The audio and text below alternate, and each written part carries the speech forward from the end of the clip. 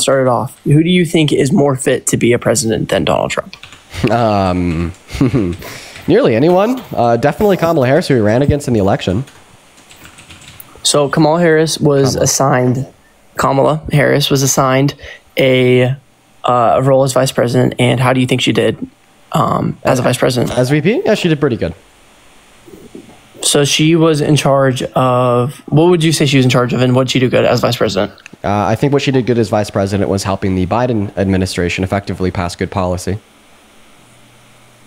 Okay, gotcha. So Trump, while I would say isn't the best person in the world to be president, I feel like he's a great candidate. I feel like he's done a lot of things great for the U.S. I also believe that he has... Right, so like, what are the good things that he's done to America that makes you support him as president? So I honestly think the wall was one of the best things that he did. Dude, try his best. Fucking 30 miles. He literally built less than 30 miles of the wall. That still keeps out 30 miles. 30 miles of a wall is one of the best things he's ever done. Are you serious? That was one of the things. How's that? How could that possibly have been one of the best things he did? He literally covered less than 5% of the border. How is that one of the best things that he did?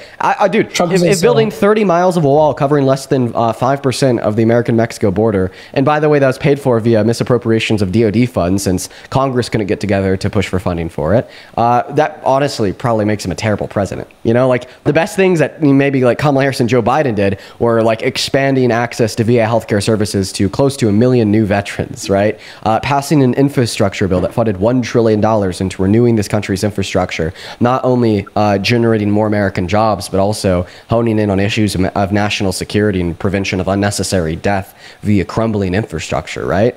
You know, or like the Chips and Science bill, incentivizing significantly more American chip producers by subsidizing them and giving them money to start up factories in this country, right? And then you're telling me the best thing Donald Trump has ever done is built 30 miles of a wall? I think, you know, this makes it clear who the better choice was in November. So not one of the best. It's one of the things that he's done. Not the best thing he's done ever. He also has he's stayed away from certain wars and he's kept certain wars, whether it's been through Korea. He's also been funding in the right places, I believe, keeping it in a good amount in state and a good amount leaving state. And I also believe that while both of Kamala and Trump have their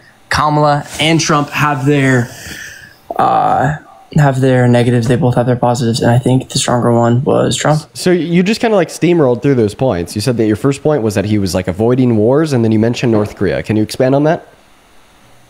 So North Korea, I would say, I don't have too much knowledge on it, but as far as I know, that he was helping. So let's veer away from Korea. We can go over to Israel. Like, that's one place that he helped out a lot. He helped Israel? Not as far as funding, but he helped get rid of like any problems. And I don't think that we should be helping Israel. I think that we should disavow our allyship with them because they're guilty of war crimes and in violation of international law. I'm not sure that him helping Israel is a good thing. I gotcha. All right. Well, while I'm not too clear on all of the facts here, I do have to head out. But thank you for your time, and I appreciate it.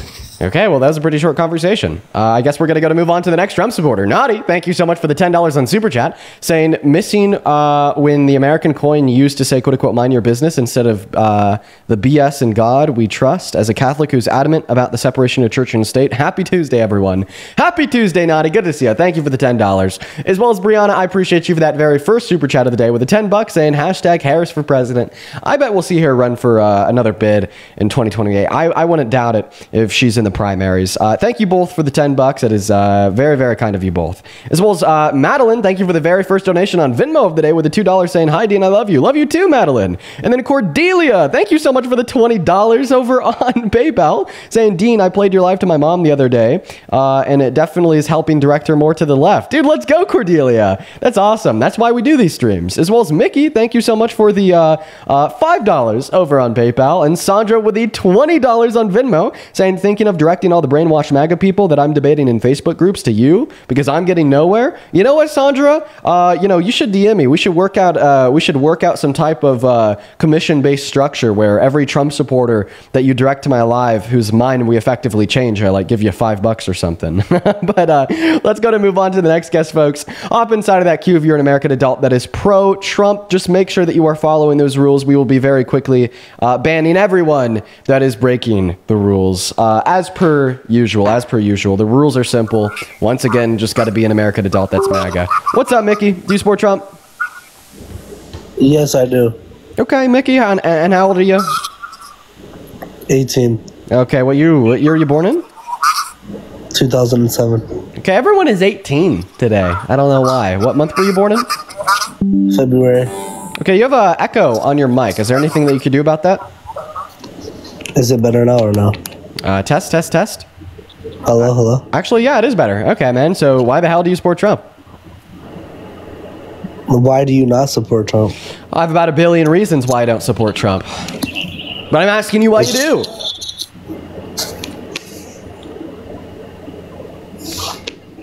Do you have an answer? Nope, he doesn't. Okay, see you later. What the hell? So I was reading some Dean Withers snark hate on some snark thread somewhere. I don't remember where I saw it. And people were saying that they don't really like me and that they're very annoyed by me because of the faces that I make. Chat, do I make... Oh, I gotta sneeze.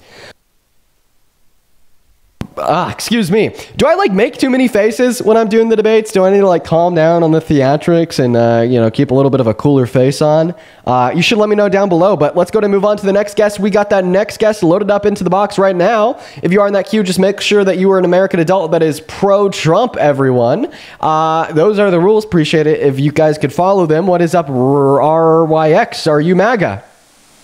Or are you banned? Because that's what I'm going to do to you if you're not a Trump supporter. And banned. Moving on to the next guest.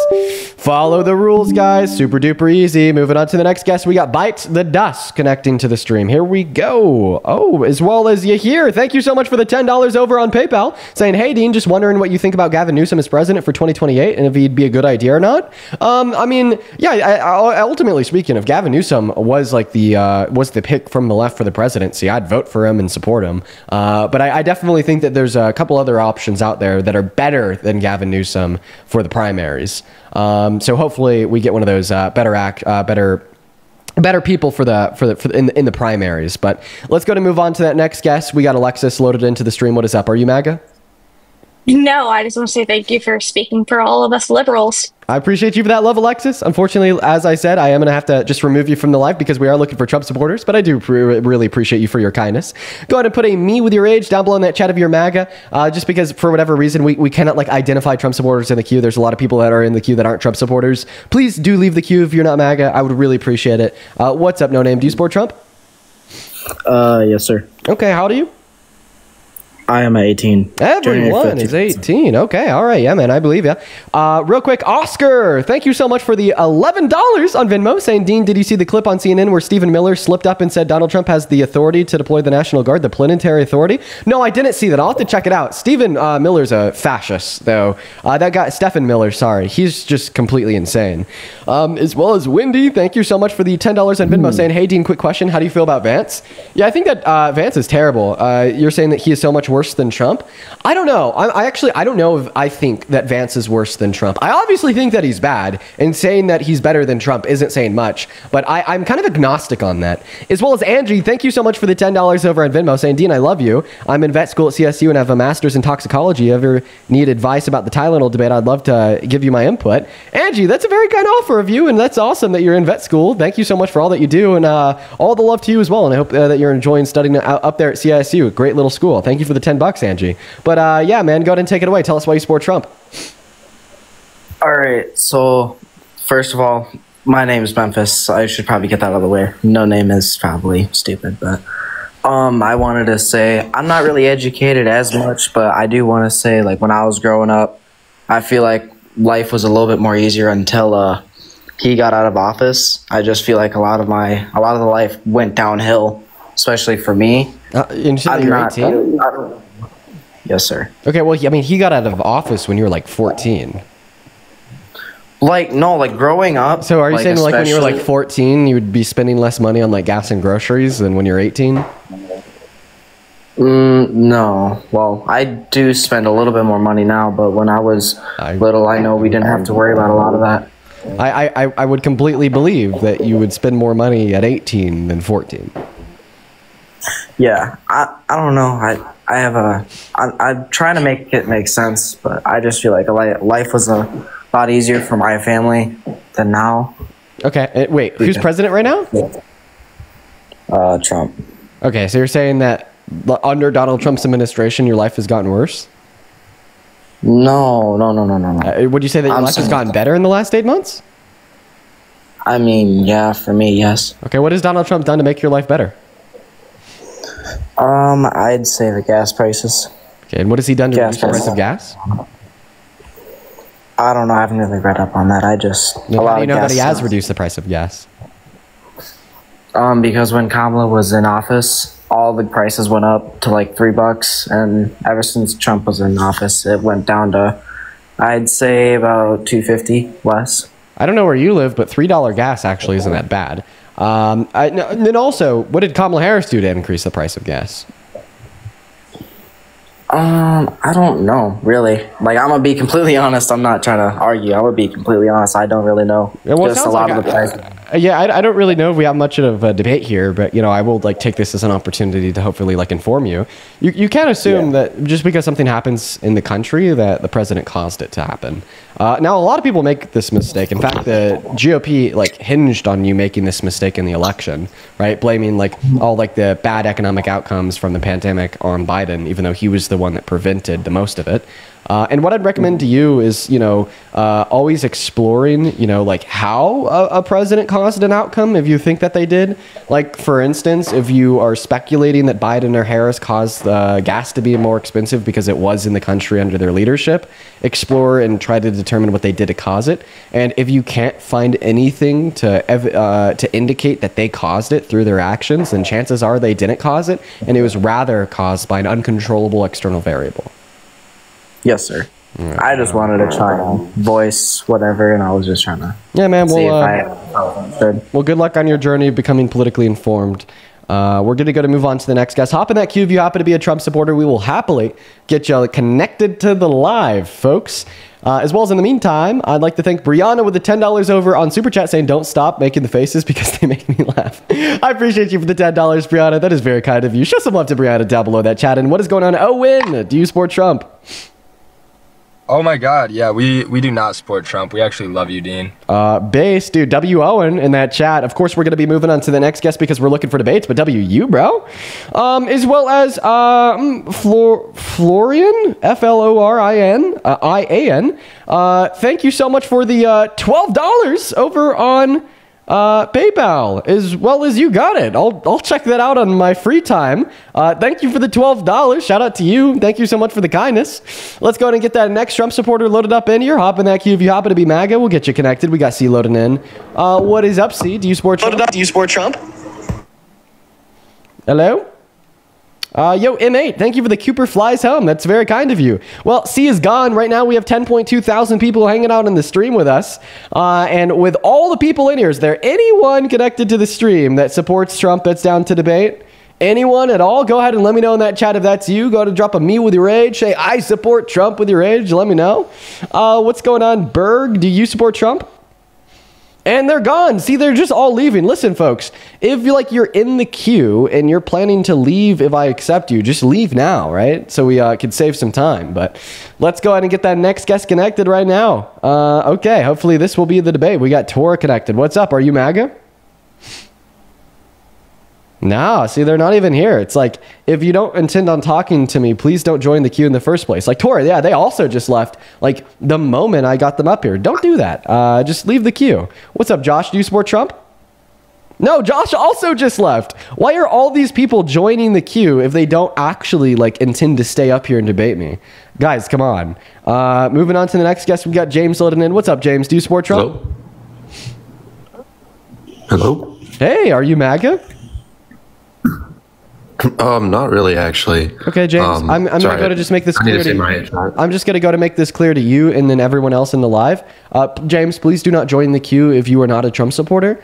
So if you're like James and you're in the queue where you're like not actually MAGA, please leave the queue. Because we're looking to debate Trump supporters, everyone, and I'd really appreciate if you guys could follow those rules. We're gonna move on to the next guest right now. We got Thyra. I am probably butchering the hell out of their name, and then we got Eddie loading up. Here we go, guys. What's up, Eddie? Do you support Trump? Yes. Okay, and how old are you? 39. 39 in MAGA. Perfect, man. We'll have a good debate. Quickly, before we hop into the debate, let me go and thank a handful of people. Nicholas with the $2 on Venmo saying, I saw you at the CU game last month. Loved the Affliction shirt. Thank you, man. I was wearing an Affliction shirt to a CU game last month, so you did see me. That is factual. As well as Alyssa. Thank you so much for the $20 over on Venmo. I appreciate that, Alyssa. Show some love to Alyssa down below in that chat. That is ALLYSSA. Thank you so much for your kindness. As well as PJ with the $10 on Venmo. PJ says, keep being you give me hope. Thank you, man. As well as Sarah, thank you for the $5 on Venmo. And Carly, thank you for the 15. Carly with the 15 bucks says, been watching since around this time last year. Thank you for what you do. Well, thank you so much for your kindness with a $15 donation, as well as your kind words there, Carly. Show some love to PJ, Alyssa, Carly, and Sarah down below in that chat, y'all. And Mr. Eddie, go ahead and take it away and tell us why you're MAGA. Well, first, just to clear up for the debate, do you put yourself in gay people's shoes? You're referring to a clip of Nick Fuentes a while back. Let's stick to our debate about why you support Trump. Go ahead and tell us why you're MAGA.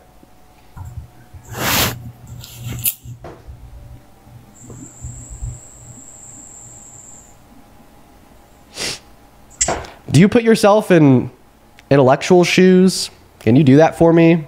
Give me an argument? Anything at all? Even just like a word. Anything. Give me anything, Eddie.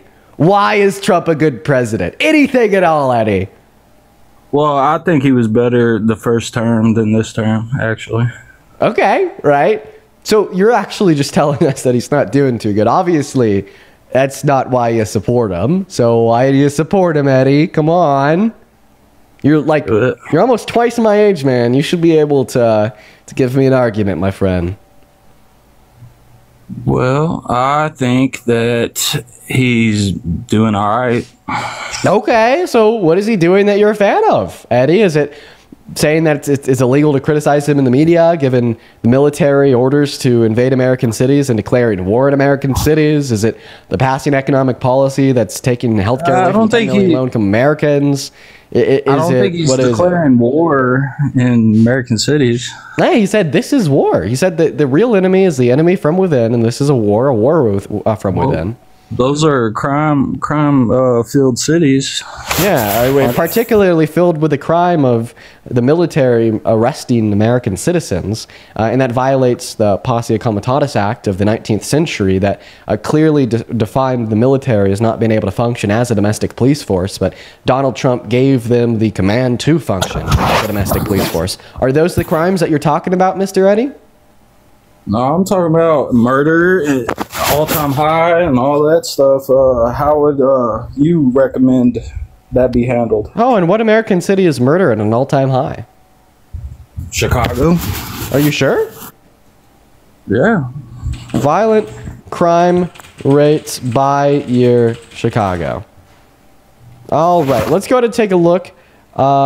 Oh, actually, Chicago sees its fewest summer murders since 1965. Oh. Their homicide rate in Chicago is the lowest it's been in 60 years. Well, Memphis. So you didn't mean to say Chicago, you meant to say Memphis? Yeah, meant to say Memphis. Okay. Okay, all right. Let's see here. So actually, there's been a 28% drop in murders in Memphis compared to 2 years ago in 2023. So no, it's not at its all-time high. It's actually down compared to 2 years ago by 28%. So you didn't mean to say Memphis. What did you mean to say? No, the year's not up though. Like, are you counting 2025 as a full year? It's not even up. Okay, well, we're not talking about the totality of the year. We'd be talking in accordance with like the same 10-month time span compared to 2023. Right? Right? And by the way, do you care about violent crime? What's your source? Let's see. My source would be, and I quote, well, the Memphis police. Yeah, just go on Google. Type in Memphis crime drops to historic 25-year low. Oh. So Chicago's at a 60-year low for murder, and Memphis is at a 25-year low. Oh. In amount, or like what kind of statistic is that, for amounts or per population, or what is it? It's saying overall crime. If I had to guess, it's gonna be a crime rate. If I had to guess, it's gonna be crime rate, not overall crime. It says overall crime, but I don't know. I struggle to believe that, just because population grows, therefore we should expect overall crime to grow. So it's probably crime rate. Come on, Eddie. By the way, let me ask you a question. So imagine in like one of these like democratic cities, maybe like Memphis, for instance. Let's assume that they had a Democrat governor. So if somebody did commit a violent crime in their city, or like maybe they try to kill a police officer, and then that Democratic governor gave them a statewide pardon and let them out of jail for attempted murder on that police officer, would you ever support that Democratic governor in your life? I mean, obviously, based upon everything they've shared with us so far, you care so much about violent crime that you support giving the military an illegal directive to declare war on these cities. So if there was a Democratic governor that pardoned somebody for violent crime, would you ever support that Democratic governor a day in your life? No. Even if they were Republican? Yeah. Even if they were president? Yep. Even if they were Trump? Yep. Well, guess what? January 21st, 2025, Donald Trump gave a full, total, and complete presidential pardon to DJ Rodriguez, who committed an act of violent crime when he tried to kill Officer Fanone on January 6th by driving a stun gun into his neck, giving him a heart attack. He was sentenced to 12 years in jail after he pled guilty to this violent crime, and after both Officer Fanone testified against him in court, and Officer Fanone submitted his body camera footage, which depicted DJ Rodriguez driving that stun gun into his neck.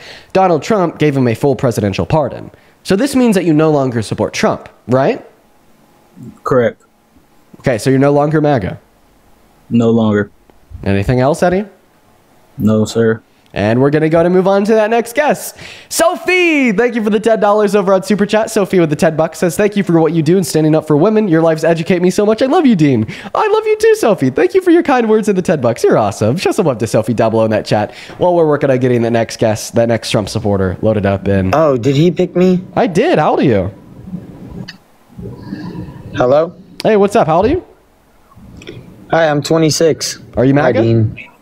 Yes, I am. Okay, man. Well, let's go ahead and debate. Before we hop into things, let me go ahead and thank Lachey for the $5 on Venmo. Lachey says my favorite show's on. Let's go, Lachey.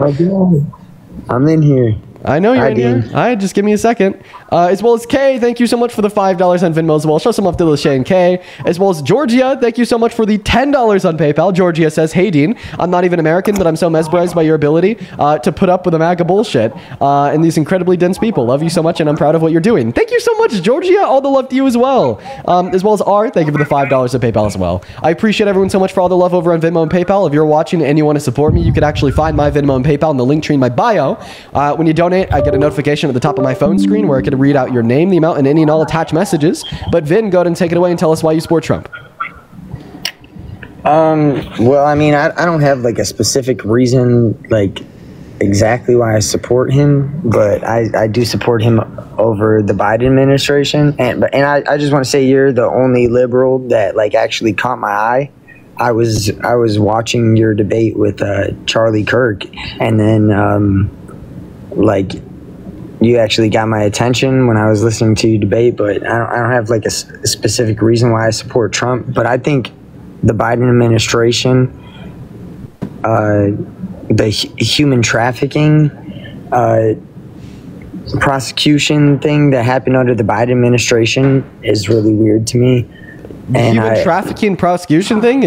Are you saying that it's weird they prosecuted human traffickers? I mean, well, human trafficking rose during the Biden administration. I don't know if that's true. There's articles. I mean, there's no facts exactly evidential to prove it, but it says in articles like human trafficking is on the rise. What will the next president do about it? And the number of trafficking suspects prosecuted has increased under the Biden-Harris administration. New data from the Department of Justice shows border security is an important issue in voters' minds of Vice President Kamala Harris. And this is while she was under the Biden administration as vice president, where she said she went to the border and things like this. Wait. So I have this article open right now. All that it's saying is that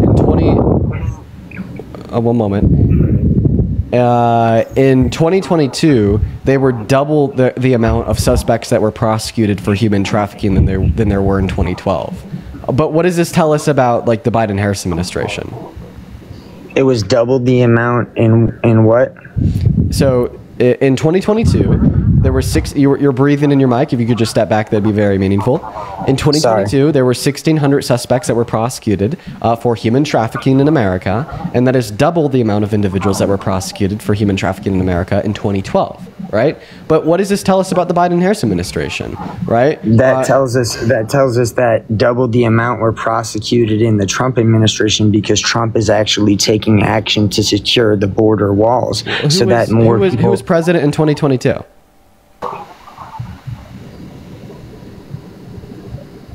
Oh, well.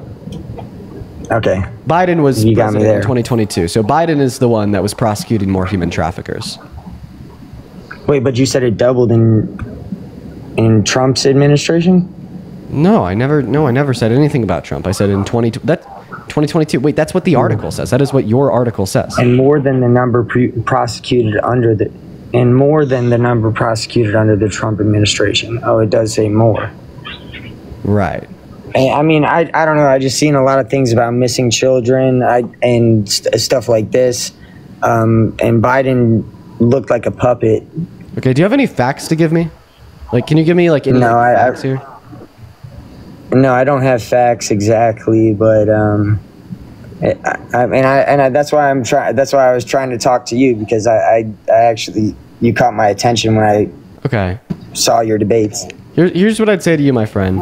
If you admit that you don't have any facts to like believe in what you do, then I would recommend it like just watching the live to try to like get those facts, right? To hopefully like build your political opinions. But unfortunately, I'm going to move on to the next guest, because if you like just literally admit that you don't have any facts to justify what you believe in, what am I supposed to debate you on, right? The only thing that I could recommend to you just be to watch this stream. What's up? Do you support Trump?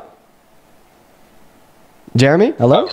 But I support Trump more than I support Biden, yeah. Okay. What about Harris? I don't support Harris at all, no. Yeah, okay. All right. Let me go to thank a handful of people here.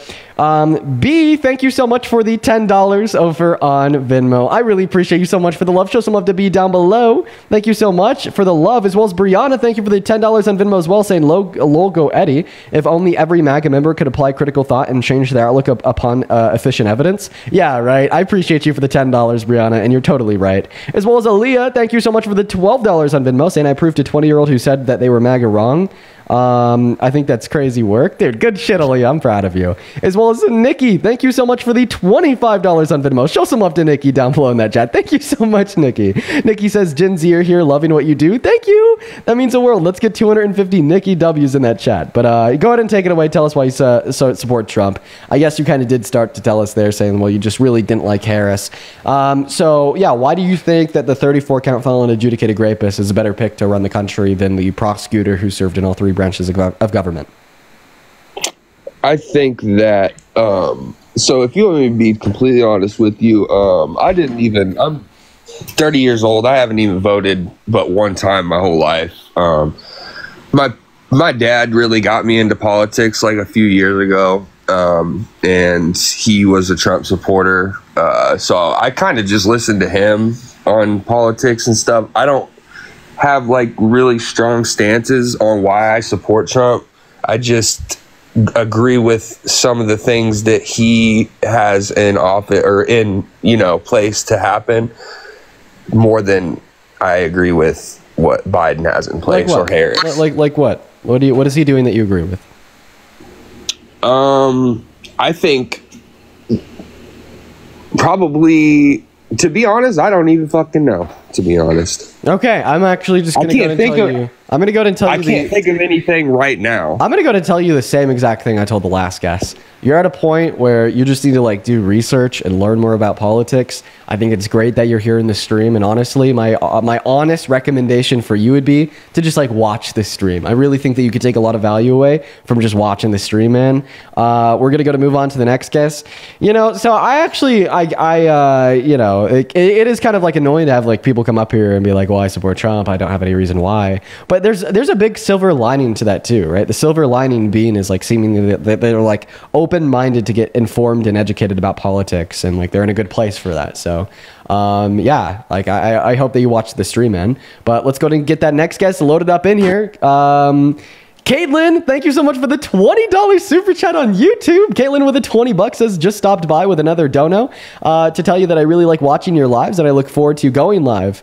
I'd stop what I'm doing just to watch your live, even at work. Listen, Caitlin, I appreciate you so much for the kindness. I actually like listening to these lives, like sometimes like Parker's, like while I'm doing work, you know what I mean? Cleaning up the house, cooking dinner, so on and so forth. Thank you so much for the love. Let's get 200 Caitlin W's down below in that chat while we're looking for that very next Trump supporter of the evening. And for the 9.5 thousand people hanging out with us on TikTok, make sure that we're double tapping, folks. What's up? Do you support Trump? Hello? Are you here? And they're not here. Goodbye. Disconnected. Banned. Moving on to the next Trump supporter. Yo, what the hell is going on with the viewership? Is like the viewer count like tweaking for anybody else? So we were at like 12.5K, and then it like very like quickly dropped down to 9K, and now it just like it shot back up to 13K. Is that just like something that's going on my end, or is that like going on for everyone? Let's go to get that next guest loaded up into the box right now. We got Jaden Myers 2.0 loading in. Also, in the meantime, Roxanne, thank you for the $15 over on Venmo, saying thank you. Please keep up the amazing work. Thank you, Roxanne. I appreciate you for your kind words and the $15, as well as Chase. Thank you for the $10 over on Venmo, and Victoria with a 5. Appreciate you guys so much. We got that next guest, Jaden Myers, loading in. Go ahead and let me know down below in that comment section if you are MAGA and you want to come up here and have a debate with me. We got Dadbod 3.0 loading in. What's up, Dadbod? Do you support Trump? Hey, what's going on, man? Yeah, I do. You do? Have you been up here before? Yeah, well, for a moment, and then you had me off because I was chewing gum and you said it was distracting. I don't remember that. Whatever. Okay. Yeah. Okay. So your bio says they don't like me here because they don't like the truth. The Patriots podcast. So you consider yourself a patriot? Yeah, I would consider myself a patriot just based off of core values. But going back to why do I support Trump? Before we hop into that, can we do something special here? Could I ask you some questions? Of course. Okay, so you do consider Would you like me to turn my camera on too? You could. So you can see my response? You could turn your camera on if you want. Yeah, for sure. Hold on. I don't mind that. I think it's a little bit more personal and interactive when guests turn their camera on. I actually like that. Absolutely. Hold on. I'm a big fan of that. Also, for everyone tuning in from the Parker Raid, appreciate you for being here. All right, there we go. All right. So, question. You told us that you're a patriot, so that means that you care about core American values, right? My question to you is, do you care about the Constitution? And do you think that in caring about the Constitution, that's one of the things that makes you a patriot? Correct. Okay. All right. Then how the fuck do you support Trump, considering the fact that he's launched an attack on the First Amendment, the Second Amendment, the 14th Amendment, and the 22nd Amendment in the last 8 months? He doesn't care about the Constitution. He wants to get rid of it. Right. So there are definitely some elements that I do not support with Donald Trump. But one of the main reasons why, and I'm still in support of him, is Executive Order 14212. And if you're not familiar, I can familiarize you, but I'm sure you can look it up too. Feel free to familiarize. Sure. So February 14th, Donald Trump signed Executive Order 14212, establishing the Maha movement, essentially. And one of the things on May of, I think it was actually May 22nd, the Maha Commission released its groundbreaking assessment, identifying certain things, elements like key drivers to like chronic disease crisis that we're having. I mean, obviously we have a health crisis here in America. I think that it's not a bad thing to take out food dyes and to phase out petroleum-based dyes from our foods, things like that. And if it wasn't for Donald Trump and his administration, RFK Jr. would not have been in the position that he's in currently. Now, you can agree or disagree with what some of the stuff that he says, but I think the sentiment and the intention behind it is for the good of everyone in America.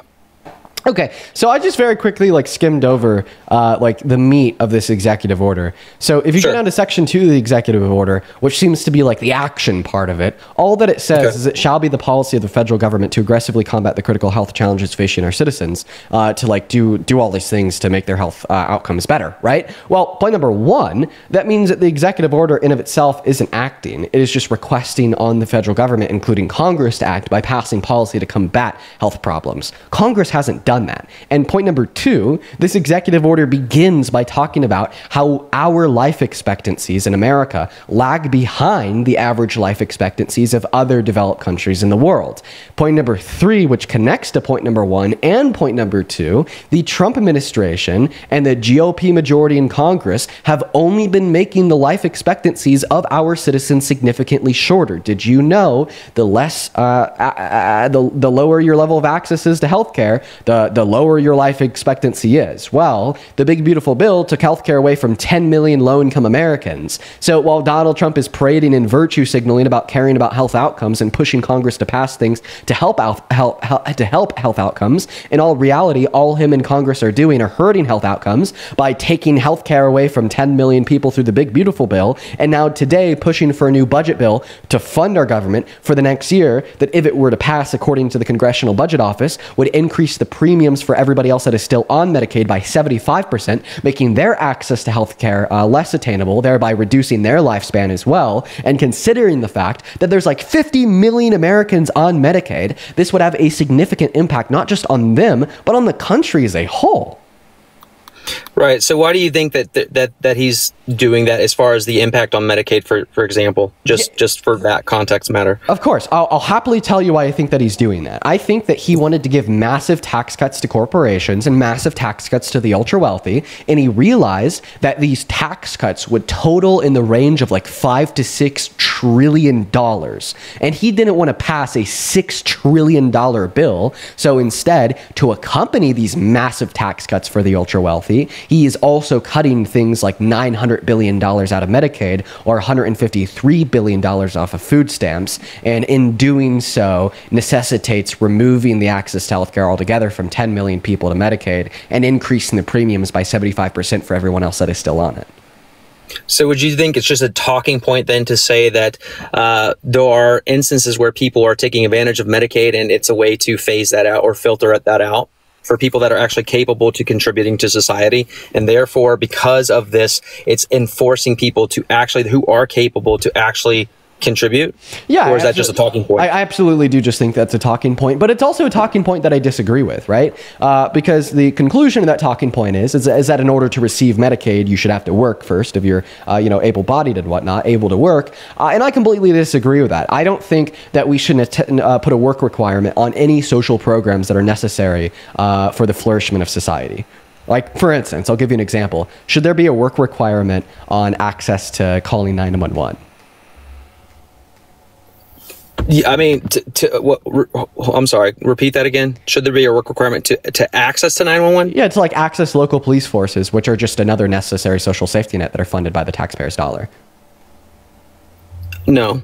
We could agree that there shouldn't be a work requirement on that, because even if you're low-income, unemployed American, you should still be able to call the cops, because that's something that will significantly make the quality of your life longer, potentially save your life, and make society as a whole better off, correct? Yeah, I agree with that. Those same things are true about access to hospitals for low-income Americans through Medicaid. Even if you're not working, right, Medicaid can be life-saving. Even if you're not working, Medicaid will extend extend your lifespan. And even if you're not working, you should still be able to access it, given that you can't pay for healthcare yourself because you're a low-income American, as access to healthcare makes society as a whole better off. And honestly, man, I hope that you get where I'm coming from, because you were the first one that brought up the lifespans and the health of Americans by telling us that you support Trump because of the Maha movement. Yeah, I agree with where you're coming from. I think, again, I think the talking point primarily on the conservative side is, well, there are individuals that are not contributing that are capable to contribute, and therefore it is a waste of taxpayer funding. And that's something that seemingly is being relatively promulgated on the right side for the most part. So, maybe it's a fringe. I thought that we went through how that logic fails, because we just took that logic, put it in the context of like the local police force, but you agreed even if they can work but aren't working, they should still be able to call the cops because of the nature of calling the cops and how necessary that could be for them and for society. And then I turned around and I showed you how those same things apply to access to Medicaid. Right. And I understand your sentiment behind that. I understand where you're going with that too. But also, I would say, and I don't know the exact statistics as to like how many people potentially would be, able-bodied or capable to contribute to society that are not doing it. I don't know what the data is on that. I don't even know if we actually have like accurate data on that. But what I'm saying is like, if you're able to contribute to society and you are not doing so, then, you shouldn't have specific amenities that, the average working American should have or does have. Now, going back to what you're debating here, or at least what your argument or rebuttal to that is, well, what about individuals that, aren't capable and then utilizing, police or utilizing 911 specifically? Like, I would say for any individual who is not capable to, work and to contribute, no, we're not they still should have the same. About those that are capable. We're talking about individuals that are able to work, that are not working, that are low-income Americans accessing local police forces. Yeah, I think they should still be able to access local police forces, but that's a different. That's kind of. I mean, it's not really moving the Overton window per se, but I feel like that's. Why do you feel like your logic wouldn't apply here? Like, what if somebody like further to the right wing than you came to you and they heard you say, "Oh, like low-income Americans that can work that aren't working should be able to access like local police forces," and in turn they said, "Well, I mean, I just think that's a drain of taxpayers' dollars. They can work, they can provide, and because they're not working, they're not providing, they shouldn't have access to the same amenities that working Americans should," meaning that they don't think that they should be able to access, the police force, right? And obviously, I'd assume that in that circumstance, your response would be, well, like, okay, I agree, people that can work should work, but I also don't agree, and I disagree on the notion that although they're not working, even though they should work, this doesn't mean that we should deny them necessary resources like the police force, because the police force might extend their lifespan and make society as a whole better off. That is my exact logic that I apply to Medicaid, right? Yeah. Nobody disagrees, right? That if you can work, all right, and you're an adult, you should work under fair labor conditions. Nobody disagrees with that, right? That's something that makes society as a whole better off. That's something that makes individual American constituents better off, right? That's not what I'm saying. And I do agree that our government should have policy to incentivize employment. I do agree that our government should want more people to work. I agree that we should all want more people to work and have a lower unemployment rate and a more productive economy, right? But I just disagree in stating that policy to incentivize employment should be separate and decoupled from policy that just allows Americans to have access to necessary social safety nets, like calling the cops, like driving on public roadways, like calling the firefighters, or like going to the hospital and accessing hospital resources through Medicaid if they're low-income American. I agree with that. I can't debate you, or there's no good rebuttal on my end to that. So I concede. I actually really appreciate your honesty there, man. I really do. Yeah, for sure. I hope I could talk to you again in the future. I actually have a real quick question for you. Have you ever been able to debate Hayden Rodea? I think I had like a really bad debate with him about God like 2 years ago. Oh, really? Yeah. Okay. But I've said this on my live before. If he wants to come up here and debate me on why he supports Trump, he's more than invited to join. Yeah, I'll hit him up and see if he could do it, because I think it would be really, I mean, because the way that his logic is and your logic, I think that you guys could actually go back and forth pretty well, regardless of the religious ideological perspective, like other ideological beliefs. I think that it would be pretty informative on both ends. But anyway, I appreciate you having me, and Yeah, man. Yeah. Hope you have a good one. Have a good one. I appreciate you for your intellectual honesty. Absolutely. Take care. Take care. We're going to move on to the next Trump supporter. Let's go and get that next guest loaded up into the box. Yeah, wow. He was like intellectually honest there. He admitted defeat on the point. That is a breath of fresh air. We do not see that frequently at all. Let's go and get that next Trump supporter loaded up into the box. Camp, appreciate you so much for the $20 over on Super Chat, saying, how about billionaires that use their tax breaks for stock buybacks and arbitrage? They're not contributing to society, but conservatives never bash them. Dude, billionaires pay lower effective tax rates than the average fucking American. Dude, it's unreal. Thank you for the $20, Camp, as well as proud.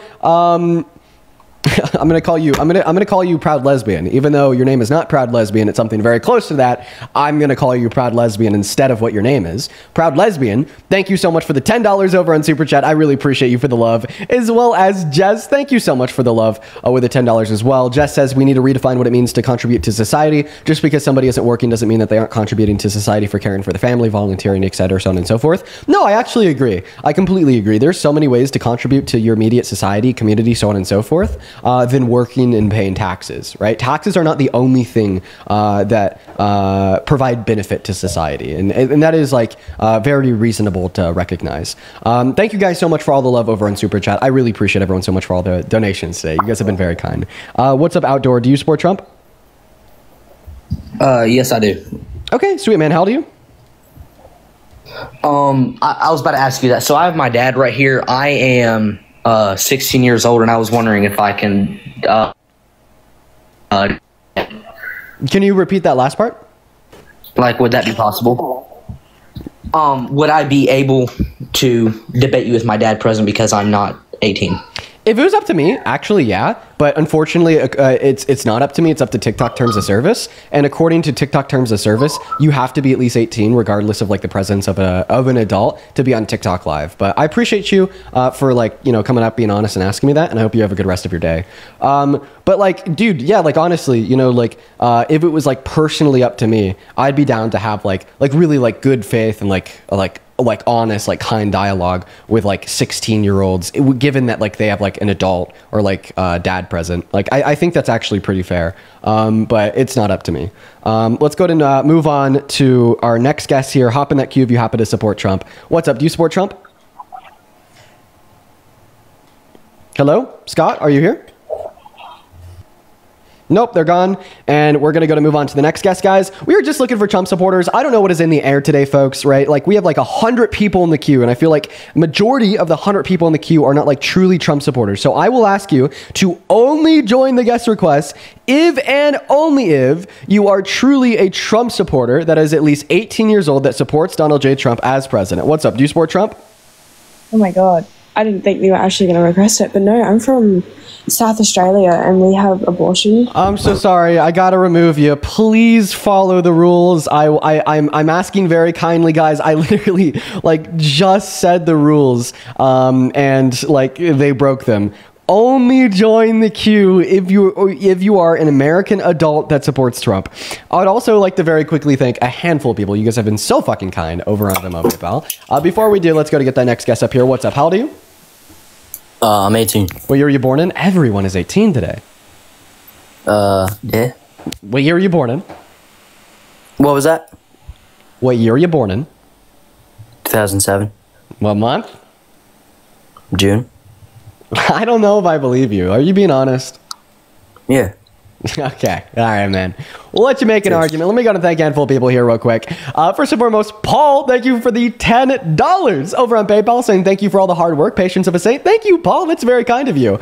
As well as Rosa, that is ROSA. Thank you for the $20. Let's get 200 Rosa W's. Thank you so much for your kindness, Rosa. Rosa says, keep on doing what you're doing. Love how you school these MAGA idiots. Thank you so much for the love, Rosa. And he actually left. I think he was very obviously underage, and the nerves got to him. So we're going to move on to that next guest. But Rosa, seriously, thank you so much for the $20. As well as Brandy, thank you for the $7 over on PayPal. And Liza, holy shit, thank you so much for the $50. Jesus Christ. Liza, with a $50, says thank you for having the courage to do what you do, and thank you for all that you do. Thank you so much, Liza. Not just for the $50, but for the incredibly kind message. That is so fucking generous of you. Show some love to Liza down below, guys. That is LYZA. Thank you so much one last time. What's up, CJ? Do you support Trump? My mother does, sir. Yeah, so I was just had a question about what you thought about what the Pope said, condemning Trump in ICE pretty recently. Yeah, super based Pope moment. But I'm going to kick you because you're not a Trump supporter, and we need everybody that is joining the live to be a Trump supporter. Please, guys. As well as Sydney with the $5 on PayPal. Thank you, saying, did you see Pam Bondi, the Pam Bondi hearing today? I was watching parts of it. She was just completely dodging questions about the Epstein files. Ridiculous. What is up? Do you support Trump? Hi. Yes, I do. Cool. Can you disconnect like any like Bluetooth devices you have connected to your phone? I feel like I hear AirPods.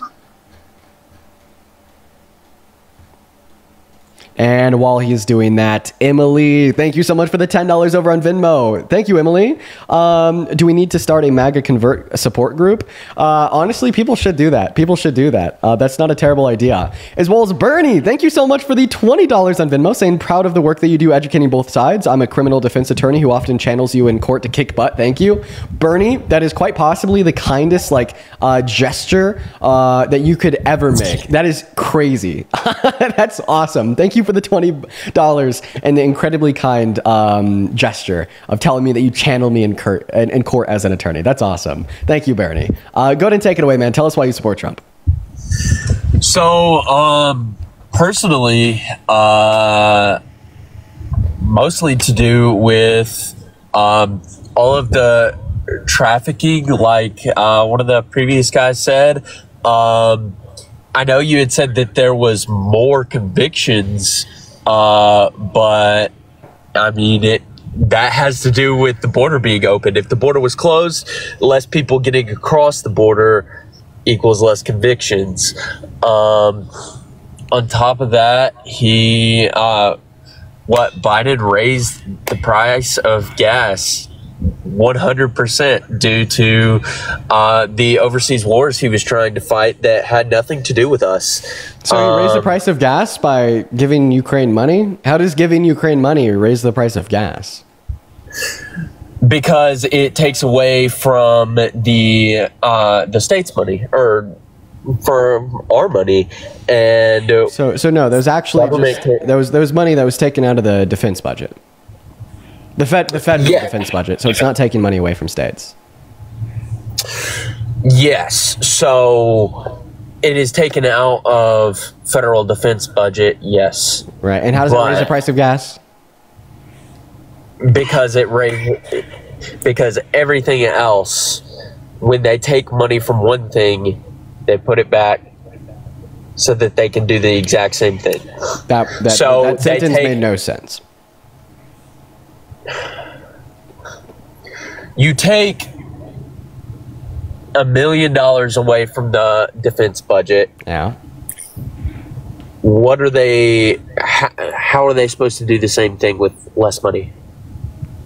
That sentence also made no sense, Will. So, how is the military supposed to? How is the military supposed to get better and make any progress with less money? Okay, well, I'm guessing by less money you mean the money that we sent to Ukraine. Well, yes. There's actually like a part of like the $800 billion per year military budget that is appropriated for foreign expenditure, and that's not new, and that's always been the case. Not to mention, Donald Trump resumed all military aid and funding to Ukraine in July. So, has the price of gas gone up since July? Personally, no, not here. Oh, but I thought you said that giving money to Ukraine somehow caused an increase in the price of gas. But when Donald Trump sends all the same money to Ukraine, it doesn't cause an increase in the price of gas? But he cut off money to Ukraine, so... But then the outcome of that was more innocent Ukrainians dead and an inflamed global tension with less pressure on Russia, so they were hitting Ukraine the hardest they ever have. So then he resumed it all, conceded to the Democrats, and realized that he was wrong. Right? But, in doing so, you're telling us, right, that didn't increase the price of gas. So, you heard it here first, folks. Believe it or not, sending a couple $1 billion to Ukraine doesn't increase the price of gas. You're totally right. He left. Okay. Oh, what the fuck is going on with the viewership today? I feel like something weird is going on. So, 3 seconds ago, we had 16,000 people in here. 3 seconds later, we're down to 11.6K people in here. It just screams artificial, regulation of viewership. Like, is anyone else picking up on that? Because I sure am. What's up? Do you support Trump? Yeah. Okay, how old are you? I'm 19. Okay, and what year you're born in? 2006. 2006, perfect. And what time is it? What time well, it's 3 o'clock. Ooh, is it 5 or 3? Which one? 3 o'clock. It's 3 o'clock, and what state are you in? Alabama.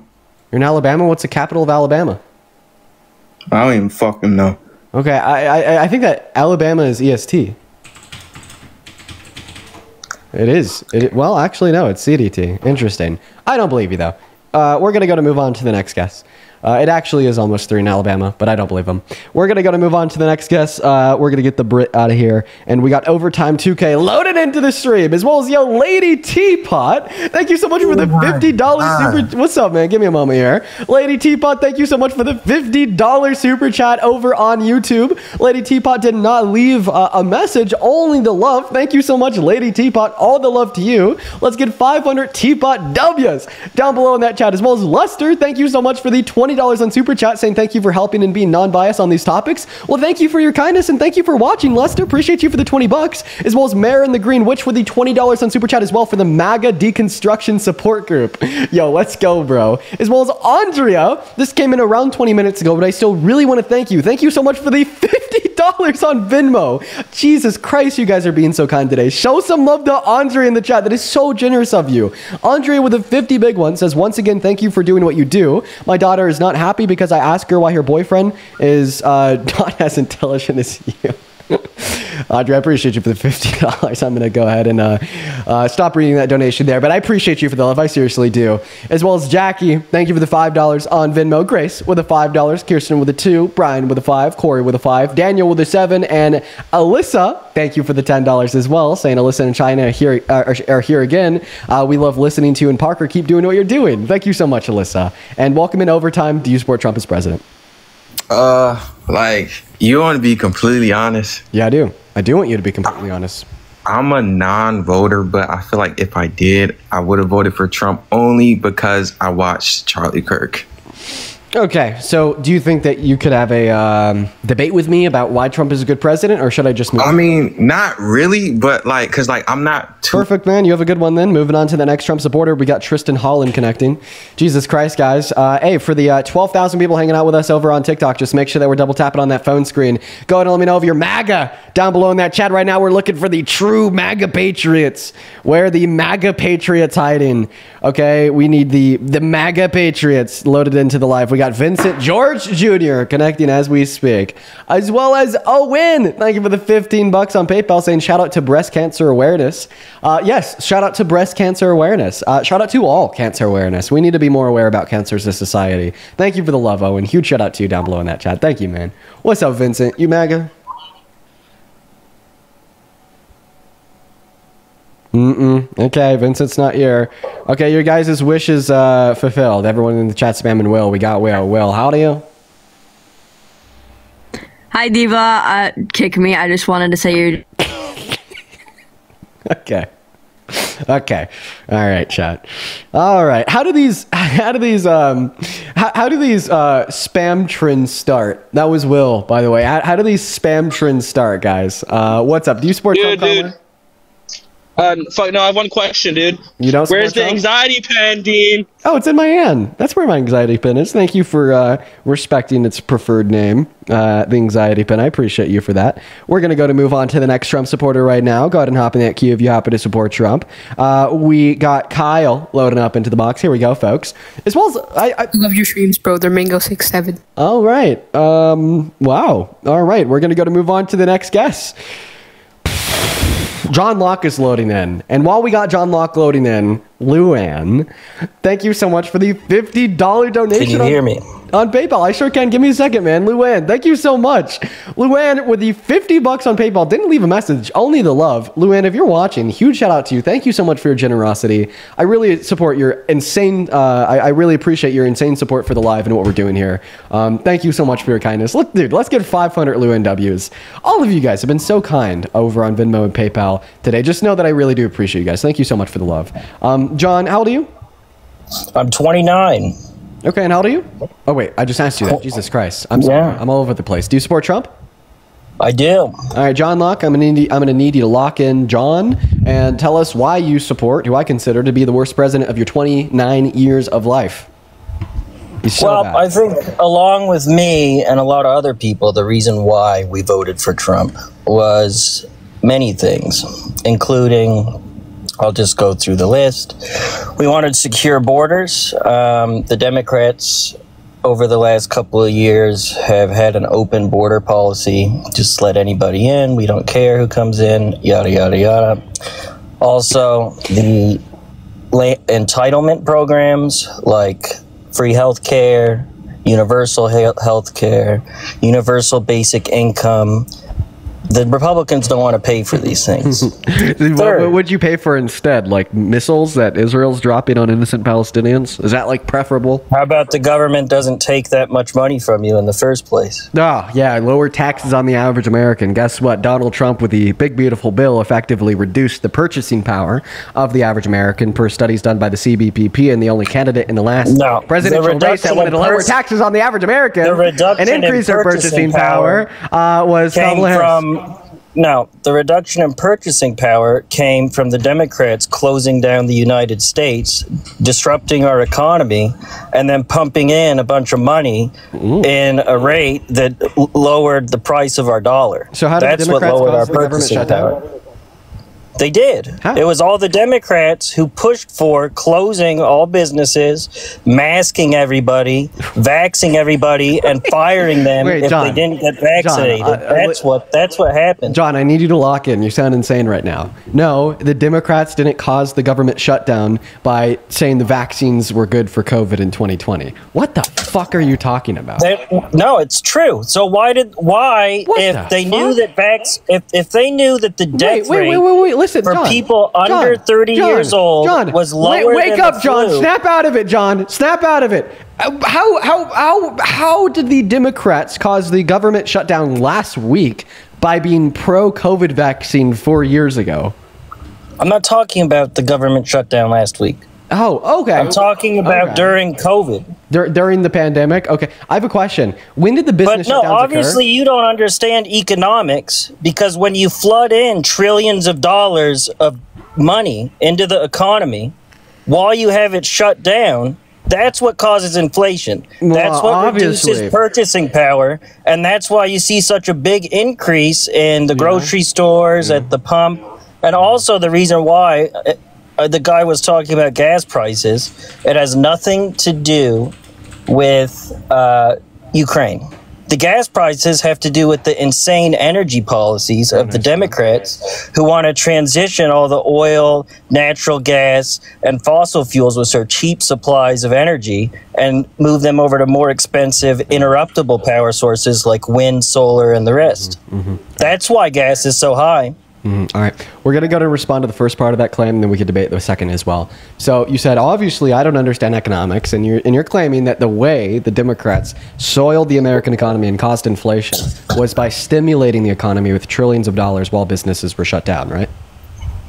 Correct. Okay. And it isn't just the Democrats. Both sides have passed spending bills in the past. I have a question. Which has reduced the price of our dollar and increased inflation. I have a But question. I it have a was question, a John. large part during COVID. I have a question, John. So when were the business shutdowns? What do you mean? In 2019 when COVID hit? 2020 is when businesses shut down.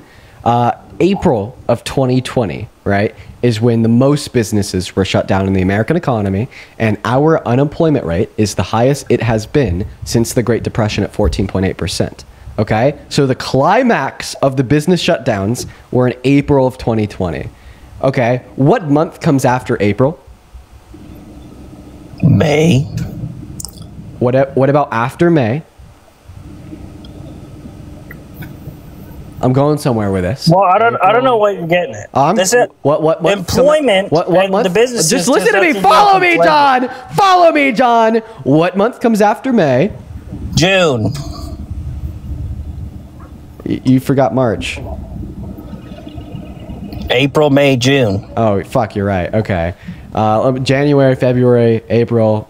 Wait, now you're confusing the hell out of me. I got to look my months up. Months in order.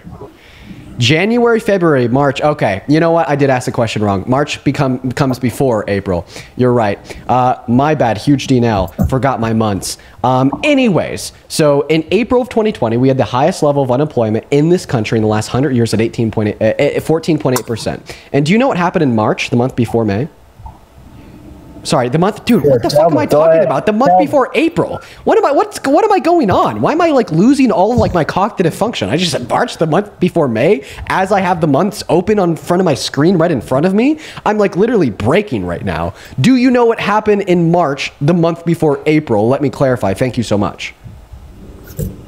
The Trump administration passed a $2.3 trillion COVID bailout bill. So you're the one that suggested to me that the stimulus to the economy in tunes of trillions of dollars, right, was so harmful to this country, considering when the stimulus occurred, businesses were shut down and COVID was so drastically affecting the unemployment rate in this country. But it is Donald Trump and his administration who passed the $2.3 trillion COVID bailout bill a month before the climax of American business shutdowns in this country at 14.8% in the next month of April in 2020. And so does this mean that the Trump administration is culpable for the vast majority of all inflation onset by the pandemic because they're the ones that stimulated the economy with trillions of dollars during the highest level of unemployment onset by COVID? The world as you see it does not operate in black and white as you portray it, okay? And so both sides can do things that are bad. So Trump passing the stimulus bill, I don't necessarily agree with it. However, it was necessary, if you look at the Federal Reserve and the economists, in order to keep the economy afloat because the Democrats shut the government down. How did they shut the government down? How did they shut the government down during COVID? Shutting down the businesses. Wait, no, because who was president when the businesses shut down? Stagnated economy. Donald Trump was president when the businesses shut down. Unless they received the stimulus, we would have had a much worse ride out of COVID. That's their justification. Do I agree with it? If you want to blame, no, but that's their justification. Both sides. If you want to blame business Second, shutdowns, you don't understand all the stuff in the bills because I'm going to meet you real quick. If you want to blame the business shutdowns on those that were in power, this means that for sure you can blame them on Democratic leaders in like a lot of Democratic cities and states across this country. However, you just also have to blame them on Trump because he was in power as he was president. By the way, John. You're telling me that all of the democratically run Twitter, Facebook, governments, all of these people who said, if you do not mask up or if you spread disinformation or if you go into work and you don't wear the proper protective equipment or go 6 feet apart, you're telling me they're not culpable? Wait, I literally, if you listen to the last thing it is their justification that the state John, you just asked me a needs to question. run what you're doing for public safety. Hey, John, do you know how debates work? Sure. Okay. We're debating. So you asked me a question. You said, are you telling me that they're not culpable? Okay, yeah, take a sip of the fucking Pepsi. So you asked me, it's actually Baja Blast. It's pretty good. Baja Blast is pretty good, but because you said it's good, now I think it's terrible. Now I'm going to go ahead and attempt to respond to your question. You are making it evidently clear that you're not listening to a single thing that I'm saying, because if you listen to literally the last statement that left my mouth, then you would have heard me said, sure, right? If you want to blame the shutdowns on those that held political power, you would have the ability to blame it on the Democratic leaders of like certain cities and states across America. However, because Donald Trump was also president, therefore you'd also have to blame it on him. Now, I actually have a question about something that you just said. You said that, oh, well, like these liberal platforms like Twitter, they wanted to stop the dissemination of misinformation about the pandemic. Do you agree with the decision to stop the spread of misinformation surrounding the pandemic, or do you think that that is like authoritarianism for silence? That's authoritarian. So would you argue that like it's authoritarian to like advocate for like a ban or the criminalization of like speech, even if said speech is false? What do you mean? Like you just said, it's authoritarian to stop the propagation of misinformation. So would you say like it is even more authoritarian if we were to have a president that said it's illegal to like spread misinformation? Well, in what context? It depends on the context. Oh, if I'm a terrorist, it depends on the context. If I'm a terrorist, just I'm saying, like hey, let's all meet up and burn down a block tomorrow night. Yeah, I don't think that should be free speech. Well, like, what about like a president saying that they think it's illegal to criticize them, like to take a good story about them and to make it bad? Is that authoritarian? In what context? Okay, I'll give you an example. I'll give you an example. What if? I'll give you an example, right? So, like, if Biden was president, right, and after the pandemic, right, he didn't think that he caused, right, any of like the bad economic impacts of the pandemic, right? He thought that he was mitigating them, right? And then he saw like all these conservatives going on Newsmax, going on Fox News, going on like conservative podcasts and saying that Biden caused the businesses to close, Biden caused the inflation, so on and so forth. Biden didn't think he caused any of that. He thought he was mitigating it. So if Biden were to therefore say, I personally think it's illegal to criticize me in the media, what they do is they take a good story and they make it bad. And I quite frankly think it's illegal to do that. And then he like tried to pull the licenses of media organizations that did criticize him, did say that he caused these bad outcomes from the pandemic. Would you call Biden an authoritarian?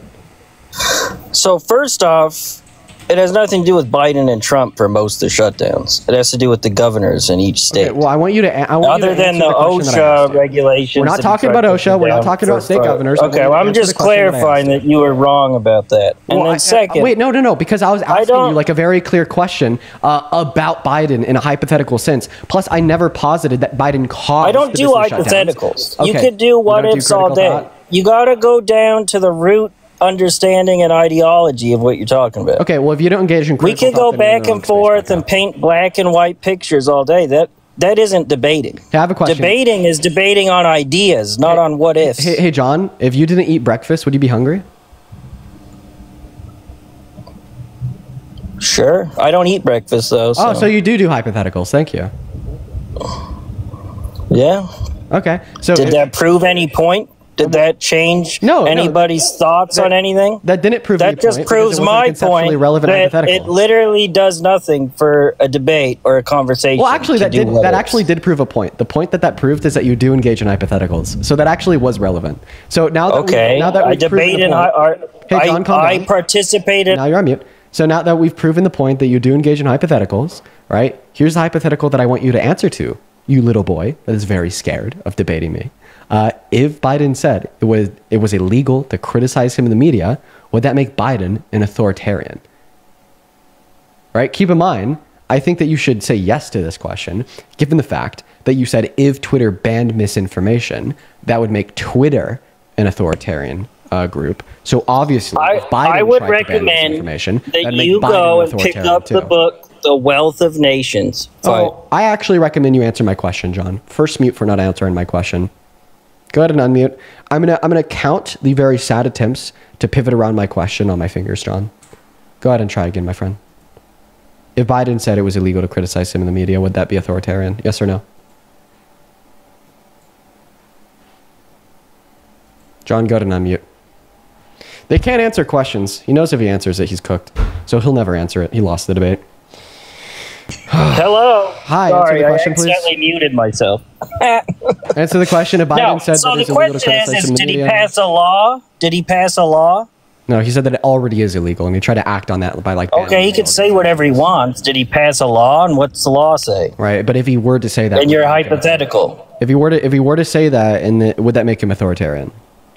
I mean, I could say I don't like people criticizing me, but that doesn't make it not free speech or free speech. Right, but did he pass a law? That's not what I'm positing. What are you talking about? That's not what I'm positing that he'd say in this hypothetical, John. You are like incessantly straw manning my arguments. You're incessantly straw manning my position. No, what I'm saying is hey, John, there's a difference from someone saying I don't want you to criticize me, and there's a difference between saying I'm going to pass a law that says you can't criticize me. It's a completely different thing. Well, it's a completely different thing. I'm not asking you, would Biden be an authoritarian if he said he doesn't like it when people criticizes him? I'm asking you, would Biden be an authoritarian if he said it was illegal for the... No, he wouldn't.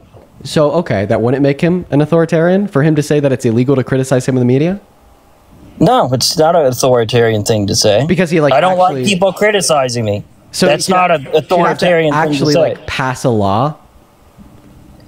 If he went to pass a law that says you can't criticize him, yeah, that'd be authoritarian. Okay, so if like Biden said that he thinks it should be illegal to be a conservative white man in America, but he never passes a law to enforce it, would that make Biden an authoritarian? Nope. got you, motherfuckers dying on the craziest hills of all time. Oh my God. Do you understand what you said? No, you're trying to do a gotcha. Oh, dude, you just said that Biden wouldn't be an authoritarian if he said he thinks it should be illegal to be a conservative white man in America. No, he wouldn't.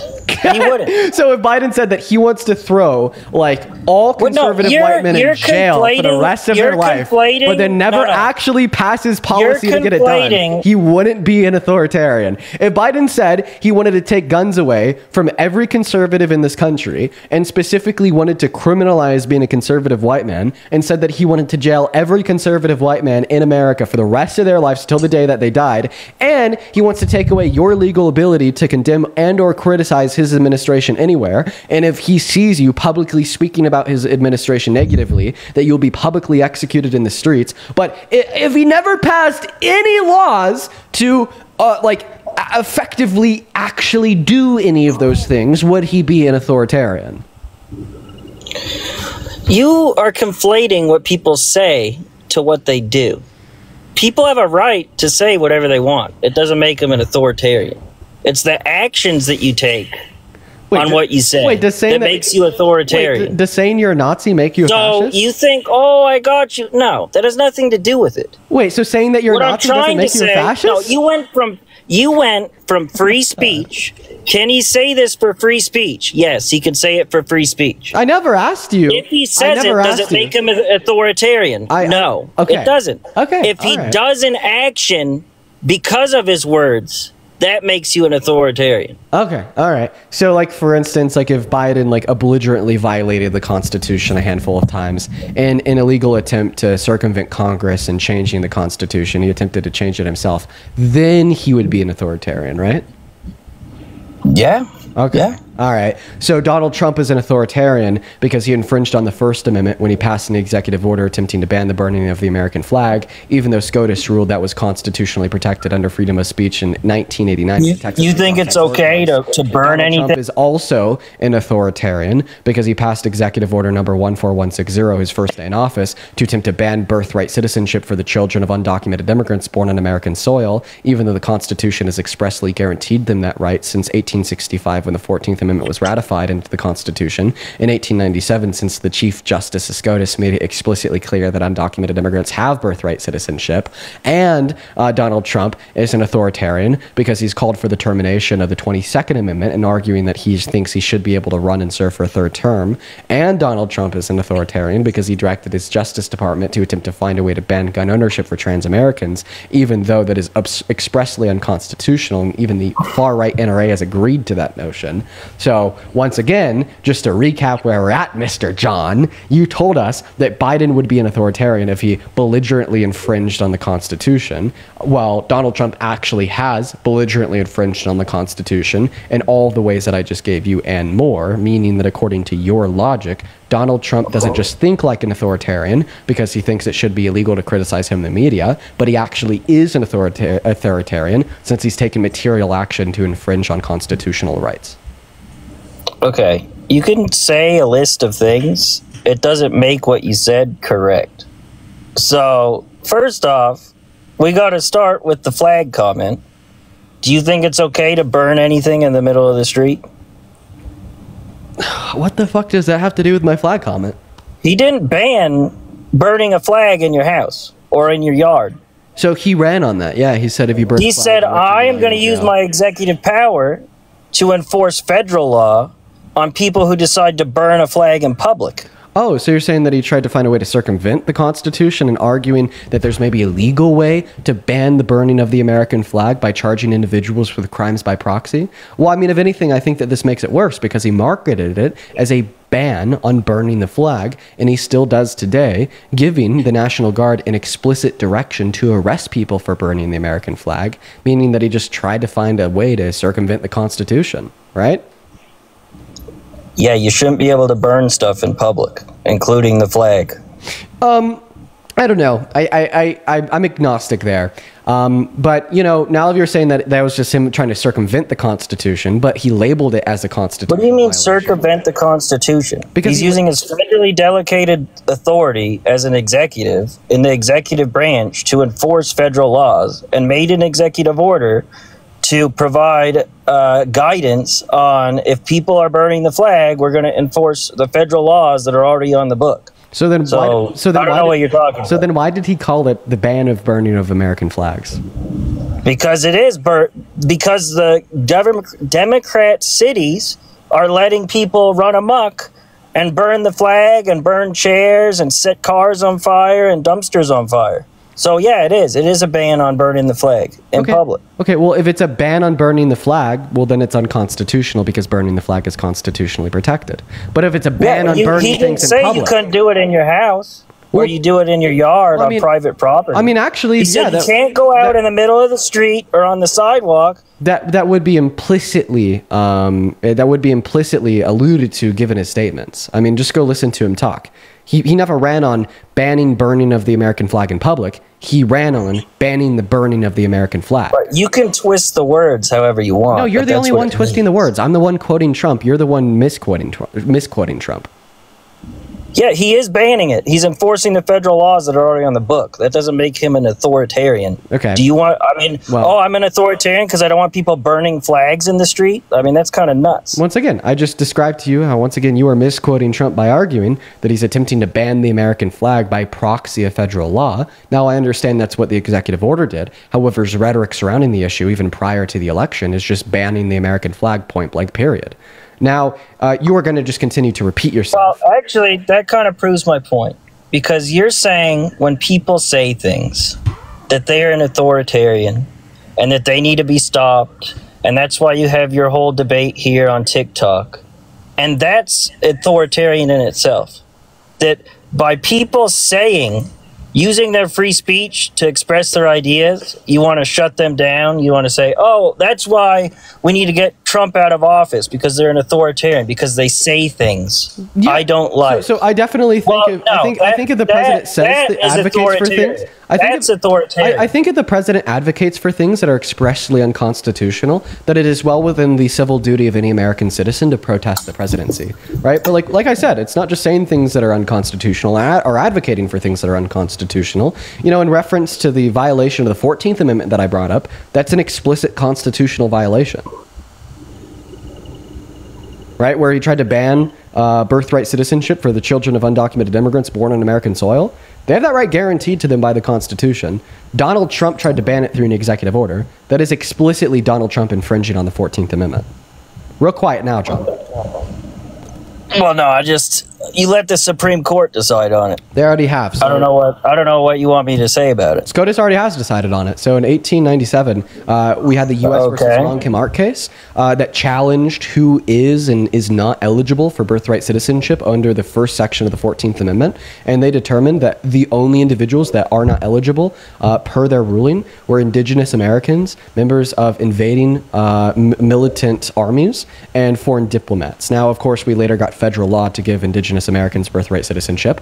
But those were the three explicit categories set out for who qualified for birthright citizenship under the first section of the 14th. And guess what? Undocumented immigrants don't fall under any of those three categories, meaning they explicitly have birthright citizenship. I don't agree with it necessarily myself either. That's cool. Okay, so then you admit that Donald Trump took action to illegally infringe. No, I can tell you every single president has taken actions that could have been deemed unconstitutional or bending the law. It's not just doing because he did it doesn't make him a tyrant. Every single president would be a tyrant. It's not just merely doing something. It doesn't make sense. It's not just merely doing something that's unconstitutional, but it's belligerently doing something that is obviously unconstitutional, and he would know it, unless he's just a complete idiot, right? So your two options. No, he doesn't. He doesn't know it. Okay, then he's a complete idiot because the clear text of the 14th Amendment would obviously apply to the children of undocumented immigrants born on American soil. When Lincoln was president, listen. I'm going to go and finish talking, John. If you'd argue that he didn't know that it was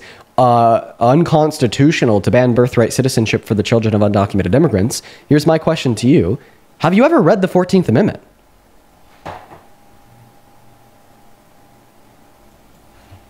Go ahead and unmute your mic. Your mic is muted, John. For some reason, it keeps getting muted, and I'm not doing. Have you ever read the 14th Amendment?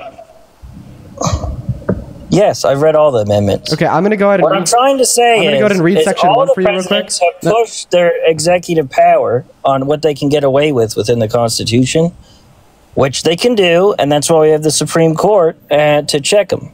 Okay, all right, I'm going to go and repeat. And that doesn't make him a tyrant. If you look at Nevada, when Lincoln was running for re-election, he needed another state to be on board with him in case he didn't get the amount of votes he needed. He would need each state to cast a vote. And so he took what was passed on during the Treaty of Guadalupe Hidalgo to Nevada. And so he's like, okay, Nevada is going to become a state, and they're going to give me my one vote for when I'm president. Well, all of the other 13 colonies, when they got transitioned to statehood, all the land was transferred to the state to be under state control. And I cannot remember the article in the Constitution that says the federal government can keep land for ports and forts in a certain amount. So, but anyway, they kept 80% of Nevada's land, and the federal government still owns 80% of Nevada's land. So is that being a tyrant? Was Lincoln a tyrant because the Continental Congress and Lincoln didn't transfer the land over to the state like it says in the Constitution? Yeah, but no one's challenged it, so I guess it's okay. So if Lincoln violated, that's what I'm saying. Are you going to let me answer your all question? The presidents have pushed their. John, you just asked me a question. Let me answer it. Yeah. So if Lincoln violated the Constitution and withheld land from Nevada, that would be an act of authoritarianism. Okay. Right. Cool. That would be like if he like knowingly and belligerently violated the Constitution, absolutely, right? And that's exactly what I believe that Donald Trump did with his executive order number 14160. Okay. Right, and we're actually going to go back to that right now because you said that all presidents. Let me talk. You said that all presidents have done things that are unconstitutional. Like, I agree, right? Like Biden, for instance, technically violated the Constitution with his first round of student loan forgiveness. But what I'd say the difference between these two scenarios is that was Biden unknowingly violating the Constitution, and when SCOTUS checked him on it, he just found a legal way to do it instead and honored their ruling. Meanwhile, Donald Trump doesn't honor the rulings of judges. He just violates them, doesn't care. Like, for instance, with this ban on birthright citizenship for the children of undocumented immigrants, first of all, you either have to argue that he knowingly violated the Constitution or he's a goddamn idiot, because the clear text of the Constitution says all persons born in the United States and subject to the jurisdiction thereof are citizens of the United States, which obviously applies to the children of undocumented immigrants, not by just reading it and having a common sense comprehension of the text of the 14th, but also because of case law from Plyer v. Doe in 1987 or U.S. versus Wong Kim Ark in 1897. But then even after federal courts protested his executive order and called it unconstitutional, well, then he just continued to push for it to be legal and has continued to repeat that they don't have birthright citizenship. And I'd say that this is obviously an attempt for Donald Trump to intentionally violate the Constitution. And I'm going to go ahead and pass the mic back to you right now, because your only counter argument here would be to argue that Donald Trump unintentionally violated the Constitution here. But in arguing that he unintentionally violated the Constitution here, you have to argue that he's a goddamn idiot. No, I'd say his interpretation of the 14th Amendment is different than what you're perceiving it as. Then give me a non-idiotic interpretation of the 14th Amendment to prelude. He thinks that if you're not a citizen, if you are a citizen and have a kid here, then they're a citizen. If you're not a citizen and you're here in our country illegally, you're already illegal, you shouldn't be here, that kid doesn't fall under the 14th Amendment because you're not a citizen. Give me a non-idiotic. That's what he thinks. Give me a non-idiotic. That's what he thinks. You're not a citizen of the United States. No. If I have a kid and I'm not a citizen of the United States, okay?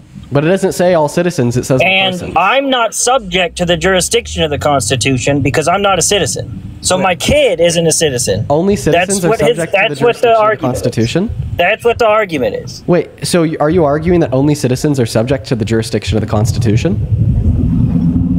Yeah, you only get the rights of the First, Second Amendment, Fourth Amendment as a citizen. Okay, so particularly if you'd like to argue that undocumented immigrants and non-citizens are not subject to constitutional rights. Point number one, this means that you're going to be pro-choice all 9 months in all 50 states since fetuses are not citizens, meaning that fetuses would not be subject to constitutional rights. And because the Constitution is the highest law of the land, therefore they wouldn't be subject to any rights, meaning that they wouldn't be subject to a legal right to life, meaning that they wouldn't have a right to life or any standing to implement abortion bans. And point number two, if you'd like to argue that non-citizens are not subject to constitutional rights, well, then the government has no authority to deport undocumented immigrants. You're not getting it. If I'm not a citizen, okay, and then I have a kid, then my kid shouldn't be a citizen. That's the argument. That's not what the Constitution says. No, the Constitution says citizens who are under the jurisdiction of the Constitution have those constitutional rights. That's actually not true. So if I'm not, I'm reading off of Congress.gov. It does not say citizens. It says all persons. Yeah, who live under the Constitution of the United States. Yeah, who are so you're subject saying to the everybody in the American world law. I have a question. Is under the jurisdiction of the Constitution? That would not make sense. No, because they're not in America. Okay, so you step on American soil as a tourist from Norway. Are you under the protection of the Constitution? Yeah, and if you have a kid, they're a citizen. No, that's not how it reads. Okay. No. Could you please give me any case law to demonstrate? If I'm a foreign diplomat from France and I'm visiting the White House, now I get to carry my gun around? They're not under the same jurisdiction as the Constitution. So you're right about foreign diplomats, and the Supreme Court has agreed since 1897. I'll go ahead and repeat this for you. So in 1897, SCOTUS adjudicated what subject to the jurisdiction thereof means, right? And instead of defining who is subject, they instead defined who wasn't subject. And in defining who is not subject to the jurisdiction thereof, they included foreign diplomats, indigenous Americans, and militant forces from invading countries, right?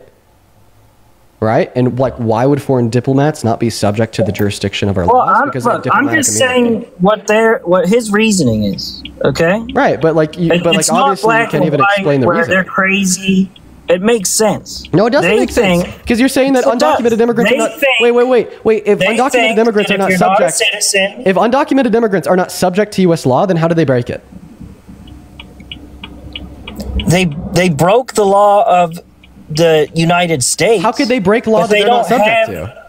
Yeah, but they are not subject to the like for constitutional instance, rights. I have a question. So if somebody like sells drugs in Argentina, are they breaking American law? If I go to Norway, answer my question. Answer my question. If somebody sells drugs in Argentina, are they breaking American law? No, they're breaking Argentinian law. Wait, why are they not breaking American law? It's because they're not subject to it, as they're not. No, they're not under the jurisdiction of the United States because they're not on soil. Exactly. So you just said that they can't break American law because they're not subject to the jurisdiction of the United States. So therefore, if you're arguing that undocumented immigrants are not subject to the jurisdiction of the United States, then they're not illegal because they didn't break American law. I don't think you know how a constitution works. I don't think you know how your own argument works because you just contradicted yourself. As a statute. A constitution, you know what the word comes from? It means... I don't think where the... You know what the word comes from? I don't think where the word constitution comes from is relevant to the argument at all. Because it's a group of individuals getting together, okay, who have individual liberties, and they supplant those individual liberties in a state of nature. No one cares, John. I'm going to go and thank a handful of donors here. Narcissa, thank you so much for the $50 over on Super Chat. I really appreciate you for the love, Narcissa. That is Narcissa spelled Narcissa. Thank you so much for the love, Narcissa. That is so incredibly kind of you. As well as Lady Teapot, thank you so much for another $50 over on Super Chat. You guys are so fucking kind. Lady Teapot with another $50 says you are so inspirational and delightful. Let's see what else she says here. Let's see. I can't say what hasn't already been said a million times, but your impact is real beyond the fan base. It's nice to have somebody fighting for women in the LGBTQ plus like me. The internet can be bleak sometimes. Well, Lady Teapot, I really hope that you're still in here because this did come through a while ago. Just know that I really appreciate you for the love. Please show some love to Narcissa and Lady Teapot down below in that chat, as well as Hyped Phantom. Thank you so much for the $10 over on Super Chat saying that guy's cooked. So real. And then Bops with the $10 saying the smirk you get when you're about to school someone makes my day. every time. Get pushed, Mr. Kermit Collar. Thank you for the love.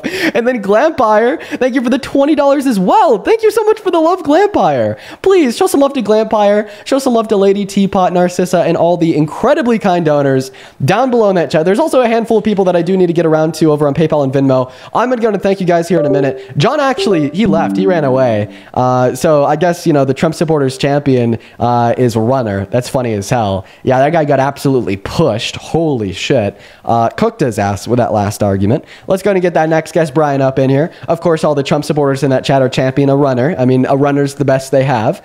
As well as, let's see here. A, thank you so much for the $10 over on Venmo saying, Dean, please buy coffee or some type of drink on me. I don't know how you deal with this fucker on a daily basis in these lives. It's too much. Thank you so much for the love, A. That is incredibly kind of you. Yeah, also, the reason why I muted that last guy is because he gave me the argument that if somebody sold drugs in Argentina, they couldn't break American law since they're not subject to America, right? And then I wrapped that into the argument that because he was attempting to argue that undocumented immigrants are not subject to the jurisdiction of America, that therefore they could possibly not break American law in undocumented entry to the country, meaning they're not quote unquote illegal. And instead of responding to the argument like any debater would, he instead started exploring where the word constitution comes from. So I muted his ass. What's up? Do you support Trump, Kevin? That's really weird, Kevin. We're going to move on to the next guest. Bonnie, thank you so much for the $15 on Venmo saying, please do a stream of Trump supporters that you've turned and regret their vote. I'd be happy to be the first. Thank you for all that you do. Really, Bonnie, dude? That's awesome. I'm really happy to hear that you've changed your mind. And I've said this before. I think that'd be a really fun stream to do, to get some people up here ooh, that's crazy. That like used to support Trump that don't anymore. And thank you for the $15, Bonnie. What's going on, George? Do you support Trump? I do support Trump, yes. Okay, and what time is it? It is 3:20. What state are you in? Texas. What state did you say? Texas. Okay, name 3 cities in Texas. 3 cities in Texas. Mm-hmm. I have one quick question, actually. Is it an... We're going to move on to the next guest. While we're still thanking people, let's go and get that next guest loaded up in, guys. We got the next Trump supporter, hopefully loading into the stream right now. We got Chloe connecting. While Chloe's connecting, I'd like to thank Keely. Thank you for the $10 over on Venmo. Thank you so much for the love, Keely. Thank you, everyone, so much for all the love over on Venmo. We also have a bunch of people to thank over on PayPal. Holy shit. Let's go and load those up now. Oh my God, Joshua. Dude, Mr. fucking Joshua, thank you so much for the $200 donation over on PayPal. Jesus Christ, Joshua. That is insane. Let's get 2,000 Joshua W's down below in that comment section right now for the $200 donation. That is so incredibly generous of you, bro. I do not deserve that much love. That is fucking nuts. Thank you so much for the love, Joshua. Let's go and get that next Trump supporter up here, but please show some love to Joshua. Joshua, the $200 says, I watch your streams every day. You've reignited my hope and inspired me to finally pursue my goal. I love you. I love you. I love love. And inspired me to finally pursue my goal of running for local office here in North Carolina. Here's to 204 streams and many more to come. Much love. Joshua, that is so fucking kind of you, bro. I really appreciate you for watching the streams, and I'm happy that the streams can serve as some inspiration for yourself to get involved. And I really hope that you're running your local office in Raleigh ends up working out for you, man. You should keep me updated on that. Let me know how it goes. Thank you, Joshua. As well as Alicia, thank you for the $5 on PayPal. Sam with a 6, Keith with a 5, Alexis with a 5, Alice with a 5, and Juliana with a 2. Thank you, guys. Thank you all. I really appreciate all of you so much for the love. Let's go and get that next Trump supporter loaded up in here right now. And if you're watching and you want to support me, you can find my Venmo and my PayPal in the link tree in my bio. Okay, we're going to go ahead and kick Susan. That was a little scary. You take care, Susan. What's up? Do you support Trump? I do. Okay, J-Boss, why the hell is that? I guess I do and I don't. I like the policies that he's pushing for immigration. That's kind of a touchy topic. If your work ethic is great. Wait, I just need to clarify here. Knowing everything that you do now, if you were teleported back to November, who'd you vote for? That's kind of a hard question. I would still vote for Trump, and that's I think that's because of the faith that I know he's got the faith of Christianity. So if he wasn't a Christian, you probably wouldn't support him anymore? No. So he's not a Christian. Yeah, he is a Christian. Yeah, because I do believe what him and Vance are doing is good. I can prove to you he's not a Christian. Well, I can highly doubt that. No, I could prove it to you. Are you ready? Yeah, I'm ready. Do you know what James 2:24 says? I don't. I should probably read more up on my Bible. James 2:24 says, faith without works is dead, meaning that not only do you need to have faith that Jesus is king, but also you have to do works in order to maintain a relationship with him, to be a Christian, right? To be a follower of Christ. So what would you say the necessary works are in order to maintain a relationship with God? Yeah, you get in the Word. Have people around you that are uplifting. There's one big one I could think of. It'd be repenting to God for your sins. Do you agree? Absolutely. Yep, you hit the nail on the head. So if you don't repent for your sins, then you're not a Christian, right? Right. Donald Trump said he's never repented for any of his sins to God. Well, I don't see that being right. But so therefore he's not a Christian. I want to go on the immigration. No, don't. We're not going to pivot yet, because he told us that he's never asked God for forgiveness for any of his sins in his life, which means he's never repented, which means he's never fulfilled a necessary work of the Spirit to be a Christian, meaning he's not a Christian. And because he's not a Christian, and earlier you told us if he wasn't a Christian, you wouldn't support him. You don't support him. Right. Well, I mean, your beliefs are your beliefs, and these are my beliefs. But anyway, these are your beliefs. okay. This is an internal argument. You are the one that told us that you wouldn't support him if he wasn't a Christian. Were you not? Right, yes. Okay, and I just proved to you that he wasn't a Christian under your own view, because you agreed that in order to be a Christian, you have to ask God for forgiveness for your sins, and Donald Trump says he's never done that. Meaning not under my beliefs, but rather under your own framework, you no longer support Trump because he's not a Christian, and you accept he's not a Christian, given that he said he's never repented for any of his sins to God, and you agreed that if you've never repented for any of your sins to God, then you can't be a Christian. Okay, right, and I should have probably worded that different, but you can repent, right? You can. It's never too late until it is too late. Okay, well, the fact of the matter is, Donald Trump says that he hasn't, meaning that right now he's not a Christian until he does. Right. Okay. So, what is your thoughts on immigration? What is he doing wrong that you see so unfit? Many things I see wrong with immigration. The biggest problem that you see him doing is. I'll happily tell you as soon as the question stops serving as a deflection. Okay. So here's my touchy. I'll kind of turn back. With his immigration policies, is ICE is coming in everywhere. Listen, right? we're not talking about immigration yet. We're still on the base. I'm changing the subject. Well, not yet, because I'm not done with the fact that you told us that you wouldn't support Trump if he wasn't a Christian, and I proved he wasn't a Christian, which should mean you no longer support him. I support. I don't. Here's my thing. I don't just support Trump. I support the great vice president that we have right now. I think he's doing a phenomenal, he's doing a great job, right? He's doing a really great job. I mean, you probably disagree with me on that, but we're not here to discuss or debate Vice President J.D. Vance. But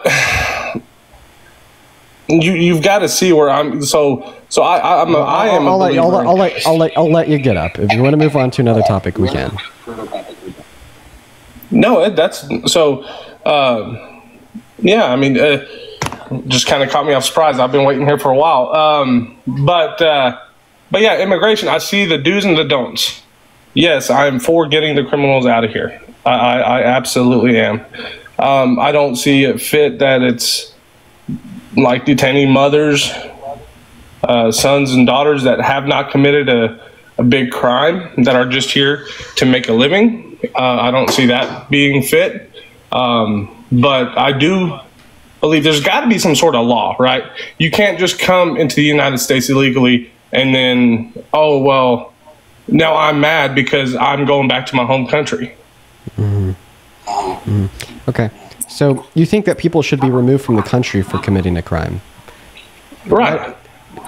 Arguably, wouldn't you say it's hypocritical to therefore suggest that you shouldn't be removed from the White House if you commit a crime? Well, here's the thing. That I don't think that is very much true. That's my opinion. So would you say the criminal court that determined he was guilty of 34 felonies was unreliable? Well, here's the thing. When you have a favorable judge in the liberal side of things, you're going to do what your party wants you to do, right? Well, the judge isn't who determines guilt. That's the jury, right? So would you argue that like the DOJ is unreliable and that's why you think Donald Trump is innocent of his 34 felonies? I don't see it being as liable, right? But I do. But I do believe that you can maybe pay somebody to sit on the jurors' seats and then act like, hey, we're all just gonna vote against him because we got to go to a paycheck out of it. What were his felonies for? I don't know. I thought it was bogus, so I didn't even read up on it. I'm not a very political guy. So you don't even know what the felonies were for, but you know he didn't do it. That sounds like because they're bogus. Because they're bogus. And you know he didn't do it because you know he didn't do it. Right. So you actually have no reason to believe that he didn't do it, and you're completely uninformed about the surrounding facts of the case. You're just a goddamn cult member, so you'll assume he didn't do it because it better fits your narrative.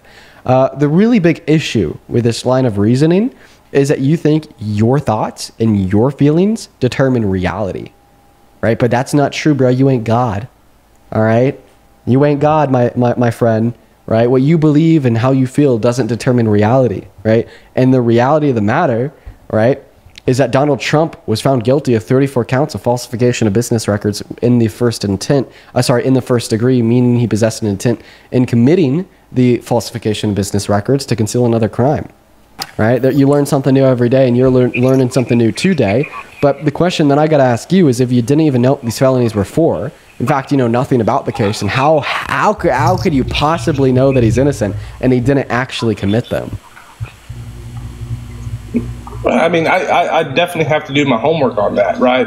You have an answer, right? This is like saying this is like saying like, oh, like I don't know what you're wearing right now, but I know that you look like shit, right?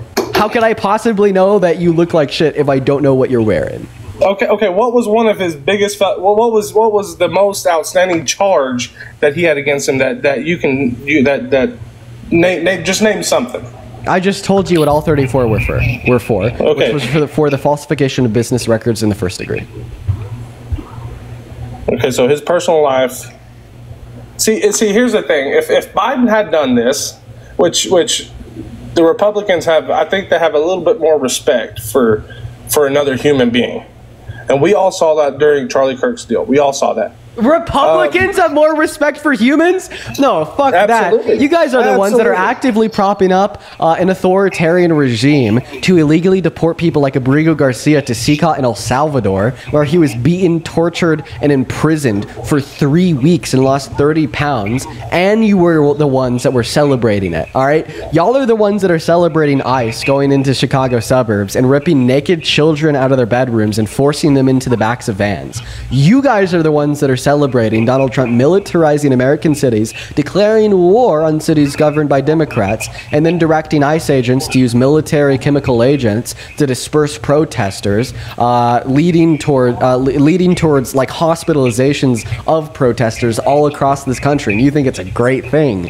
You guys are the ones that are celebrating 10 million low-income Americans losing access to healthcare, which can quite frankly possibly kill them. We already have 40 through 60,000 people that die per year via lack of access to healthcare. And you celebrate it like it's awesome. Same thing with millions of Americans losing access to food stamps because he defunded them by $156 billion.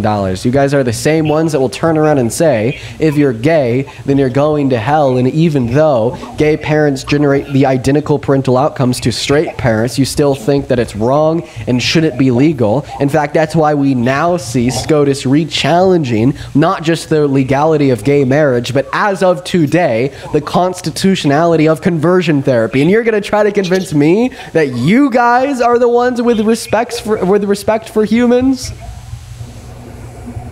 Tell that to Adriana Absolutely. Smith. Tell that to Adriana Smith's family. Tell that to Abrigo Garcia's family. You know, please tell that to George Floyd's family. You know, tell that to the families of the millions of Americans that are being negatively impacted by the Trump administration today because of all the things I just named and more. Okay, do you really support that if you're not politically in belief with somebody else, with the next group of people, that it's okay to get up there? And we can go through this. This is a whole Trump deal, but I'm kind of in my thought now that it's okay to shoot somebody for their own opinion or stab them or hurt them in any way. Do you think that's okay? Do I think it's okay to like physically hurt people because of their opinions? Right, and then cheer after it had happened. Like most of the times, like no. Okay, do you see what just happened a couple of weeks ago, about a month ago? I mean, you've heard it, you've seen it. You're talking about like Charlie Kirk's assassination. Yes, so first and foremost, I would argue that like bigotry isn't a political opinion, or at least it shouldn't be. But second of all, like no, like I condemn public assassinations, including his. But who was Charlie Kirk for? Who was he for? Was he with Trump or was he with Biden? He was obviously with Trump. Okay, and they killed him. Why? Do we know the motives of Tyler Robinson yet? Absolutely. Okay. Because he preached the truth, right? He preached because they preached the truth. Absolutely, he did. Okay. Then why? And the Democrats. Wait, I actually have a question. If Charlie Kirk was preaching the truth, then how come he was running from a debate with me for the last year and a half before his assassination? Running from it, you say? Yeah. No, seriously. If Charlie Kirk was just like a truth teller, then how come he was running from a debate with me? I'm not going to forget about that just because he's dead. It's a fact that he was when he was alive. When he was alive, he was fucking running his ass off from me, bro. Oh my God, he was running from me so hard. Let me tell you, dude. Let me tell you about this fucking runner, my friend. So I sat down with him for 2 minutes at Jubilee. I gave him a compelling argument on abortion that he couldn't protest. He said it was the best argument he's ever heard on abortion. So then I scheduled a follow-up sit-down debate with him. Then his manager canceled on me last second. I show up to Texas A&M, confront him in person, try to get a debate there. The whole crowd is like, debate Dean, even the Trump supporters. He's like, no, I can't do that, right? And then I post a video of that. It gets over 100 million views on all of my social media accounts. And then because of the amount of public backlash to him being visibly scared of me and running away from me, then his executive producer reached out to me, dropped me a line, called me, and said, well, we'd love to have you on the Charlie Kirk show to finally sit down and have a debate with him. I was like, okay. Let's do it. I'll debate Charlie Kirk, even if it's on his own territory, on his own podcast. I was like, when are we going to do this? Didn't hear back for the next 7 months. Still running from me. Still fucking running from me. Dude, he even went to Oxford, and the very first student that he talked to at Oxford asked him, why are you running from Dean? Right? And in response, he didn't even say that he wasn't running. He just got visibly pissed because a student asked him that, and then lied about saying that he'd already sat down with me multiple times, even though that just wasn't true, right? So if Charlie Kirk was just such a truth teller, then why wouldn't he debate me? Well, I'm sorry, I didn't get half of that. I'm still busy at work, but I've got to go. I know you're probably thinking it's an easy way out, but no, I don't know. So kind of run that down. So what was said? Like you try to get an interview with, or you try to debate? I just gave like a really long explanation how Charlie Kirk's been running from me for 2 years. Right. Okay.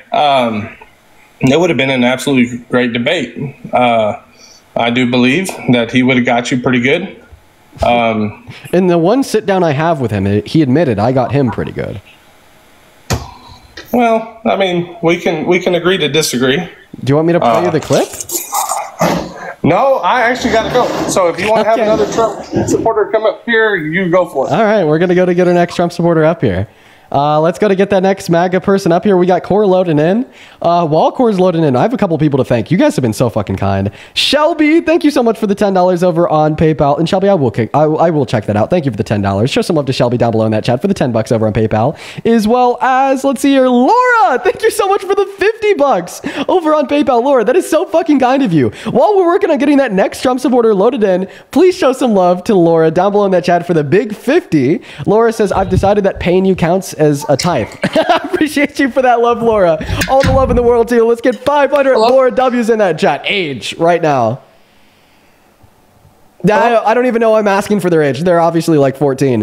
Moving on to the next guest. Hop in that queue if you happen to be an American adult, meaning you're 18 plus that supports Trump. We'll happily get you up here. Show some love to Laura down below, as well as Kaylin. Thank you for the $20. That is I'm back. Age? I'm back. Okay, it sounds like a child. All right, we're going to focus on getting the next Trump supporter up in here. But Kaylin with the $20 says, hey, Dean, I wish I could give more. Keep kicking ass. Dude, don't say that. $20 is a shit ton of money. Thank you, Kaylin. That is Caelin. Thank you so much for the love. What's up? Do you support Trump? Actually, no, I wanted to ask you about something, if that's cool. Unfortunately, we are just looking for Trump supporters at the moment, man, but I appreciate you for popping up. We do Q&As every once in a while, so if you want to ask me a question, then feel free. But right now, we are just looking for the debates. Go ahead and put a me with your age down below in that comment section if you want to come up here and have a debate. Keep in mind that we are only looking for Trump supporters. If you join and you are not MAGA, you are going to be banned.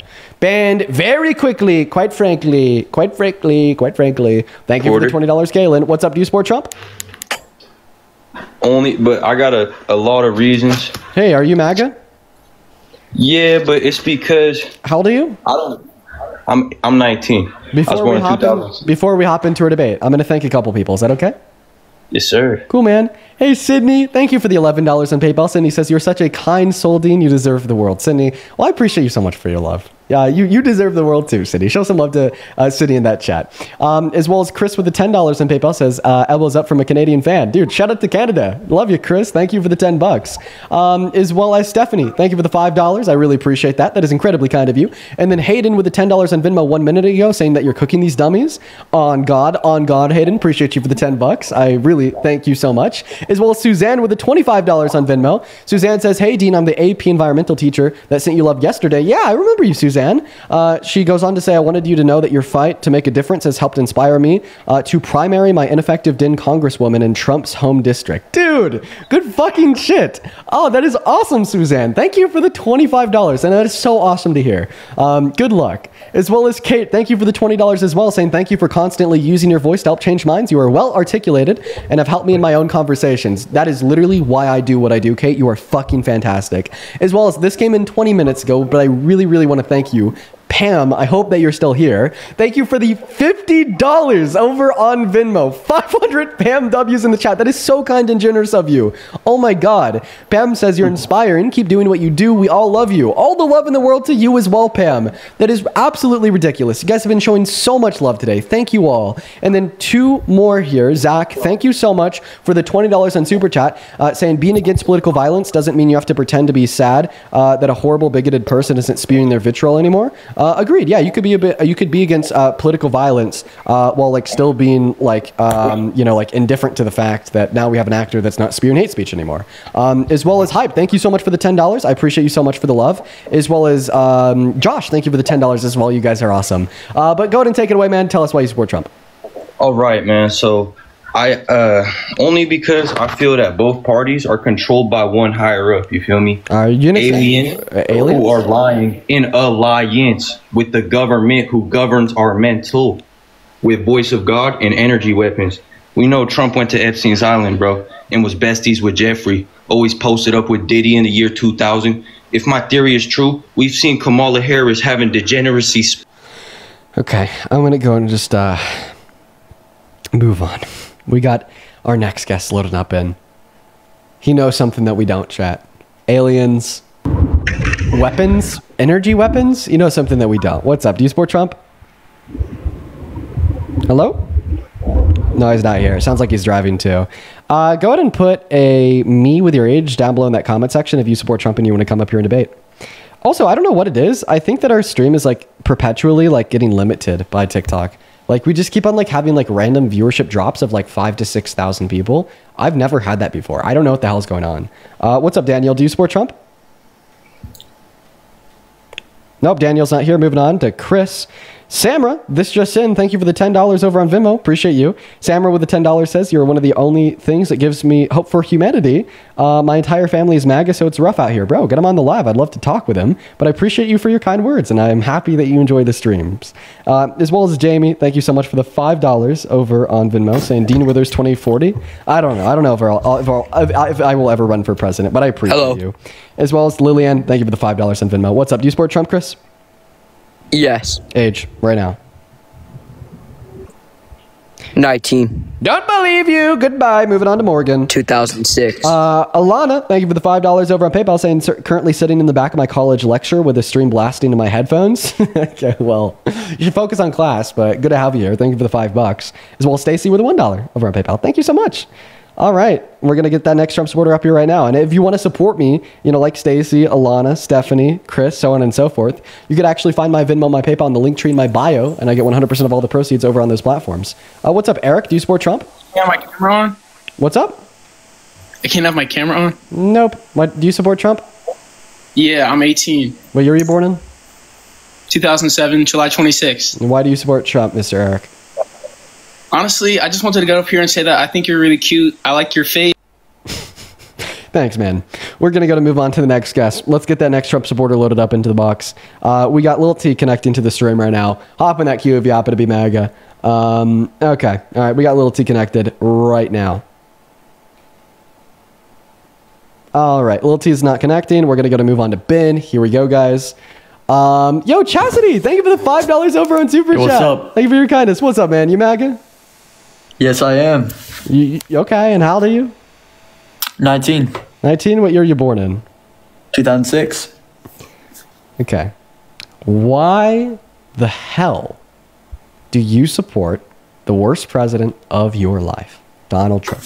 Well, I mean, of course, I don't believe he's the worst president ever. Oh, yes. Yes. What? Were you hitting an anxiety pen? Yeah, I was. Oh, okay. Well, I support him because, first off, his immigration policies.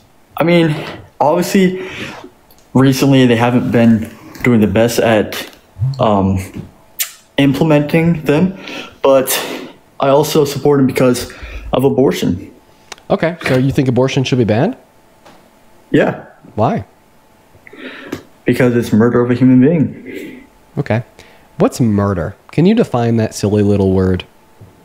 Ending in human life. Oh, that's a really bad definition of murder, because that would constitute self-defense as murder. Well, obviously there's exceptions. Yeah, no, there's not, right? You'd have to find a way to define the term to be univocal of all-encompassing circumstances where it could be applied. Well, there's that whole idea that there's exceptions to rules. That's I don't know where that came from, but it's just not true in this sense. You don't think self-defense is an exception? Well, I just think that self-defense or killing somebody in self-defense is categorically different than murder. And that's because I define murder as the unjust termination of a human life, which wouldn't include justified terminations of human life. Oh, yeah. Well, I would agree to that. Okay, if you agree to that, then the next question would be well, why is it unjust to terminate the life of a fetus? Because it has potential to grow into a human being. Okay, it has potential to be somebody like you or I in the future. So do unicellular human zygotes. Is it murder to kill a zygote? No. Okay, even though they have the potential to be like you or I in the future? They do, but it's different. Okay, well, it's actually not different, right? Both the zygote and the fetus possess a potential to be like you or I in the future. Wait, would you say at why are you asking me a question? You just contradicted yourself. No, I'm just curious where you stand. Okay, I'll happily inform you about that after we could solve this contradiction in your view, unless you just completely concede the view. Okay, what was your question? Well, I didn't give you a question. I gave you an argument, right? You said that the fetus has the right to life and it's unjust to kill it and it's murder to kill it, right? Because it could have a future like ours, potentially, right? Well, so could a human zygote. They also could potentially have a future like ours, yet you don't think it's a murder to kill a zygote. that's a contradiction of your view, right? It demonstrates your position to be inherently illogical. That's kind of a bad argument, to be honest, because a zygote and... No, proving your view to be contradictory is the best argument I could possibly have. I would disagree. Okay, I'll explain why it's the best argument I could ever possibly have. Can contradictions ever be true? No, I'm not contradicting myself. Can contradictions ever be true? Or are contradictions always false? Where are you going with this? I'll show you. Just answer my question, or I'll answer it myself. I'll let you answer it. Contradictions are always false, and because your view is contradictory, therefore your view is necessarily false. That's why it's the best argument I could possibly have, because it proves your view to be irrefutably incorrect. So you think abortion is right because zygote or whatever you're saying is... Well, we just like demonstrated how your like reasons why you think abortion should be banned are like irrefutably false because your reasons are contradictory. Okay, so you don't think there's anything wrong with like ending a human life when it's not fully yeah, like when it's a fetus? No, I don't think that there's anything wrong with that. Okay. That's kind of messed up. Okay, you don't have an argument that it's messed up. That doesn't entail a contradiction. So you're speaking to me from a place of emotion. You're not speaking to me from a place of fact. And why should the baseless emotions of an 18-year-old boy control the bodies of women? 19. How old are you? Aren't you? You're pretty close to 19, aren't you? I am. I'm 21. Okay. and I'd say the same thing about me if I was using, or sorry, I would hope that others would say the same thing about me if I was attempting to use my baseless emotions to advocate for controls on the bodies of women and girls. Okay. But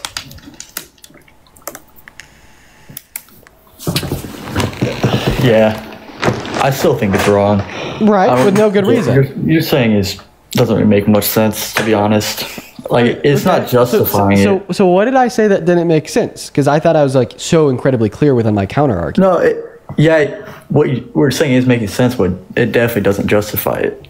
Okay, well, it demonstrates you to possess no good reason to find it to be wrong. And if you don't have good reason why something's wrong, then it's not wrong.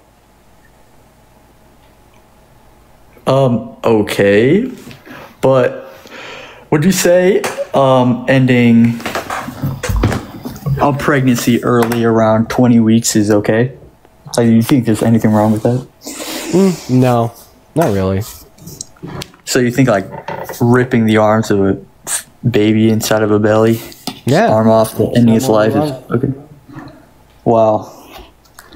So do you have any, like anything besides like, you know, like the wows and the those are crazies, or do you have like a refutation of my position? Because my position is simple. I value consciousness. Okay, I value our unique ability to engage in a high level of rationale through subjective experiences with the world around us. Okay, and that ability doesn't emerge in a fetus until around 20 through 24 weeks with a thymocortical connection. So, of course, before those thymocortical connections are made, the fetus wouldn't have the ability to deploy any levels of subjective experiences. Meaning that I wouldn't give it moral value, meaning that I don't think the death of that fetus okay, so it doesn't have value until it comes out the womb? is wrong at all, right? Not to mention, you said a fetus inside of a belly. Is there someone eating babies? Wait, so you're saying a baby doesn't have value until it comes out the womb? It's actually not what I said at all, Ben. Okay, could you explain? Or what you were saying? I'll reduce it to like 5 words. Consciousness equals right to life. Consciousness occurs 20 through 24 weeks, meaning no right to life before 20 through 24 weeks. Okay, so you can't after 24 weeks? Yeah, elective lethal abortions, like I'd say that those would be morally wrong after that point. But we don't really see elective lethal abortions occurring. And pragmatically, it may just be easier to still leave it up to the women and their doctors. So we're not like having women die at 25, 26, 27 weeks because doctors are too scared to perform like a life-saving abortion. Trump, please save us. right? Wow. Right, and I'm pretty sure like pragmatically that's the best view to hold, because we just don't see elective abortions at that point, and at that point, right, we do see a lot of women that might die during childbirth. But like I would agree morally that an elective lethal abortion at that point would be wrong, but I don't think I'd want to introduce any legislation to stop that would like make a woman die because doctors are too scared to perform a life-saving. Yeah, that's very unlikely though. I mean, from my research, it's more likely for a woman to die from pregnancy at like 25 through 35 weeks. That's definitely than not it true, is though. for a woman to get. You didn't even know more likely than what? I wasn't done with my sentence, Ben. I know what you're about to say. I think it's more likely for a woman to die from pregnancy at 25 through 35 weeks than it is for a woman to get an elective lethal abortion at 25 through 35 weeks. Because I could point towards multiple instances of women dying at that point. I've never been able to find a single circumstance of a woman getting an elective lethal abortion at that point. Yeah, man, that's just a coward stance. The only coward here is you, because you don't employ fact, reason, or logic in your argumentation. How much do you bench? You employ your baseless emotions in a sad attempt to control the bodies of women and girls around you, making you antithetical to what is good for society, and just simply stuck in your aggressive ways. I think I love all women, but I also love my children too. You have kids? Yes, I do. I have two. Thanks for sharing. I don't care. Okay. I think it would be definitely very wrong if she just had an abortion. Okay. So, and would you say that abortion would have been wrong because it would have prevented you from having kids today? Yeah. So therefore it would have been wrong for her to like revoke consent during intercourse because it would have prevented you from having kids today? Well, that's different. Oh, it already happened. I mean, well, actually, right, in the context of your argument, it's no different at all, because both the action of abortion in that circumstance and the action of her revoking consent in that circumstance would have prevented the future existence of your children today. Yeah, nope. I mean, it just objectively would have. You're delusional if you think otherwise.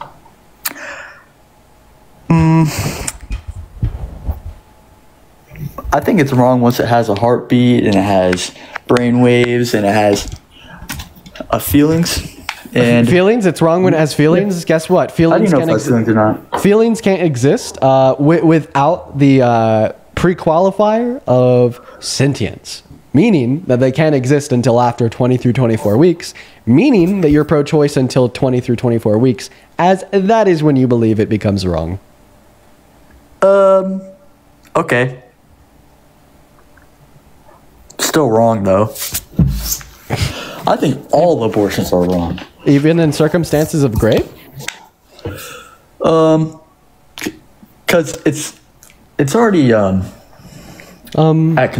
conception, it's wrong. If that makes sense. Even in circumstances of grape? Yeah. Okay. Can you please teach me, inform me about something? What obligation would a victim... Okay, I've heard a very, very smart man that... Boop! Muted. What obligation would a victim of grape have to be forced into providing her bodily resources to the fetus to keep the fetus alive?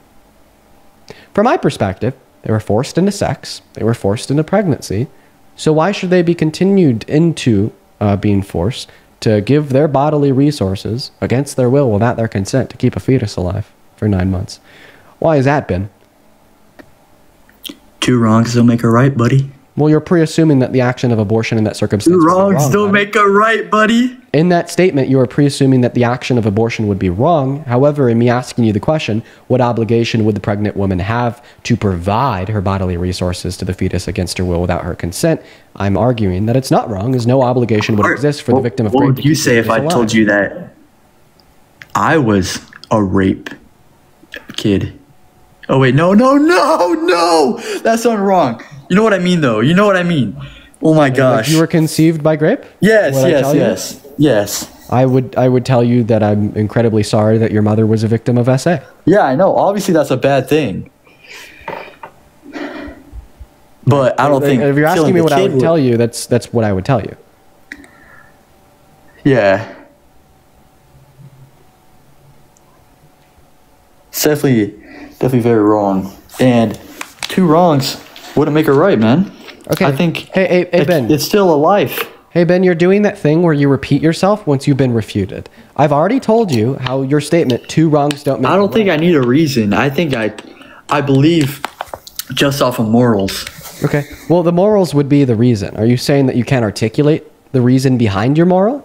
Yeah, basically. Okay, then what's the logical distinction between you and a white supremacist that can't articulate the reasons behind their moral claim that it's wrong? Hey, what the heck, bro? You heard me. What's the logical distinction? What's the logical distinction between you saying that you hold to the moral claim that abortion's wrong, therefore women should be prevented from accessing it, and you can't articulate why or give any reason behind your moral claim? What is the logical distinction between you and a white supremacist that thinks it's morally wrong to be black, but when asked for reason or articulation, they'll tell you that they don't have any? Bro, what kind of question is this? It's a very fair question that points out that there's a lot of similarities between you and many other obviously bad people that derive moral conclusions not from any reason, rhyme, or logic, but rather from their own intuitive emotions generated by societal bias, upbringing, prejudice, so on and so forth.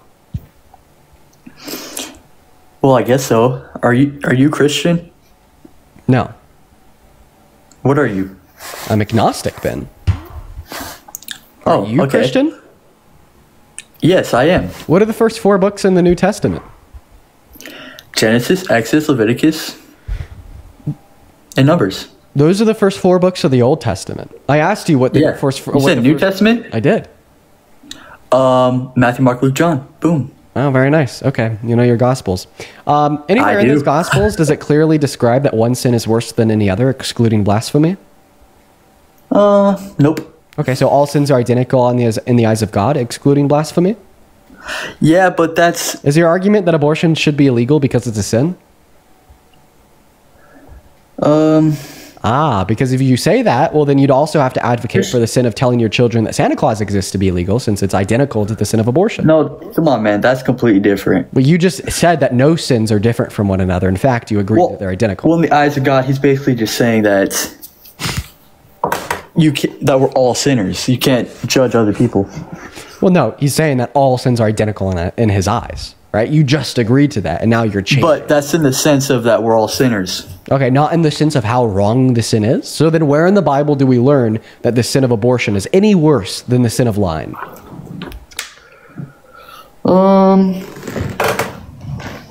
Wait, what'd you say? Repeat the question. Where in the Bible do we learn that the sin of abortion is any worse than the sin of lying?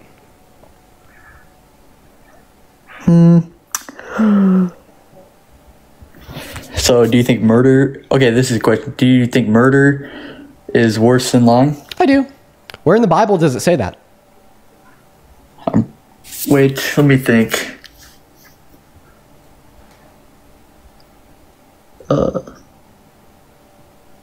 While you're thinking really quick, Kai, thank you so much for the $5 over on Venmo. Appreciate you for that love, Kai, as well as Shay. Thank you so much for the $20 donation on Venmo 4 minutes ago saying, I love watching your content. Keep it up. Thank you, Shay. Show some love to Shay down below. As well as Carmen, thank you for the $10 on Venmo saying, as a black woman, I appreciate you speaking up for women's rights. And let's see here. And the rights of all minorities in this country. Please keep doing what you're doing. Carmen, that is incredibly kind of you. Thank you so much for your kind words and the $10 donation. Show some love to Carmen down below in that chat, folks. Seriously, thank you so much for the $10.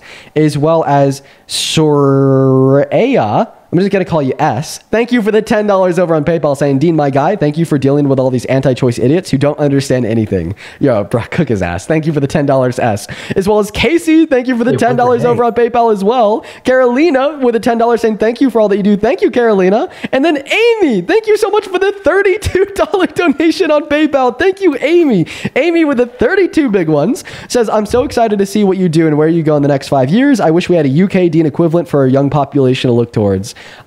Listen, man, young people all across this world are waking the hell up, realizing what's right and wrong, and are being very publicly outspoken about it. So I wouldn't doubt it if you have somebody over there soon. As well as Catherine, thank you for the $5 on Super Chat. Jonathan, thank you for the $10 on Super Chat. And NC, thank you for the Galaxy. If you're watching and you want to support me, you could find my Venmo, my PayPal, and the link tree in my bio and TikTok, as well as in that pinned message over on that YouTube stream. I get 100% of all the proceeds on those platforms, compared to 30% here on TikTok and 30% on the YouTube Super Chats. Anyways, Ben, I have a question. What do you do to soccer balls? What? What do you do to soccer balls, Ben? Do not kick me, bro. Oh, and you're gone. Moving on to the next guest. You got kicked like a soccer ball. Moving on to Cameron. Quite frankly, let's go. Quite frankly, you got cooked. Hello, do you support Trump, Cameron? Yes. Okay. How old are you? I'm 18. Something's weird here. I don't trust it. Moving on to the next guest. All right, hop in that queue if you support Trump. I don't know. I just don't trust it. Chat. We're going to go to get that next guest loaded up in here right now. Who's next? Who's the next Trump supporter that's going to come up here and get absolutely cooked? Who is it? All right, we're going to get Carter up here. I have a feeling that Carter's going to be like 12, though. If I had to guess, Carter's like 12 and a half. Support Trump.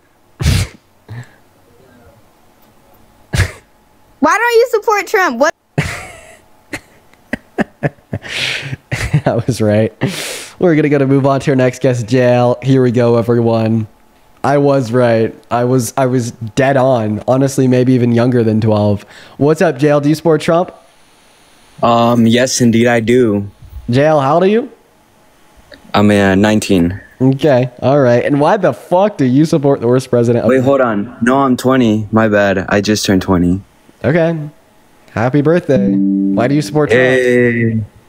Well, first of all, I do kind of disagree with some of the things that are very minor, but my biggest point is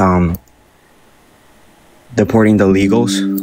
Mass deportation. Sir, why do you support American last policy that only serves in the destruction of this country's economy and erosion of this country's moral fabric?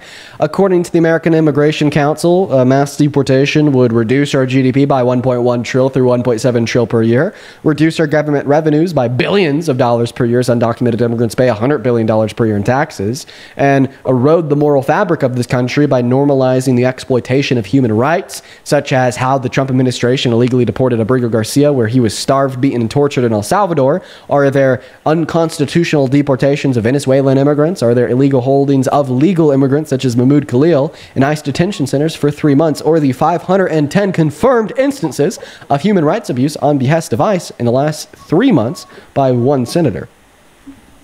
What are you yapping, man? Would you like me to replay everything I just said? No, Sure. Okay, just listen closer this time. Are you ready? Okay. Yes. All right, we're going to get Carter up here. I have a feeling that Carter's going to be like 12, though. Let's go and skip forward. If I had... What? Economy and... Why do you support... Let's go deporting the illegals. Mass deportation. Sir, why do you support American last policy that only serves in the destruction of this country's economy and erosion of this country's moral fabric?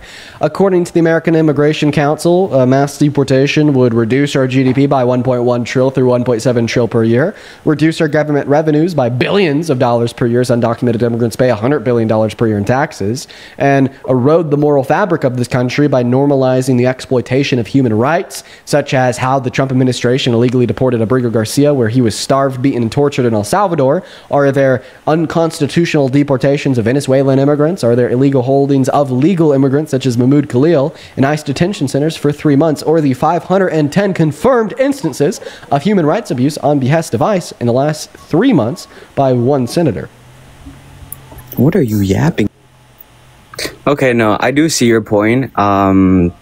However, I still haven't gotten the chance to explain why mass deportation, I think it's the way to go. So, first of all, this country's El Salvador, Mexico, Central America primarily, they have one of the most violent crimes that there is. And that's usually because of culture, all right? So when people migrate to the United States to look for a better, life, better status, and whatever they're looking for, they start to become submissive, meaning that they refuse, or obviously since they can't get the benefits from, social security benefits and all this stuff, they start to become submissive. That doesn't mean that they are not dangerous people.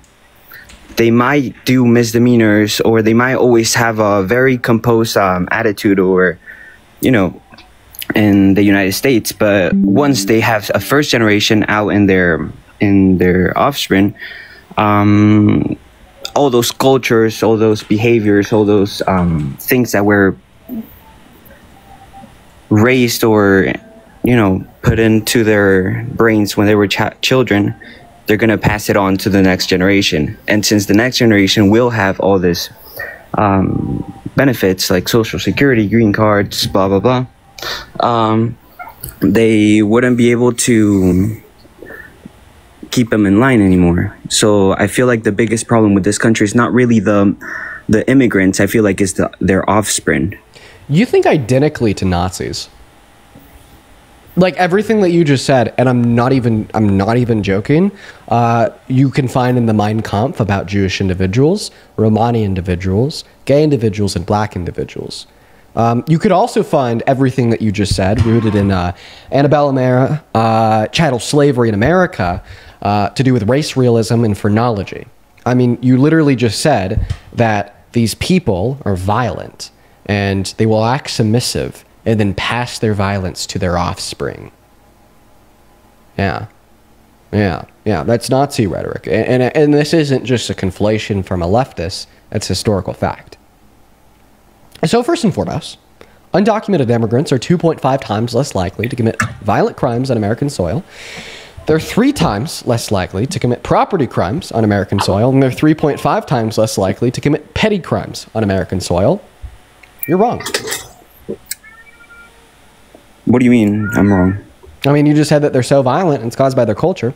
They're actually less likely to engage in violent crimes than American citizens.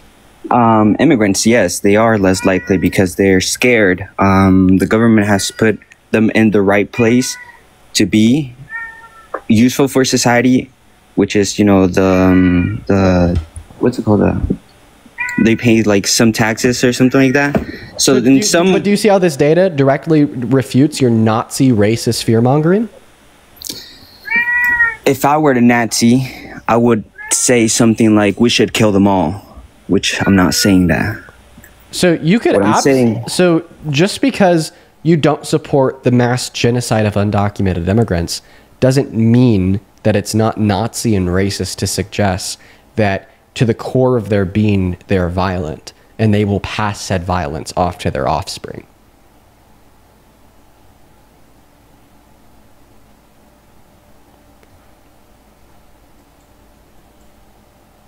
Yeah, is that controversial? Like to say that that's Nazi rhetoric? Not really. It's okay. So then you agree that you're espousing Nazi rhetoric. Here's the thing, like I'm saying, I'm not really saying we should get rid of these people. What I'm saying is we should keep them in the right place. Capitalism works in the way that the rich is supposed to benefit off the poor. That's why manufacturers from USA take advantage of companies like... What did you just say? We need to keep them in the right place? What do you... Yeah. What does this mean?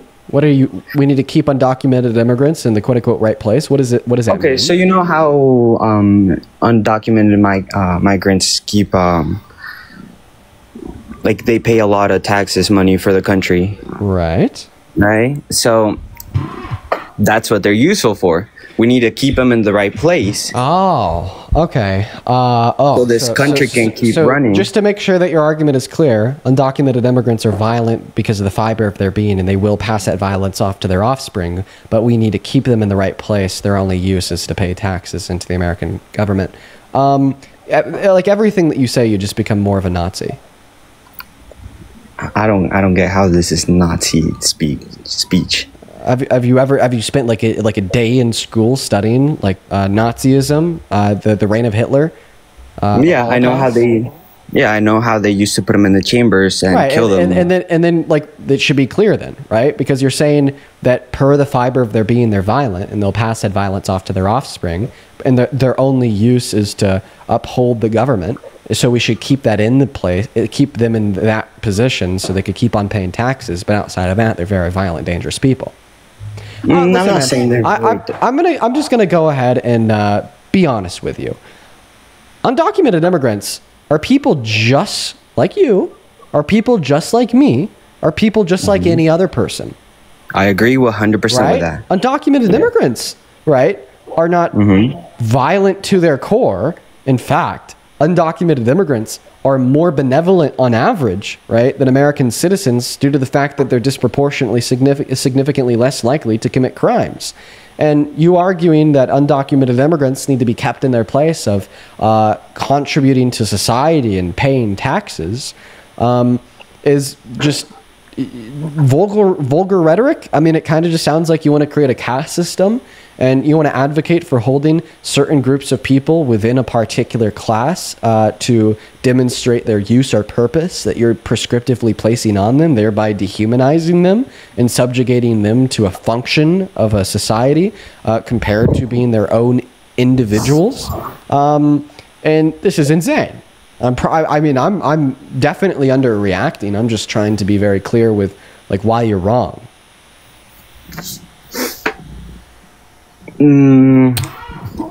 Here's the thing though. I'm speaking for America. So like, I'm only trying to see what's best for America. Like I said, I'm obviously with you. They are humans just like me and you. However, they're not obligated to be in this country. They're not Hello?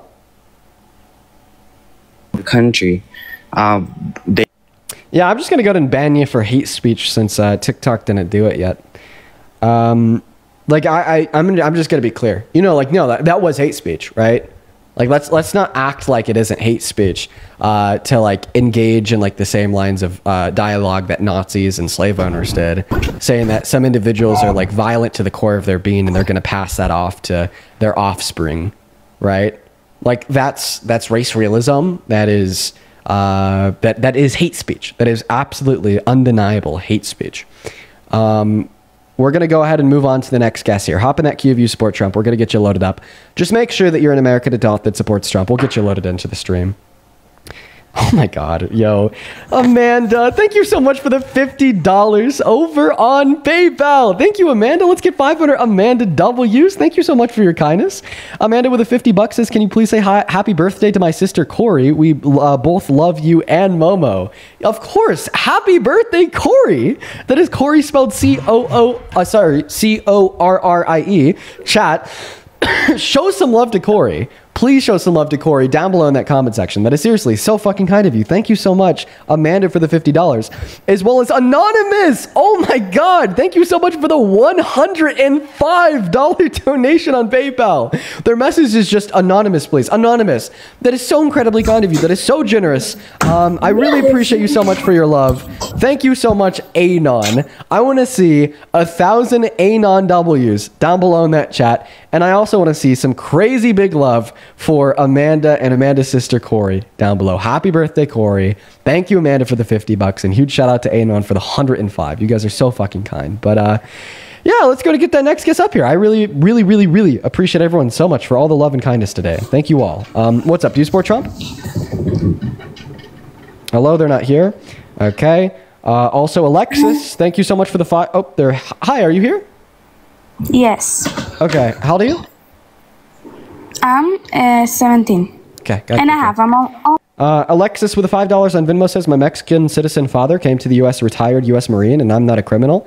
No, you're not at all. You're not at all, Alexis. That last guy was a Nazi.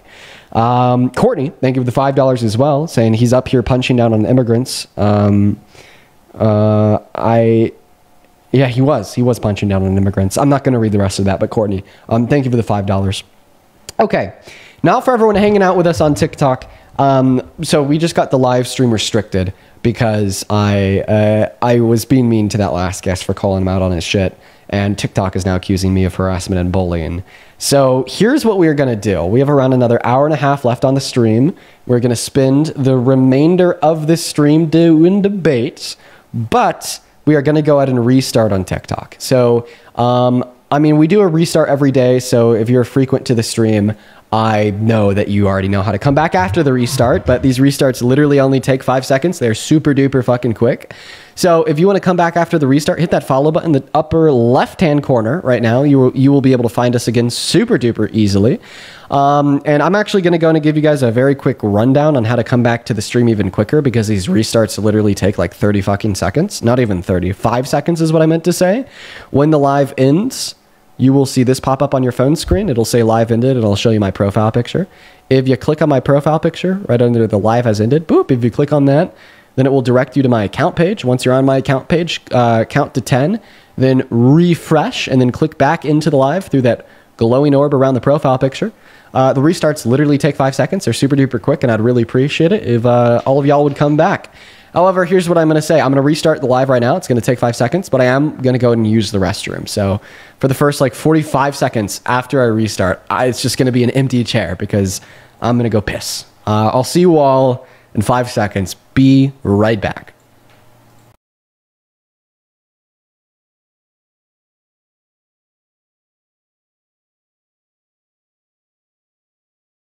Proof or show us how you know things other than your own personal feelings. But before I leave, I want to point one thing out. You just showed us a book. How much did that book cost you? How much did the book cost me? I think I was given this for free, if I remember. How much did it cost somebody? I don't know. Maybe... Well, you asked for motivation earlier, and maybe a demonstration maybe of what that $5. motivation might look like. Maybe $5. On the back of it, there should be a barcode with a price tag. Hello! Welcome back into the stream. How are we doing? Welcome back in for the 4.5 thousand people hanging out with us on TikTok. So good to see you all. And for everybody that is still with us on YouTube, thank you for being here. For everybody that is tuning in, we just had to hit a little bit of a restart on the stream because we got our send out taken away by the evil TikTok overlords because I was mean to somebody that I thought was a Nazi. Make sure that we're double tapping away in that phone screen, sharing out this live with a handful of friends. I'm going to go to thank a handful of people. Hyped with the $5 over on Super Chat. Appreciate you for the love, my friend. As well as Manny with the $5 on Super Chat saying, keep up the best work. Thank you, man. Let's go to show some love to our donors. If you want to support me, you can find my Venmo, my PayPal in the link tree in my bio. But at this point, we're going to go ahead and hop back into the debate. So if you are big time MAGA, go ahead and hop in that queue for me. We'll get you loaded up in here. We got that first guest joining right now. I would also like to thank quickly Maria. Thank you for the $11 on PayPal, saying thank you for debating and exposing the fascists. Thank you, Maria. I appreciate you for that love. Let's get 100 Maria W's as well as 250 Sylvia W's for the $25 donation on PayPal, saying I love what you were doing, young man. Thank you, Sylvia. That is so fucking kind of you. As well as Cliff with a $15 on PayPal, saying always nice to see you on my FYP. Thank you so much, all three of you. Y'all are awesome. Show some love to Maria, Sylvia, and Cliff down below in that chat, as well as Boom Shakalaka. Welcome in. Do you support Trump? Absolutely. Oh, all right. Take it away. Why? Because I do not support genocide in the black community. Okay, I also don't support that. I just don't understand how like not supporting the genocide of black individuals leads to supporting Trump. Right. So it's a literal genocide in the black community when it comes to fentanyl use, abortion, black on black crime. God, I really wish I could talk to you. Boom Shakalaka, do you have any backup accounts at all that you could come back on? So I gotta kick you because you said the name of the FDRUG that is against TikTok terms of service. Oh, I really want to talk to you though. I really want to talk to you. If you happen to have any backup accounts, go on them, hop in the queue. I will happily have you back up here. But I had to kick you for saying the name of the FDRUG, or else the live would have been silenced again. So if you have any other accounts, hop back up onto them, or even just like hop back in the queue now, and I'll let you back up in like 10 minutes to see if like maybe that will like get my page not restricted. But I want to talk to you, Boom Shakalaka. What's up? Do you support Trump? Yes, I do. All right. How old are you? 49. Okay, perfect. Do you mind if quickly before we hop into our debate, I think a handful of others for their love on Venmo and PayPal? All right. All right. Thank you, Kaylee. Genevieve, thank you so much for the $20 donation over on Vimeo. Just saying debate. Thank you so much, Genevieve. Show some love to Genevieve down below in that comment section. As well as Jonathan. Thank you for the $5 over on Vimeo. And let's see who else here. Alex, thank you for the $1 on PayPal. So go ahead and tell us why you support Trump.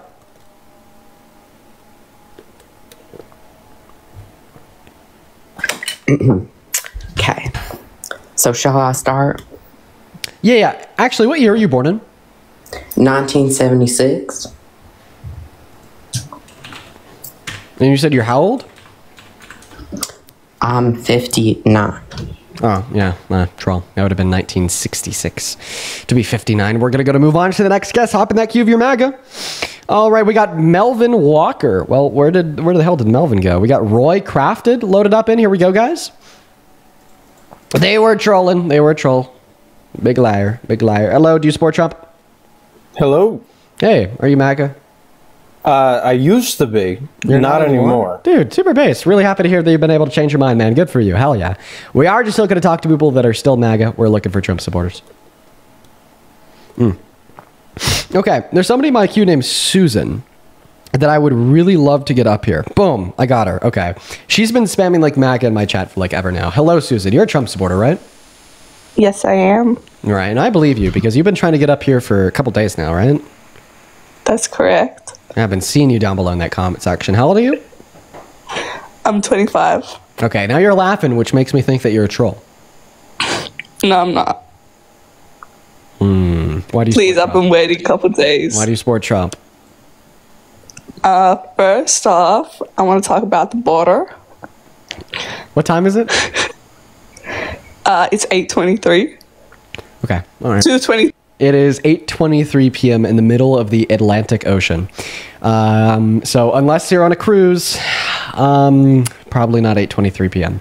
We're going to move on to the next guest. Hop in that queue of your MAGA. What is up, Lewis? Do you support Trump? God, no. Okay, I don't even know what he said, but I heard a British accent, so I kicked him. Moving on to the next guest, Nate. Here we go, guys. What is going on with the TikTok viewership today? We're getting another one of those like really weird drops. Super weird. I don't know. Let's go to get that next guest loaded up in here, folks. Let's go to get that next Trump supporter loaded up in here. Just make sure, we're double tapping on the phone screens and whatnot. What's up, Nate? Do you support Trump? Okay, Nate's not even here.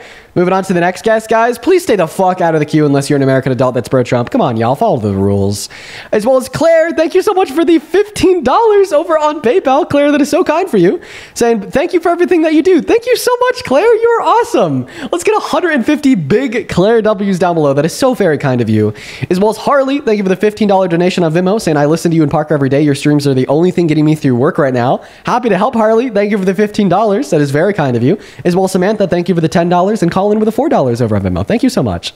Colin asked, did I wash my hands? Don't lie, bro. Yes, I did wash my hands. All right, we're going to go to get that next Trump supporter loaded into the stream right now, guys. We've already talked to her, so we're going to kick her. And we're going to go to move on to X-Rex. Wow, I can't believe I got on. Yeah, do you support Trump? Yes, I do, sir. Oh, God, why? His policies mostly, I know he's a big troll. I know he says a lot of dumb stuff, but he's doing the job that I want him to do. Oh, God, yeah. What is the job that you want him to do? Like, I think that his leadership has been terrible in the last 8 months. Like, seriously appalling. Spent trillions of dollars, divided the people, militarized our cities, declared war on America as the president of America. I think we should invoke the 25th Amendment and throw him the hell out. I completely disagree. So, why do you support him? Trade policy mostly. I think bringing jobs back to the U.S., it will put people back to work and increase our GDP. Rates of hiring are at their lowest point since 2007. Unemployment is surging. Investment into American business is down for the first time in years. And GDP growth actually went negative for the first quarter of this year. So anytime those policies like that take a while to get into place. They just don't happen as soon as you get in office and do it. It takes a while for it to turn. Okay, so what policies? Well, bringing manufacturing back to the United States. Obviously not everything, but actually kicking manufacturing out of the United States. There's 8.3 undocumented workers in the American labor force. He wants to get rid of them all. That is going to significantly destabilize the American economy and significantly affect American manufacturers. So all the manufacturers I'm talking to feel pretty positive about what's happening, especially when China has cheated for so long. You got to admit, when Trump put his tariffs on China and then Biden came in, Biden kept them and increased some of them. There's a reason for that. Okay, well, it's by the way, I got to say it, Dean. I'm a right-wing Republican, and I respect you and Parker quite a great deal. I don't have a lot of respect for people on the left, but I do to honest people. So, just wanted to say that. It's very kind. Now, you're saying that there's a reason that Biden had kept tariffs on China. I mean, you guys hate Biden. Usually with everything that he does, you're like, oh, that's super terrible because he did it. But now you're able to identify one thing that he did that coincides with a narrative. So now you're like, well, he had good reason to do it, obviously, because he did it. I'd actually argue that the tariffs that Biden kept on China were bad, and I wish that he didn't do that. I think that was one of the bad things he did, right? But I mean, even in consideration of that point, today our tariffs on China are only at 10%, which is pretty damn low.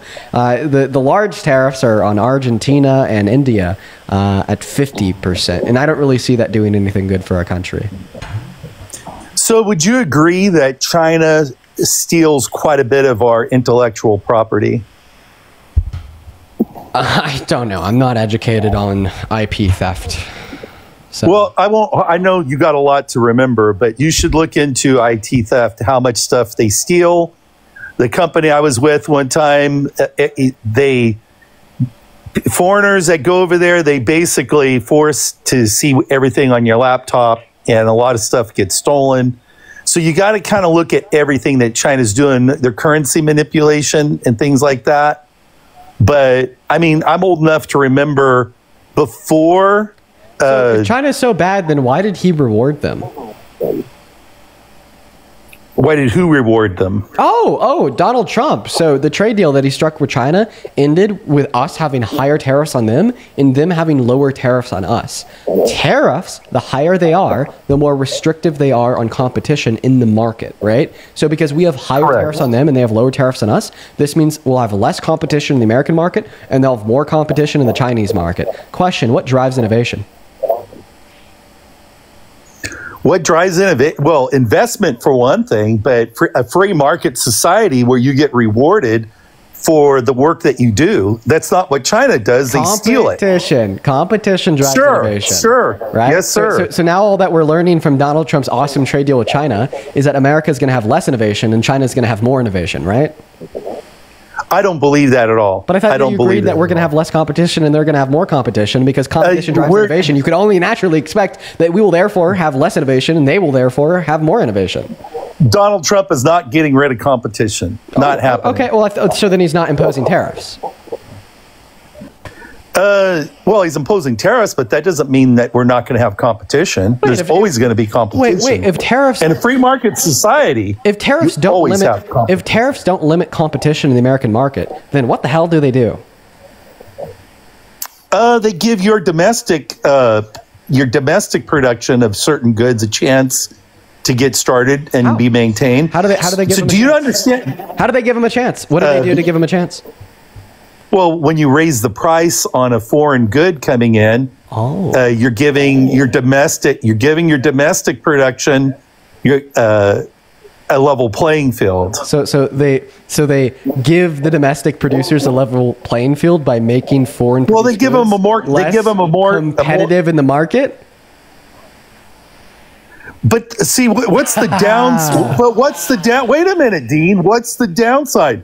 Listen, back in 2000, I was going to Washington, D.C. on behalf of ag. There's many downsides, but the one we're talking about right now is less innovation.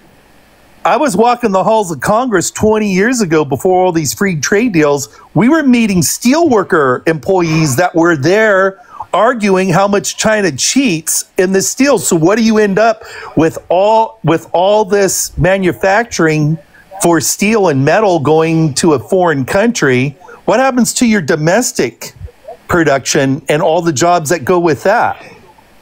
There's a downside to that, and you're not talking about that. So you're saying that we like lose jobs in some markets, like as like the global economy progresses? Sure, but a crazy amount of jobs. I just think that that's a part. Crazy amount of jobs. I think that's just a part of competitive advantage. Plus, like if we want to fix this, just simply tariffing China. Where's it in? Where's it in? Will you allow me to continue to speak? Yes. But just simply tariffing China is not going to fix that issue either, right? So now for like all these steel mills that are operating in China that now like cannot sell their steel for like a lower price than like America steel. Well, they're not just going to like move their manufacturing plants into America. They're instead just going to send them through a third country, then into America that we don't have tariffs imposed. Yeah, transshipping. Right, exactly. They'll just start they did that with China. All of their steel into another country that we're not tariffing actively. Like I don't know, like maybe like Cambodia. I don't think that we have any tariffs on Cambodia, and there is a lot of transshipping going through Cambodia that they're then just going to send right into America, right?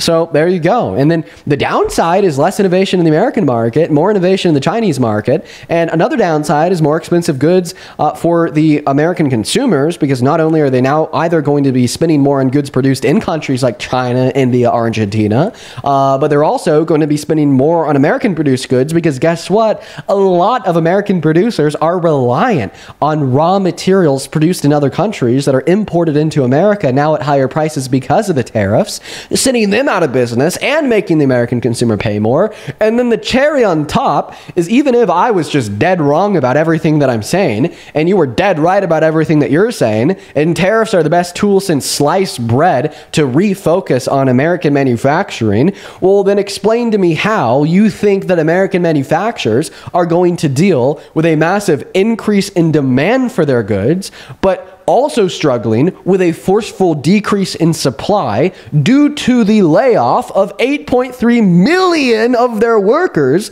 at a time where hiring is at lower levels than in 2007 before the Great Recession. What about that, X-Rex? You can't go on. You're taking a snapshot of what's happening right now. This is long-term strategy. If you're playing chess, you're making one move at a time, or a chess player is 10 moves ahead of you. Nothing is long-term about Donald Trump's tariffs. He's already imposed them, revoked them, imposed them, revoked them, increased them, decreased them. Like in the last 8 months, we've had like 3 liberation days. We've had 10% tariffs on China. We've had 300% tariffs on China. We've had 50% tariffs on Argentina. Then we gave them $20 billion to fix their economy after we destroyed it. Nothing's long-term or like 3D chess about Donald Trump and his strategy here. It's all like in the whim of a moment, and possibly even illegal. And, because of that federal court we had rule last month that he doesn't even have the power to impose tariffs. I just think it's a huge mess. So what's the other end of that, Dean? Let's talk about that. When all your jobs are shipped overseas, what's left for America to do?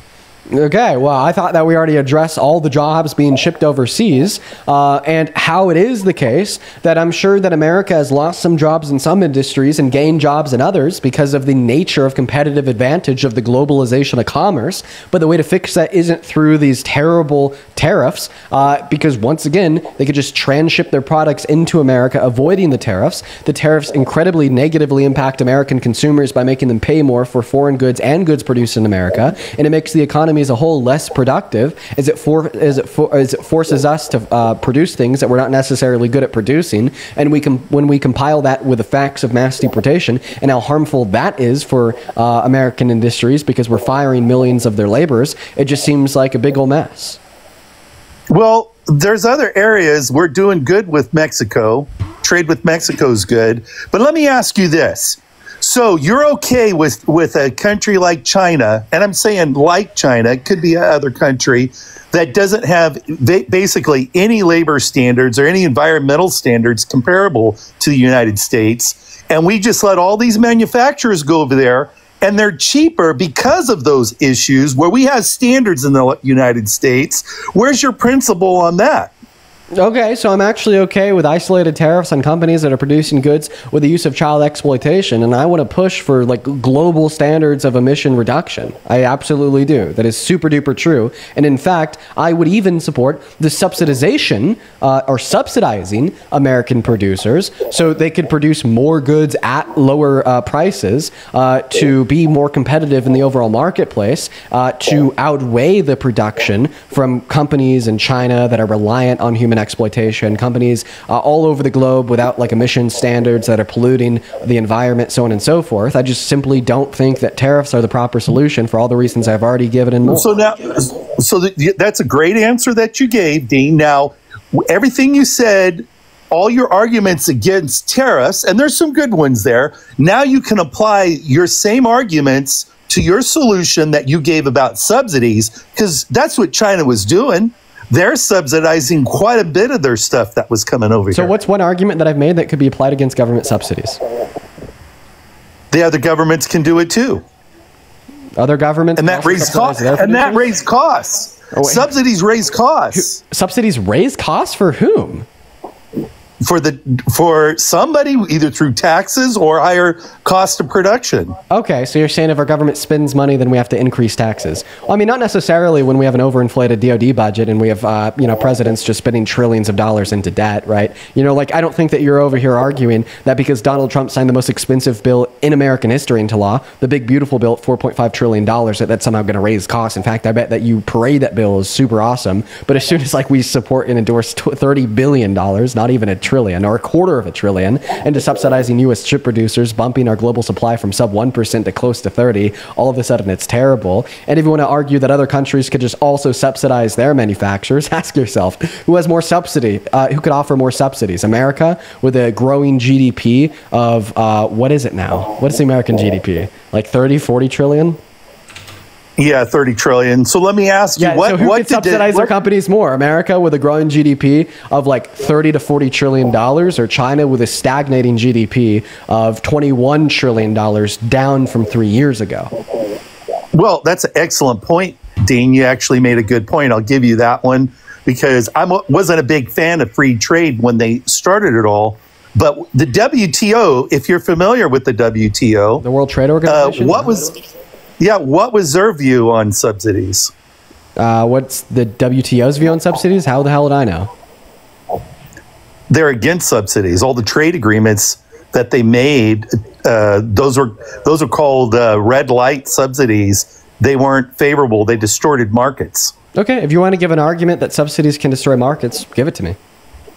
No. Actually, for agriculture, I'm in favor of subsidies because it's free market capitalism. Okay, so then without subsidies farm. So then we could agree that smart subsidies don't destroy markets, and the WTO's opinion is kind of irrelevant unless one could give good reason for it to be the case.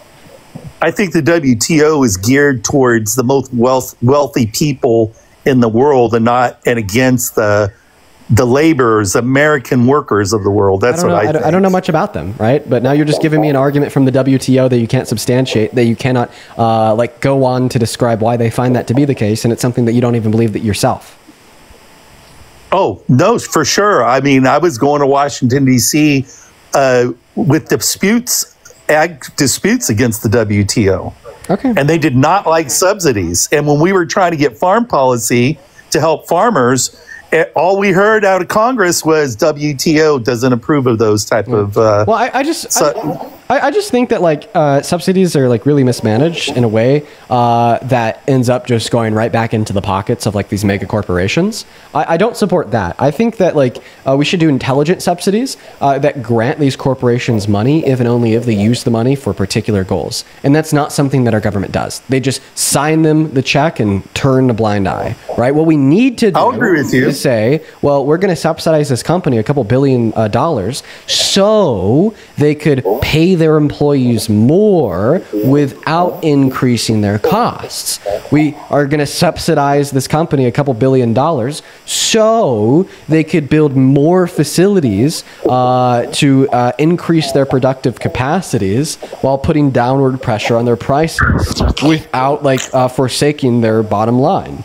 You know what I mean? Right? It's like really easy for subsidies to be used as a really good tool that benefits the laborer, but it's just also really easy for subsidies to become a payout to lobbyist employers, right? So I think our government just has to be intelligent on it. I mean, good points, but don't you think tariffs could be applied the same way with the same principles you just said? Well, I mean, I don't think that there's any principle, rhyme, or reason to Donald Trump's applying them, and that's kind of what you're defending. Well, isn't that just a little bit of you don't like Donald Trump? No, what is his rhyme or reason to the tariffs? Tell him. No. No, tell me. What is the rhyme and the reason to his great tariff scheme? Well, I mean, there's a lot. How did we get from 265% tariffs on China down to 10% tariffs on China and 50% tariffs on India? Explain to me how we got there. Explain to me how we got from tariffs on every country in the world, excluding Russia, to 50% tariffs on Argentina. Don't you think India should get tariffed if they're buying oil from Russia? Well, I mean, I think that discouraging countries to buy oil from Russia is a good thing. I'm not sure if tariffs were the right way to go about it, but I'm just simply asking you for like the general rhyme and reason surrounding Donald Trump's tariffs. Well, look, I'll admit to you right now, a lot of his tariffs are like King Kong beating his chest. It's if he wants some, it could be something totally non-related to trade. He's going to threaten tariffs to bring people to the negotiating table. It's an effective technique. Okay, it worked. So what does he use that to negotiate? I mean, I'm confused. Do you want to continue better trade deals? Better trade deals with whom? With other countries. Like which ones? All of them. Okay, like can you name one specifically? And the other thing you got to remember with China. No, not in the other thing you got to remember. Can you name one trade deal specifically? With Mexico. Okay, wait. Japan, USMCA? Japan, wait. A better trade deal with Mexico? Wait, he got rid of the USMCA? When did that happen? No, he didn't get rid of it. Okay, so then we don't have a... Oh, he improved? He changed the USMCA? When did the changes with the USMCA take place? Oh, it's coming. It's coming. Oh, it hasn't happened yet, but you just said it already had happened.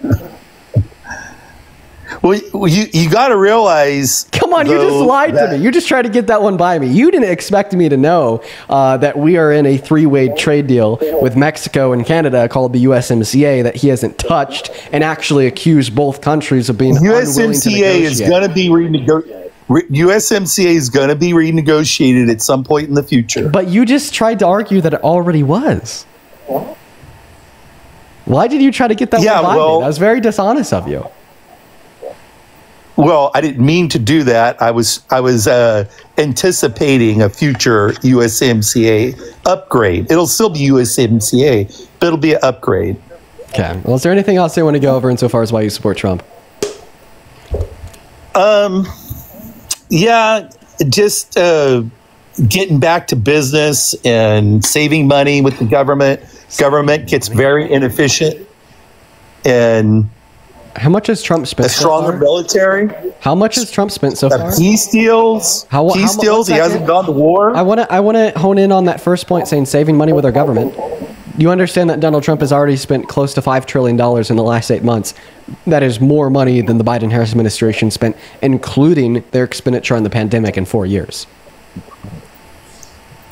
Yeah, I'm talking about making the government more efficient. I'm not talking about what he's currently spending right now.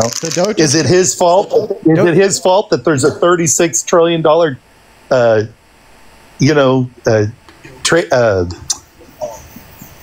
minus on what we owe? The interest on that alone is actually something that you got to pay for. Actually, yeah, it is. Right? If he didn't sign $4.5 trillion into debt, because of his big beautiful bill, or his big ugly bill as I like to call it, we wouldn't be $30 trillion in debt. So yeah, it actually is his fault that we're $30 trillion. Well, the $30 trillion didn't happen when he signed that bill, did he? The $4.5 trillion happened, which put us over $30 trillion in debt. Right. Well, it hasn't happened. The 30 trillion was already there. No. So, and then what about geopolitics where we haven't gone? We're not going to pivot. No. You're gish galloping. Sir, can I tell you what a gish gallop is? I can figure it out. A gish gallop is where you try to like overwhelm me with like multiple points at once, and we don't spend too long dissecting every single one. We're not done dissecting your claim that you said he was saving our government money, when in all reality, he's the largest spender in modern American history. Yeah. So how do you reduce spending? How do you reduce spending? Do you cut the DoD budget in half? You get rid of like programs that are like genuinely wasteful, and you don't spend $4.5 trillion on a tax bailout for the ultra wealthy. But that question was not in response to any of the facts that I gave. I'll go ahead and give you like more facts here. In his first term, according to the Center on Budget, no, not according to the CBPP, according to the CRBF, sorry, wrong think tank. According to the CRBF, in Donald Trump's first term, he spent $8.7 trillion. And so far in his second term, according to the CBO, he spent $5 trillion. Meanwhile, Biden and Harris spent $4.4 trillion in 4 years, and Kamala Harris's projected policy was only going to cost us $2 trillion in 10 years. He's a big spender. He's not good for the government. I think you're cherry picking on those numbers. I'm not. What's being cherry picked? Did Donald Trump have a pandemic that a lot of money was spent during the pandemic? Yeah. You want to account for COVID expenditure? Let's do it. According to that same source, the CRBF, if we account for Donald Trump's COVID-related expenditure, right, his expenditure goes down from $8.7 trillion to $4.8 trillion. And if we account for COVID-related expenditure under Biden and Harris, their expenditure goes down from $4.4 trillion to $2.2 trillion. So still yet, he spent over twice as much as the Biden-Harris administration did in his first term, even if we account for COVID-related expenditure.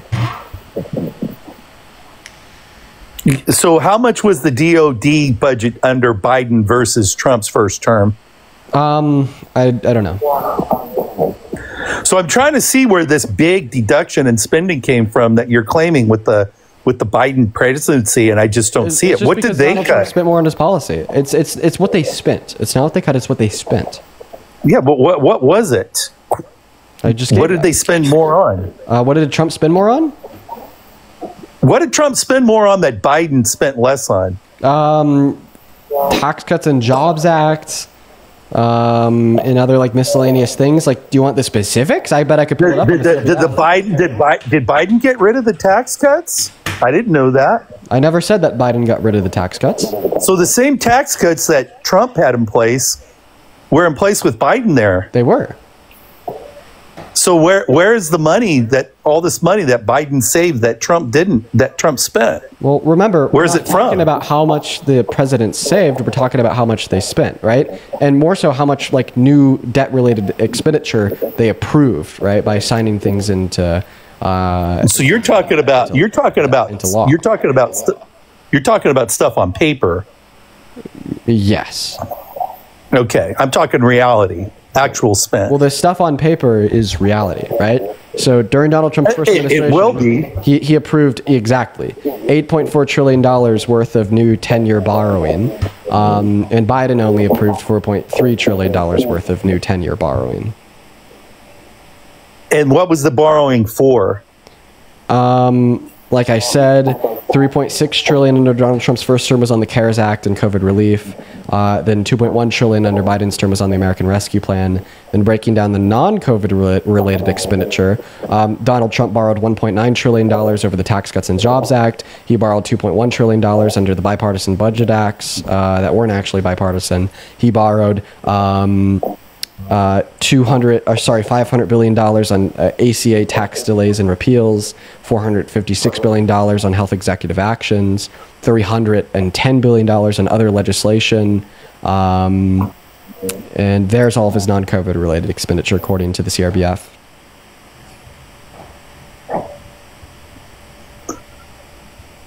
Yeah, well, I mean, and currently you're already putting the money on the big beautiful bill. You're putting that down on the books as money spent. Yeah, as like new debt related spending because of its 10-year projection. Yeah, that's only fair. Okay, fair enough. Here, I'm going to thank a couple people. Yo, Z Tagger, I'm just going to call you Z. Thank you for the $50 over on Super Chat. Z says, I'm going to play your stream and Parker's stream every day until my husband can change his mind or debate one of you. Z, first and foremost, thank you for the $50. Let's get 500 ZW. Z, bro, please get your husband up on the stream. I would absolutely love to chat with him. Thank you so much. As well as, let's see here. Shane, 21 minutes ago with $4 in Venmo. Thank you. Haley, 20 minutes ago with $5 in Venmo. Thank you so much. Then Sandra, 19 minutes ago with the $25 donation over on Venmo. Sandra says, thank you, thank you, thank you. Well, thank you for the $25, Sandra, and it's good to see you. Please show some love to Sandra down below in that chat. As well as Tabitha, thank you so much for the $10 on Venmo 18 minutes ago, saying a huge thank you for what you do. Keep educating young men and helping them not to fail under the dangerous social pressures from the right. Thank you so much, Tabitha. As well as, oh my God, okay, we got a couple big donations. Holy shit. Yo, I'm going to call you Lil, L-I-L. Thank you so much for the $40 donation on PayPal, saying, I love how you don't even need to say a word and Trump fans have already embarrassed themselves. Yeah, they do the work themselves. Thank you for the $40. That is so fucking kind of you. Show some love to Lil down below in the chat. And then one big one here, another big one here. Holy shit. Ann, A-N-N, thank you so much for the $100 donation over on PayPal. Holy fuck, Anne. Okay, let's go ahead and read Anne's message. That is so generous of you. Thank you so much for your kindness. I do not deserve that, Anne. As always, you are always here supporting me. All the love in the world to you. Anne says, hey, Dean from Quebec City. As always, Anne, as always. Thank you for what you do. Today in the Oval Office, Trump again mentioned the future merger of Canada with the U.S. I wonder what you think about this Trump drama. I think that Donald Trump has a proclivity to say and do things that position himself as an authoritarian dictator. And this is just another one of those things. Falls into that same category, is arguing that it's illegal to criticize him in the media or that he could have the military function as a domestic police force. I'm hoping that it never happens and that it's just, you know, more of his baseless fascist ranting. But thank you so much for the $100, and seriously, that is so kind of you. And if you're watching right now, one of the 9.5K people on TikTok or 4.4K people on YouTube, and you want to support me, you could actually find my Venmo, my PayPal, and the link tree in my bio over on TikTok, as well as on the top of the screen right now. And you could also find it in the pin message over on that YouTube stream. But take it away, man. Is there anything else that you want to debate about insofar as why you support Trump? Yeah, foreign policy. So okay, this endless war. I'm sorry, man.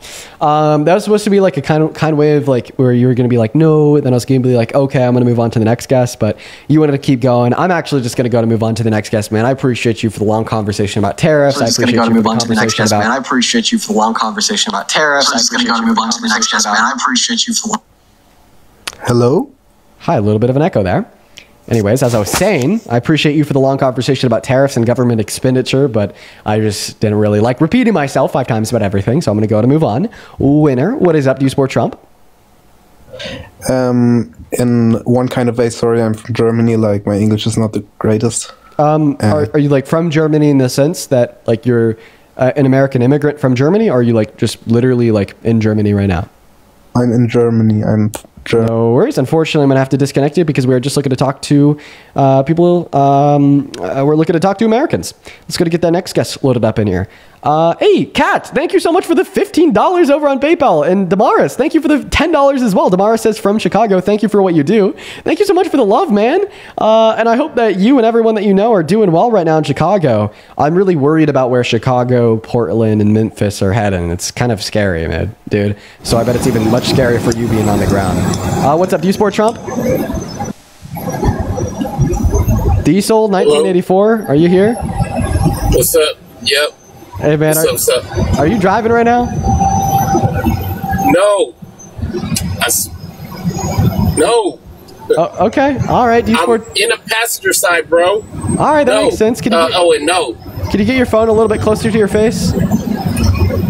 What about now? That's the best I can do. Okay. Oh, Lord. Tell us why you support Trump. I don't support him. Oh. Oh, it's only for people. Dude, based. Hell yeah. WU. We're just looking for Trump supporters, though, so I'm going to kick you. You have a good one, though. Yeah, like I said, Damaris, thank you for the $10 over on PayPal. And then Kat with the $15. I thanked you earlier, but I wanted to read your message now. Kat says, I've discovered that to get into your queue, I have to get followers and get approved for quote-unquote live. I don't know. I don't think that you need 1,000 followers anymore. Maybe it is like country or region dependent, though. What's up, Paradise? Do you support Trump? Yes, I do. Okay, how old are you? I'm 24 and I'm an American. Okay, and why the hell You support the worst president of your 24 years of life, Paradise. I know. So I just feel like it's like it goes both ends. Like the ICE situation, like yes, it's horrible, it's really bad, but like look at the like it's like bad people ruin it for good people, you know? And it didn't start getting bad until the Venezuelans like took over like apartment complexes, crime went up. I mean, did you hear about that one person that beheaded his owner because he didn't want to speak his language? Like, beheaded his owner? People don't have owners. I meant his like his boss. That's what I meant. Okay, yeah, people's bosses are not their owners. So first and foremost, you said Venezuelan gang members taking over apartment complexes. Are you talking about what happened in Aurora, Colorado? Yeah, it happened there and it happened in Dallas. Okay, right. Well, that was just completely misinformation about Aurora. Even the mayor of Denver confirmed that. Just completely misinformation. Mr. Morris, Trump. Why does he think Trump is the worst president? Yeah. We can. This is my roommate. She supports. She's. I don't support Trump. Yeah. I'm okay with whoever she supports. But why? Why do you tell her why you think Trump is the worst president? Okay, all right. How about we do it that way? I'm going to go and give you my reasons why I despise the orange fascist, and then give us like 10 reasons, like the top 10. 10 reasons? I could do that. Let me thank a couple people here before I give you 10 reasons. I'm going to go and thank Matina. Thank you so much for the $25 over on Venmo. Matina with the $25 says, keep up the good fight, my man. Thank you, Matina. That is so kind of you. Let's get 250 Matina W's. I really appreciate you for your kindness. Thank you, Matina. As well as Lyrica, thank you for the 10. And then Juniper, thank you for the $10 as well. Thank you, Juniper. And then Jack, thank you for the $20. Jack says, thank you for advocating for LGBTQ plus IA. We appreciate you and need more people like you. You rock. Thank you so much, Jack. You rock as well. I appreciate you for being here. And thank you for the $20, as well as Navu. Thank you for the $10 over on Venmo. And Jessica, thank you so much for the $10 on PayPal, and William with the $10 on PayPal as well. Appreciate you, Jessica, William, Navu, Jack, Juniper, Lyrica, and Matina. Show some love to all of our donors. Now, you asked me for 10 reasons why I don't support Trump as president. Is that it? You only want 10? Yes. You sure? Well, I know there's more. I just like the top 10 worst reasons. Okay, where do we start? I'm just going to spitfire random ones here. One reason why Donald Trump is an incredibly bad president is because the position of the presidency is a role of public service, not of self-service, but he is an adjudicated rapist, and I don't think that rapists are capable of public service in the sense about caring of others, right? Ooh, disqualifying in my mind. Another reason why I think that he's such a terrible president is because of his incessant allegations, though. What's that? She said that aren't those just allegations? But I mean, there's some proof and pictures. Oh, yeah. So that was not allegations. So that was proved by a court. So there is proof that he was a rapist and predator and shit. Yeah. Look at this. See.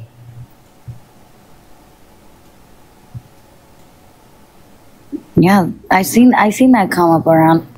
Right, yeah. Judge clarifies, yes, Trump was found to have raped Jean Carroll.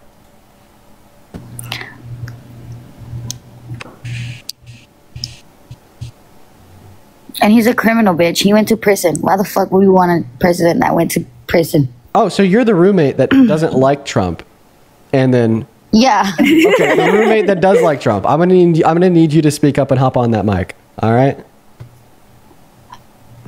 I asked you for the time. Oh, I think that a few, but I want her to listen to them. Okay, well, and I know you're like so smart, and you know, I want to give her some of your smartness. Okay, all right, but like I need her to be on the mic. I think that you're cool, and I think that you're cooking. All right, but because this is a debate, I'm gonna need her to hop on that mic. But that doesn't mean I don't think that you're chill. Okay, it's really cool that you don't like Trump. You're okay. She's right here. We're both listening to you. Okay, 10 reasons why I don't like Trump. Court found him to have raped a woman. Another reason why I don't like Trump is because he has a proclivity to like ignore law and order. He pardoned people that tried to kill cops on January 6th. I'm sorry, I just heard myself in the echo. He also incessantly breaks the law. Sorry. He's giving illegal orders to the military to arrest people in the streets of American cities. He's violated the 1st, 2nd, 14th, and 22nd Amendment in the last 8 months. He, according to a court, illegally imposed tariffs. According to another court, illegally committed 34 felonies. According to another court, illegally, concealed classified documents in Mar-a-Lago. According to another court, illegally lied about the value of one of his properties for tax deductions. So no law and order. His economic policy is really bad. According to a couple cool think tanks, his big beautiful bill, which was his big economic plan, is taking healthcare away from 10 million people, food stamps away from 3 million people. He's also very divisive and hateful, which is another big reason why I don't like him. He said that he hates all Democrats and that he doesn't care about his enemies, and he has a snarky nickname for every Democrat in Congress, right? And when you see your champion act like that, so will you. And that's why I think that MAGA is so divisive and hateful towards the left today. And we see just such a partisan divide in the country. I also don't really like him because of his policy directed towards women's access to healthcare. I think that infringing on a woman's access to abortion is a human rights violation. I could tell you why if you want, but he's the one that elected 3 justices to SCOTUS to overturn Roe v. Wade and put that back down to the state level. Today, 66 million American women or girls do not have access to elective abortions, and every single day, 60 pregnant victims of rape are denied access to abortion in 10 of our 50 states. Right? Huge humanitarian issue there. Oh, he also boasted about perving on little girls. That should be disqualifying, right? There you go. You cut out on the last part, posting what? He boasted about perving on little girls while they were naked and changing. Hopefully that'd be disqualifying from serving as our president, right? Yeah, but we also had Biden as our ex-president, and you could see him smelling the little girls on camera. Okay. But what do you think during his presidency? For the intents and the purposes, just check this out. I'm gonna expand your mind. I don't think that Biden was a predator, but if Biden was a predator, right, the very logical thought process would be, I don't support Trump because he's a predator, and I don't support Biden because he was also a predator. Not, well, it's okay for me to support Trump even though he's a predator because Biden was also a predator. Do you see how that works? The but Biden cop-out, it's not too reasonable, right? Because if Biden was genuinely a predator, then it's not that you should support them both, it's that you should support neither of them. Yeah. Okay, wait, hold on. Let me ask this question. Okay. So are you blue party, or you just don't like Trump? Yeah, so I'm a big lib. What is your? I'm libbed out. Big liberal. Oh, okay. So in your opinion, when Biden was presidency, how do you think our economy and the environment, what is your intake? You think we were so much better, or Well, maybe before I do. In the last year of Biden's presidency, the economy was objectively better based on every single macroeconomic objective, right? Inflation, employment, GDP growth, business investment, it was all up, right? But I would really appreciate it if you could kind of respond to the 10 reasons that I gave you why Donald Trump is a bad president and why you shouldn't support him.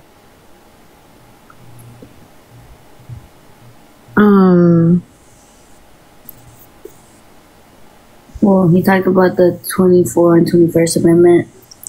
I think one of them is for the alcohol. No, but on the and the other one for the abortion, yes, that's very bad. I'm a woman myself, and I support women's rights, but we are going through a population decrease.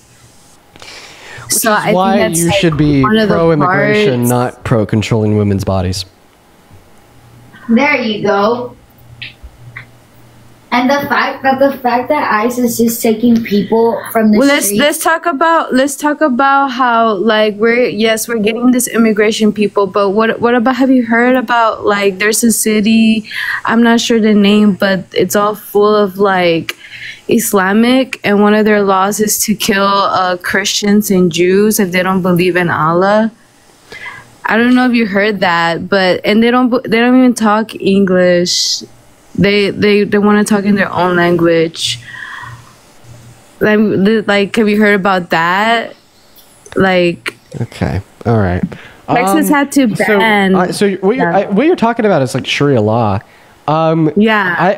I don't think that even like the countries that are governed under Sharia law like kill people for not being Muslim. Like I definitely like don't agree with Sharia law, nor do I agree with the governance of Sharia law. I think that like radical fundamentalist sects of all religions are wrong, including Christianity, right? But I don't even think in countries that are governed by Sharia law, they just kill people for not being Muslim. I could be wrong. I don't know. I haven't seen that, right? And maybe here's what I'll say, right? You know, criticize a government that infringes on human rights, including governments that are governed by Sharia law. I know I sure will, but don't only criticize governments that infringe on human rights if they're governed by Sharia law. Also criticize governments that infringe on human rights if they're governed disproportionately by Christians. Example, America, okay? We account for 5% of the global population, yet we account for 22% of the global incarceration rate. Why is that, right? I think that that's something we should criticize our government for.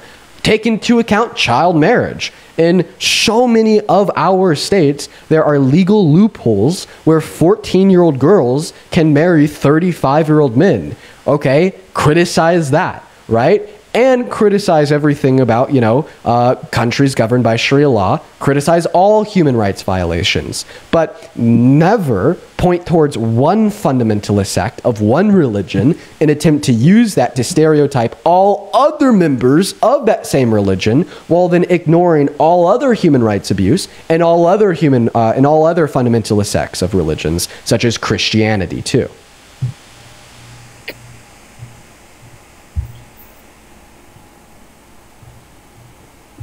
All right, mic drop. And then you said something else about then like not wanting to speak English. Yeah, I don't think that you like need to speak English to like come into America or be an American. No, it's not what I was just what I meant was like, yes, you have the freedom to speak whatever language you want, but like colonization is like they don't want you to speak like English at all, strictly their language, burning the and where? flag of America. Okay, what places in America like will like frown on you if you speak English? Honestly, I don't have all my facts, to be honest. I'll be honest with you, but it's not like a big city. It's like small, like I don't know. Honestly, Dude, I had to I don't think that we have a problem with frowning on people in America for speaking English. I think that we have a problem for frowning on people in America for not speaking English.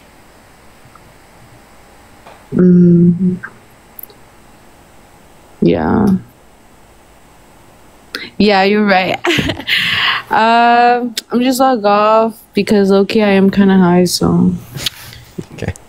Have a good one. We're going to move on to the next Trump supporter. Hop in that queue of your MAGA. We'll get you pulled up here. I really appreciate everyone so much for all the love and support over on PayPal and Venmo too. We have quite a few donations, but let's go to get that next Trump supporter up here right now, quite frankly. Let's see. Who do we got? Hey. Let's see. What's up? Do you support Trump? Nope. Okay. Fuck you, Dean Rose. Do you say fuck you? Why are you so emotional, Jesse? Oh, I'm so scared. Oh, he left. What an alpha male. What an alpha male. Let's go to move on to Mad Cow. Yo, Circe, thank you so much for the $15 over on Venmo, saying thank you so much for opening eyes. All that I could, and hope I can chat with you live because I don't understand the Christians being MAGA, but there's no kindness. Yeah, I think that if Jesus were alive today, he would be a socialist, further left than me. Appreciate you for the love, Circe. As well as S, I'm going to call you S. Thank you for the $25 donation on Venmo. S says with the 25 bucks, thank you so much. Show some love to S in that chat. Thank you for everything that you do. These debates bring a little joy to my day. Thank you so much. I'm really happy that the debates can bring bring a little bit more joy to your day. That is absolutely awesome. Thank you so much. As well as Kevin, thank you so much for the $5 on Venmo. And Kai with the $10 on Venmo, and Emily with the $5 on Venmo, and Gia with the $5 as well. Thank you, everyone. As well as, I'm going to call you D, because I don't want to butcher your name. Thank you for the $20 donation over on PayPal. Thank you so much, D. You were awesome. Please show some love to D down below in that chat. They say the leader of Dubai himself loves coming to a Christian state, Kentucky. He has no issues with Christianity and he's Muslim. Yeah, many Muslims don't. Beatrice, thank you so much for the $10 over on PayPal. Say next coffee on me, my friend. Thank you so much for the love. I drink coffee every morning, so you got it tomorrow. That's very kind of you. As well as Augustine, thank you so much for the $10 on PayPal, and Justin with the $10 as well. And Sadie, thank you for the $25 on PayPal, saying I used to live in Aurora and always thought that story was unbelievable. Yeah, it just wasn't true. I appreciate everyone so much for all the love. Oh, then two more here. Taven, thank you so much for the $1 over on PayPal, as well as Anonymous with a $5. Thank you so much, Taven. And let's see here. Tyler, thank you for the $15 on Venmo. Wait, no, that was a request. I appreciate you for the love anyways. Dylan, go ahead and take it away. Do you support Trump? No, no, I was more of a person that used to just support the president, because I don't want America to fail.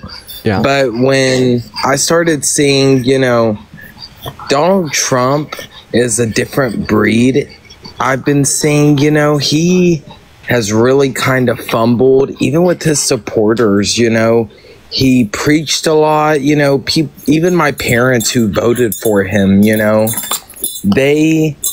they're even seeing it they're like, where are the Epstein files? And I agree. I'm like, where are they, Hey, man, and there's a big, go ahead. Well, we're only looking to talk to Trump supporters. I let you talk there because you were patient while I was reading off donos, but I gave you a little bit of screen time just because you were hanging by me real patient while I was thanking my donors, so I didn't just want to immediately kick you. But we're only looking to talk to Trump supporters, and you have a good rest of your day. Let's go to get that next guest loaded up into the live right now. Hop in that queue if you are big time MAGA. How long have we been live? We've been live for 3.5 hours. Yo, crazy. All right, we have around another 30 minutes left on stream, folks. I think my girlfriend wanted us to get a couples massage tonight. That sounds nice. I could use a good massage from a licensed masseuse. So I'm gonna send her a text, see what time that is.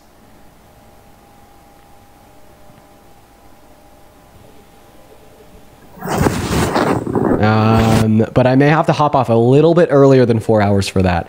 What's up? Do you support Trump? Hello, Lindsay? Lindsay's not here. Yeah, she got like a gift card to a local masseuse place for her birthday, and she really has been wanting to use it. So I think we're gonna use it this evening. That'll be fun. That'll be fun. Let's go to try to get that last guest up of the night.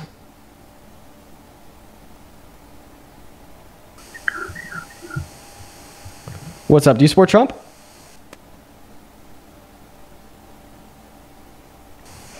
Hello, are you here? Yes. Are you MAGA? I think that they're not here. W girlfriend? Yeah, I love the spam. W girlfriend for real? For real? So real? So fucking real? Gotta love it, gotta love it. Gotta love her. Well, I do love her because she's my girlfriend. Makes sense, makes sense. We're going to go to get that next guest loaded up in the box. If you want to support me, you can find my Venmo, my PayPal, and the link tree in my bio on TikTok, as well as in that pinned message on that YouTube stream, where you could also support via Super Chat. And you could also find the Venmo and the PayPal on the top of the screen. What's up? Do you support Trump? Yo, what's up, dude? Hey, are you MAGA? What do you define support as? You think he's a good president?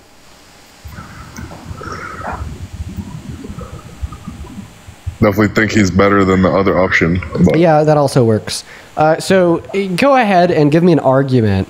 How do you think America would be worse off today if Kamala Harris had won the election? Worse? I actually don't think it would be. I think it's actually the same.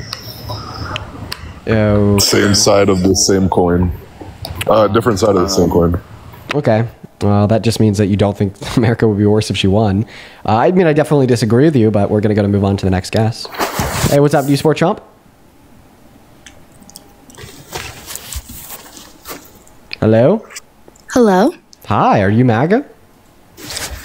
Yes. How old are you? 18. Okay. What year were you born in? 2006.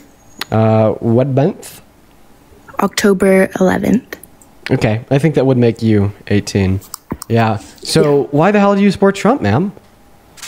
Well, one of the things is like, wasn't Kamala gonna like Kamala? let like minors kind of like get, if they like wanted to become trans, they could get like surgeries and stuff? Kamala Harris did not mention trans people in her legislation. She didn't mention trans people at any rally.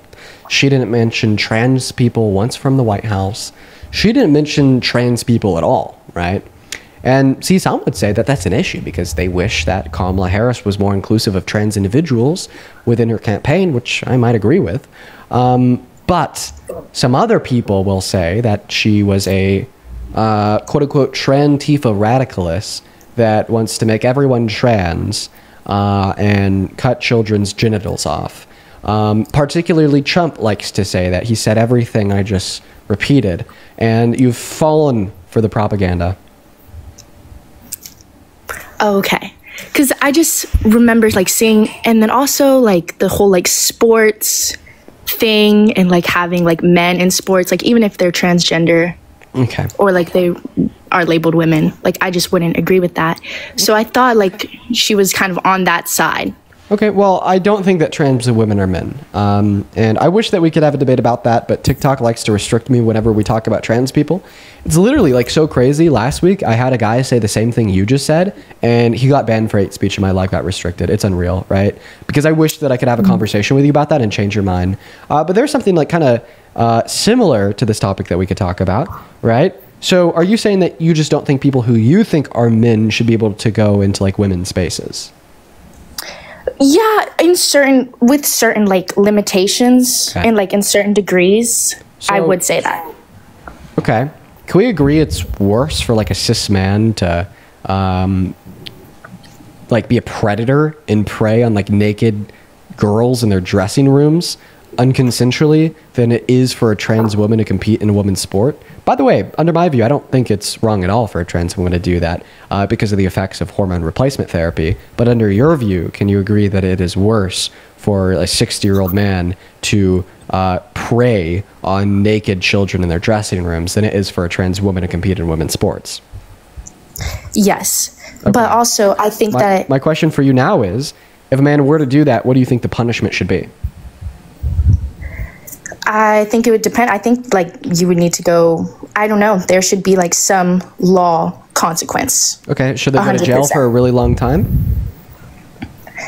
Depending on what it is. Yeah, maybe. If they like intentionally like prey on like naked minors in their changing rooms, I could like univocally say they definitely should go to jail for a really long time. What about you? Yeah, I would say that. Okay, and if they should definitely go to jail for a really long time, then they should never be able to become president, right? Right.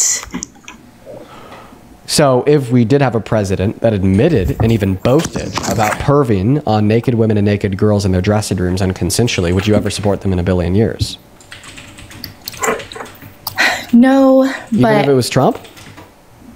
Yeah. So if I prove to you right now that Trump has boasted about the sexual exploitation of naked girls and naked women unconsensually in their dressing rooms, you'd stop supporting him on the spot?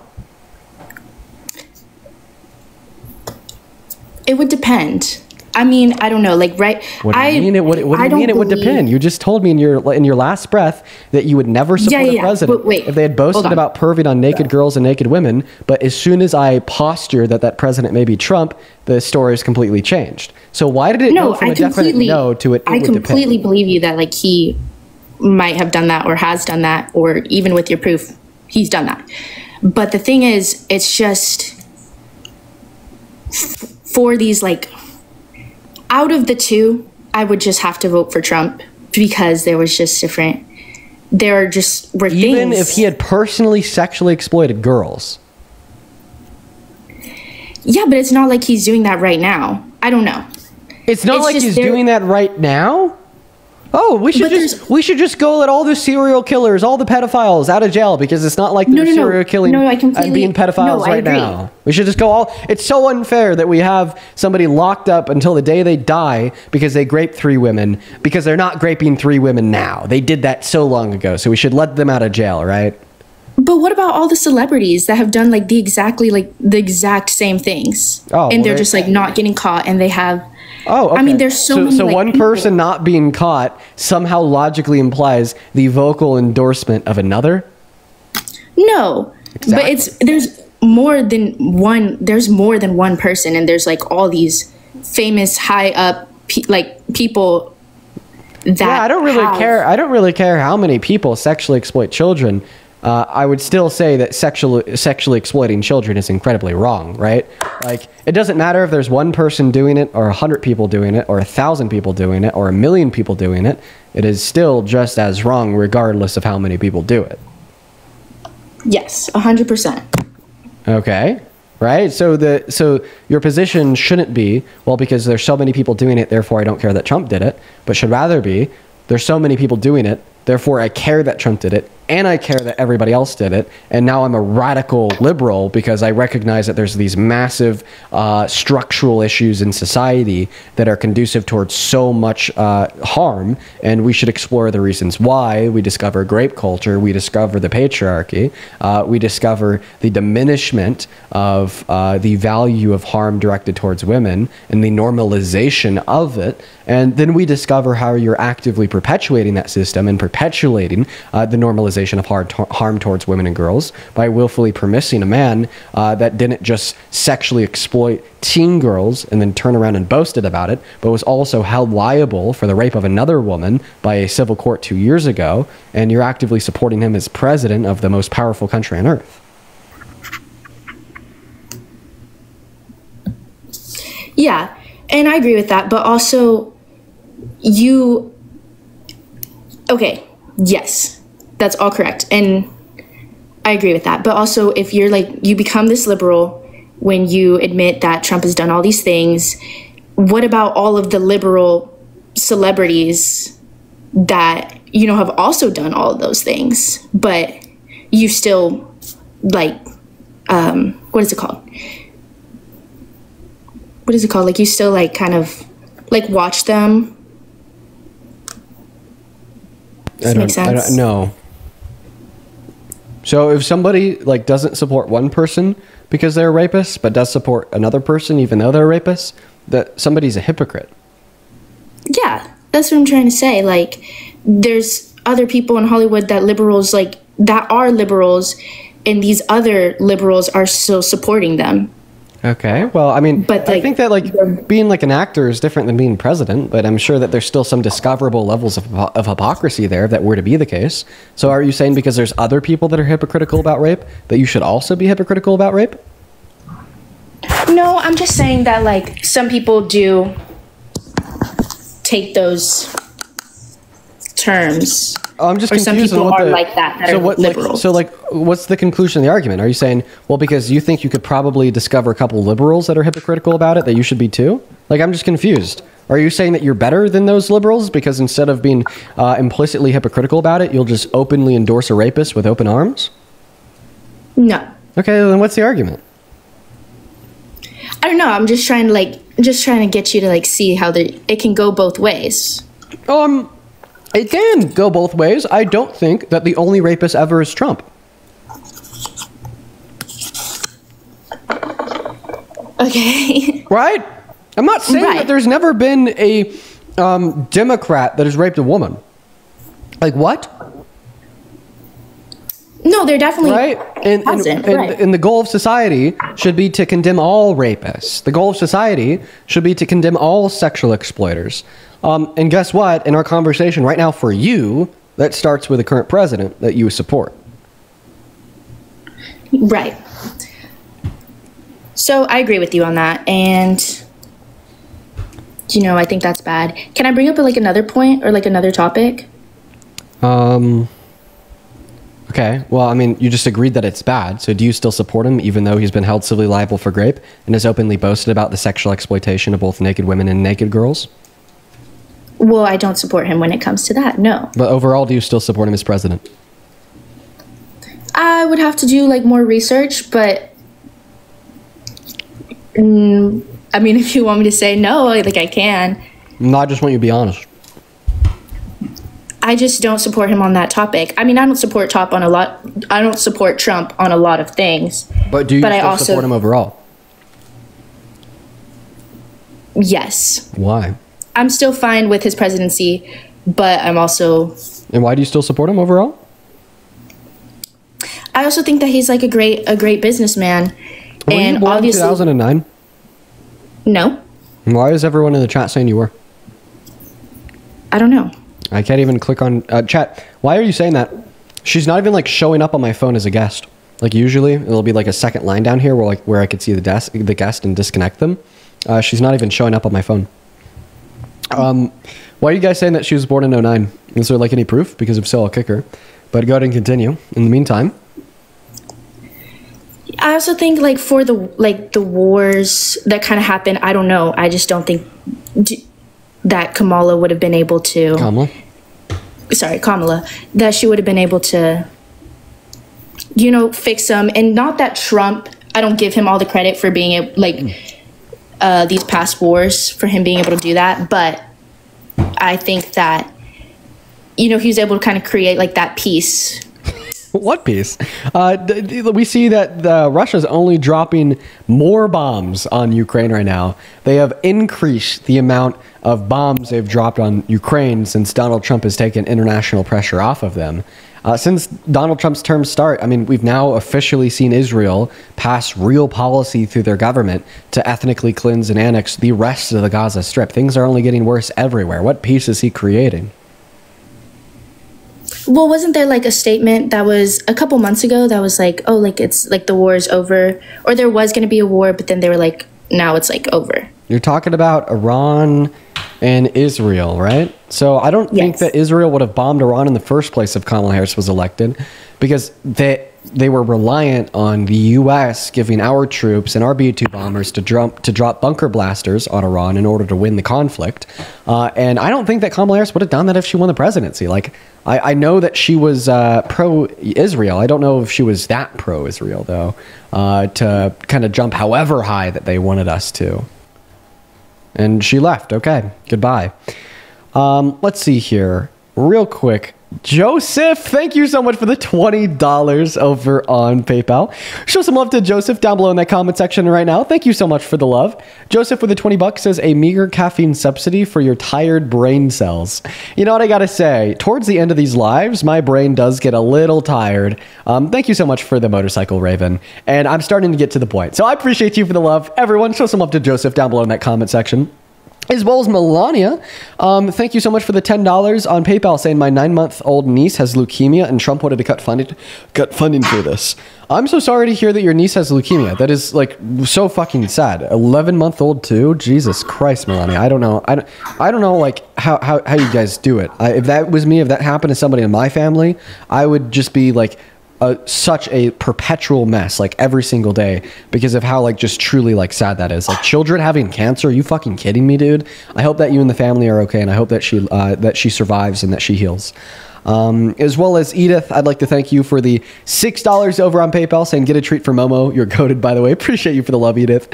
As well as Jay, thank you so much for the $50 on PayPal, saying this is towards the gratitude. Jay, it's so good to see you again today. Thank you for the $50. Let's get 300 JWs, as well as let's get 500 JWs, as well as 300 Jaylyn Ws, because Jaylyn also donated $30 on PayPal. Jaylyn says, hey Dean, I just wanted to say that I appreciate you and your content very much. You've opened my eyes a lot. You've made me realize which choice is the better choice. I learned a lot from your content, Jaylyn. That is exactly why I do what I do. I'm really happy to hear that you've taken a lot away from what we do here, and I'm happy that you've learned from the streams. Huge shout out to you down below in that chat. Thank you so much for the kind message and the $30. What's up, Lenny? Do you support Trump? Lenny is not here.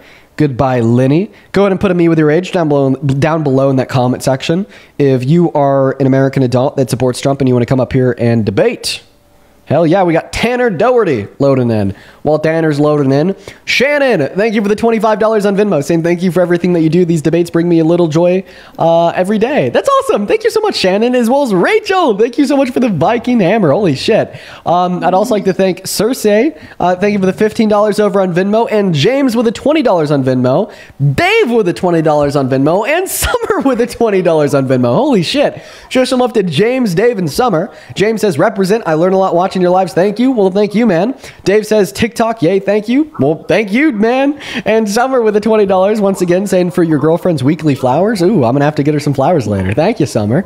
And Sky, S-K-Y-E, with the $35 donation on Venmo for quote unquote being awesome. Thank you so much, Sky.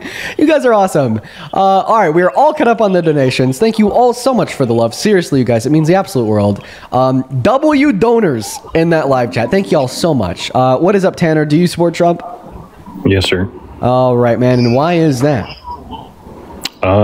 Countless reasons. Okay. Would you like me to give you one? Yeah. Okay. How about the last one that the gal brought up, the Iran war? The Iran war? Off of that topic. Sure. Can you mute yourself when you're not talking? You just got a little bit of weak. Honestly, not sure. Got a little bit of I see it, but I got. Yeah, I don't really think that Donald Trump made too good of a decision with Iran. First and foremost, there's just a lot of potential negative outcomes for us via his decision to get involved in something that we fundamentally had no involvement with to begin with, such as Iran shutting down the Strait of Hormuz. I think that was a really scary potential negative side effect that could have occurred. Not to mention that the ceasefire agreement that he set forth was really reckless. He didn't even inform the Iranian government about it ahead of time, and Israel violated it 2 hours after he signed it into law. And I'm just going to be honest. I don't think that if Kamala Harris was elected, Israel would have bombed Iran to begin with, since, as I told the last guest, and I'll tell it to you too, they had confidence that when they were to bomb Iran, that the U.S. would jump as high as they wanted us to and join in to this conflict and drop our bunker blasters on their facilities. And I just don't think that Kamala Harris would have done that. She was pro-Israel, but as once again I told the last guest, not as pro-Israel as Trump, and I don't think that she would have gotten involved. Which is valid. I don't think that personally, if Harris was still in or going and running and became president, we would actually be in a much worse conflict. I mean, personally, if you actually look at it, Harris was slowing the funding of aid to Ukraine during this Russian-Ukrainian war. There's no reason behind it. There wasn't a given answer from her as to why that happened. To give the money? To aid in the war efforts, yes. Oh, it's because it puts more because they're a NATO ally. It's because it puts more international pressure on Russia to stop their invasion. So if Iran was to immediately start bombing Israel, or Israel vice versa, you think that she would have jumped in because of what? I don't think she had that reason. We were talking about Russia and Ukraine. Just now, that was a topic I brought up because of the fact that you believe that she would have helped Iran and Israel. So I don't think that she would have dropped bombs on Iran, and I don't think that we should have. Now, the reason why we help Ukraine is because we have a contractual agreement with Ukraine from the 90s called the Budapest Memorandum, where we agreed to aid them if it were to be the case that they were invaded by another country. And they were, so we enacted the Budapest Memorandum and giving them funding, which, by the way, was a really good idea. It put, as I already said, more international pressure on Russia to stop their invasion of Ukraine. And we know that because when Donald Trump stopped the military funding to Ukraine, Russia hit them the hardest they ever have, and they were even more unwilling and uncooperative to end their invasion, which of course sparked Donald Trump to resume all the funding going to Ukraine. That which is 100% fair and understandable. I believe that from past experiences and things that I have seen through my lifetime, that Iran is not someone to be reasoned with. They have a multitude of videos just purely based at us that say death to America. So I kill all Americans. So I think I've seen a video of like people like chanting death to America. They don't really like America, and I think that's actually in part Trump's fault. Oh, that which would make sense as in how? I mean, this wasn't started. He pulled us out of the. He pulled us out of the nuclear peace deal we had with them. We sanctioned the hell out of Iran, and that really pissed them off. So then they started developing nuclear weapons. Well, supposedly. So why did we? Can I finish speaking? Right. Can I finish speaking? Of course, I'll let you finish. They supposedly started developing nuclear weapons. So then Obama was like, "I have a really good idea. Like, what if we were to make an agreement with Iran where if they stop the development of nuclear weapons and we have like full and total oversight clearance, so we know they're not developing nuclear weapons, we will release the sanctions on them." And it ended up being a great deal. But then, of course, when Donald Trump was in office his first time around, he pulled us out of that agreement, fucking us over, fucking our national security over, and fucking them over because he reimposes the sanctions. So obviously that pissed them off, and I think it should have pissed them off. It pissed me off. I mean, what the hell was this ludicrous idiot thinking, pulling us out of the nuclear peace agreement with Iran? Why was that a good idea? I do agree with you, but I do also see that this was a conflict long before you and I were even on this planet. Iran has wanted nothing but what they consider theirs back. Can you answer my question? You're not answering my question. Why did Donald Trump pull us out of? I guess I didn't catch your question. Why did Donald Trump pull us out of a good nuclear peace agreement with them? Well, what is good in your standards? I mean, if somebody wants to build a nuclear weapon and has the ability to be funded to build a nuclear weapon, that is immediately a good peace agreement. I mean, they've countlessly said that long before the agreement was even in place, that's what they wanted. They wanted weapons. I mean, that has been proven. I'm unsure of like what you just said, but the fact of the matter is that the nuclear peace agreement that we had with them prevented them from building nukes, and we knew that it did, but it didn't. That's kind of why they still had it, and that's why we dropped bunker busters on their nuclear facilities. From building nukes? Because they were still in development of building nukes. Oh, you have no as evidence. The peace agreement was ruined. You have no evidence that when the peace agreement was in place, they were still developing nukes. You're right. I mean, it's the same thing as you saying that they weren't. No, it's actually not, because I have evidence that they weren't. Oh, you have evidence from Iran telling us that they weren't building nukes? No, we have evidence from the UN. We just believe that? We have evidence from our government, and we have evidence from the global nuclear watchdog. Oh, okay. So the watchdogs went over to Iran and were like, "Oh yeah, that's totally legit. You guys are totally not." Yeah, and that's why when we saw America, the UN, and global nuclear watchdogs had access to 24/7 surveillance live cameras in all of their nuclear facilities, as well as 400 in-person visits per year to all of their nuclear facilities.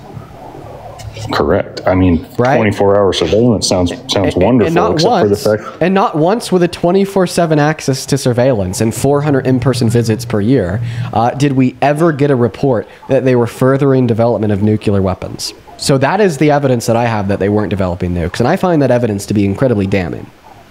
Which is a valid point, and I can understand as to why you would see that as fair and true. But to me, Iran is known for one of the most technologically warfare-based countries on the planet. I mean, that's what they're known for, causing technological warfare on other people's soil.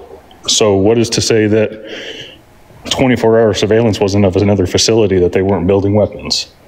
So yeah, once again, that would be the UN, the IAEA, which is the nuclear watchdog, America in conjunct with the IAEA, having our surveillance access to all of their facilities, as well as our intelligence agencies such as like the CIA, keeping like 24/7 surveillance over their facilities, and so on and so forth. Like I'm pretty sure if you want to posit that.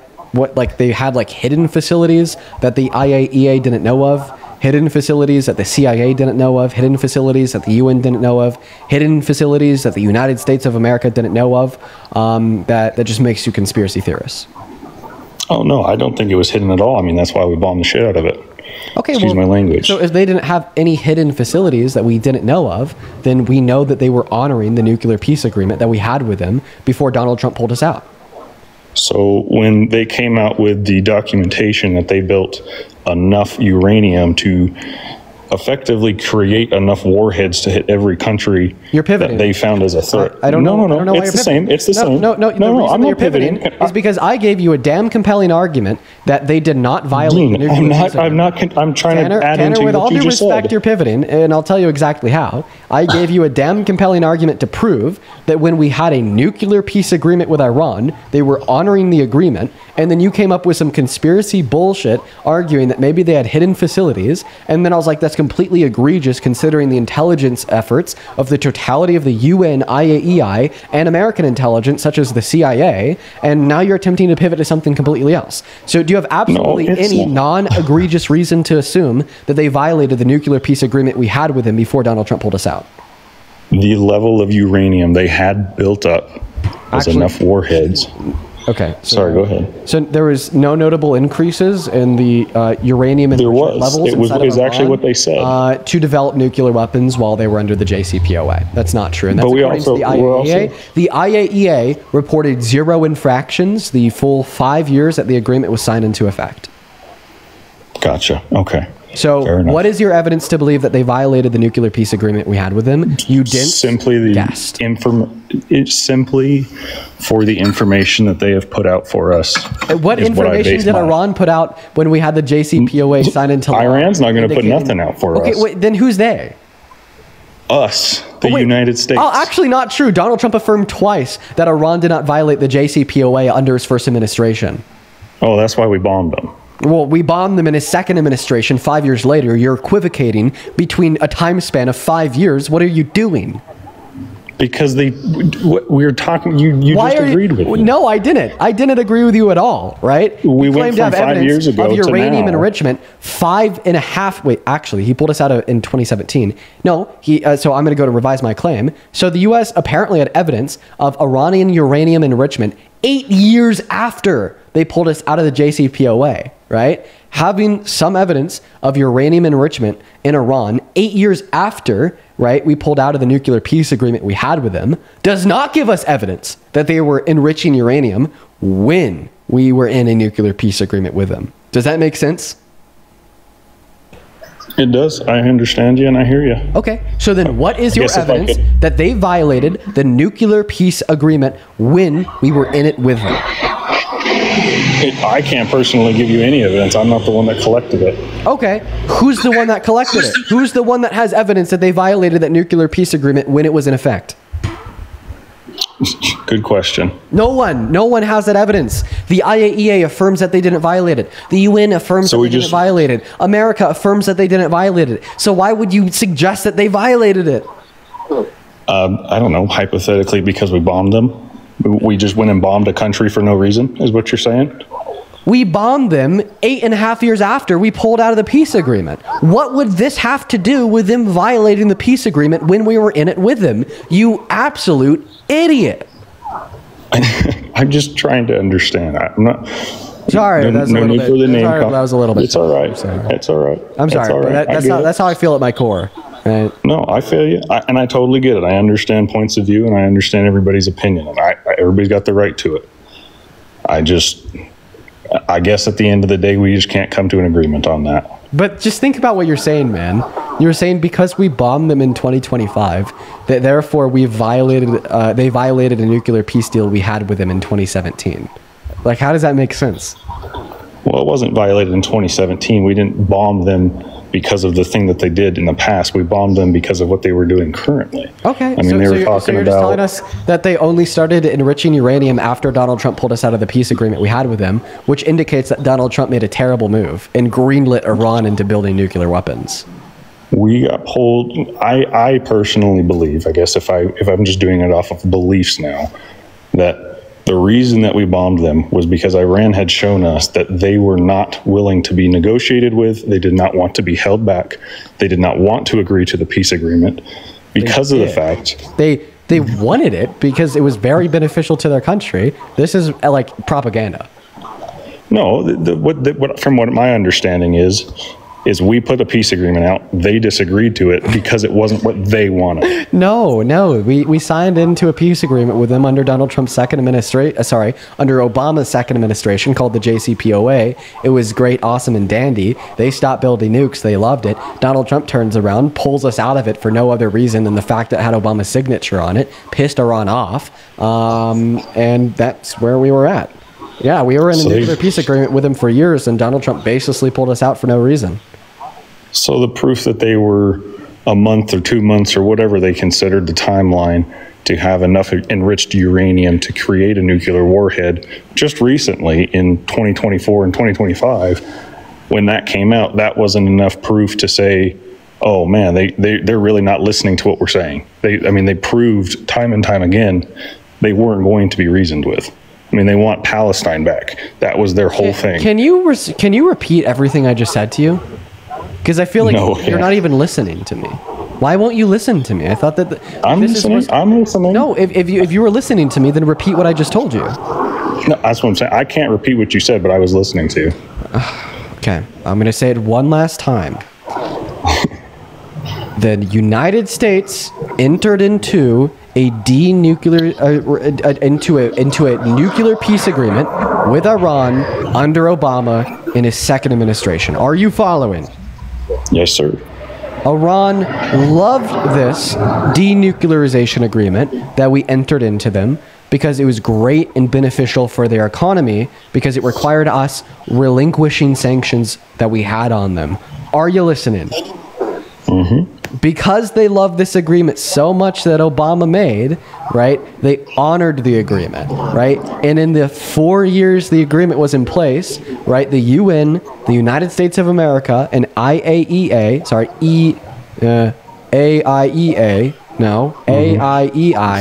something like that, I don't know, Nuclear Watchdog, right, Yeah. reported 0 infractions the whole time it was signed into effect. Are you listening? Yes, sir. Right. And then Donald Trump came around and he pulled us out of that JCPOA nuclear peace agreement, right? And then Iran started to develop nuclear weapons, right? Meaning that Donald Trump greenlit Iran into constructing nuclear weapons by pulling us out of an agreement that prevented them from constructing nuclear weapons. Are you listening?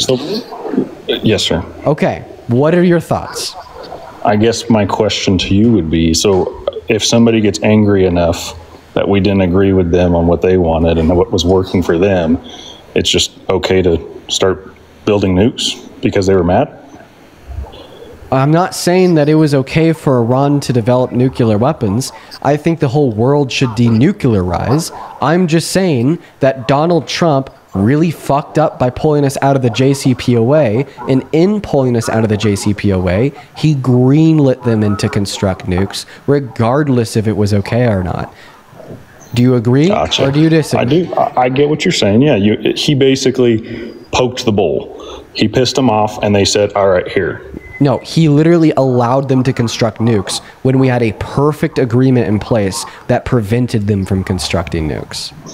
Gotcha. Following you. Right? So isn't this a really big reason to not trust Trump's leadership? I guess that's another agree to disagree, because to me it seems if we were, I'm listening to you. I know you're rolling your eyes at me. What are you disagreeing with me on? I do believe that if we were to have Harris. No. What do you disagree? Do you disagree that Donald Trump greenlit Iran into building nukes by pulling us out of a perfect peace agreement with him? I believe that there should have been no reason for anybody to have built a nuke. You're not answering my question, though. I didn't ask you. I don't think it was a green light. Nukes. Okay. That's the same thing as saying that Donald Trump pissed off Russia and to green light them to go take over Ukraine. That doesn't make. What do you mean? It's just a green light to go build nukes. If we had an agreement with Russia that told them they couldn't invade Ukraine, because if they do invade Ukraine, then we'd place all these sanctions on them, right? And if they don't invade Ukraine, we're going to actively support their economy. And then Donald Trump pulls us out of this agreement with Russia, preventing them from invading Ukraine.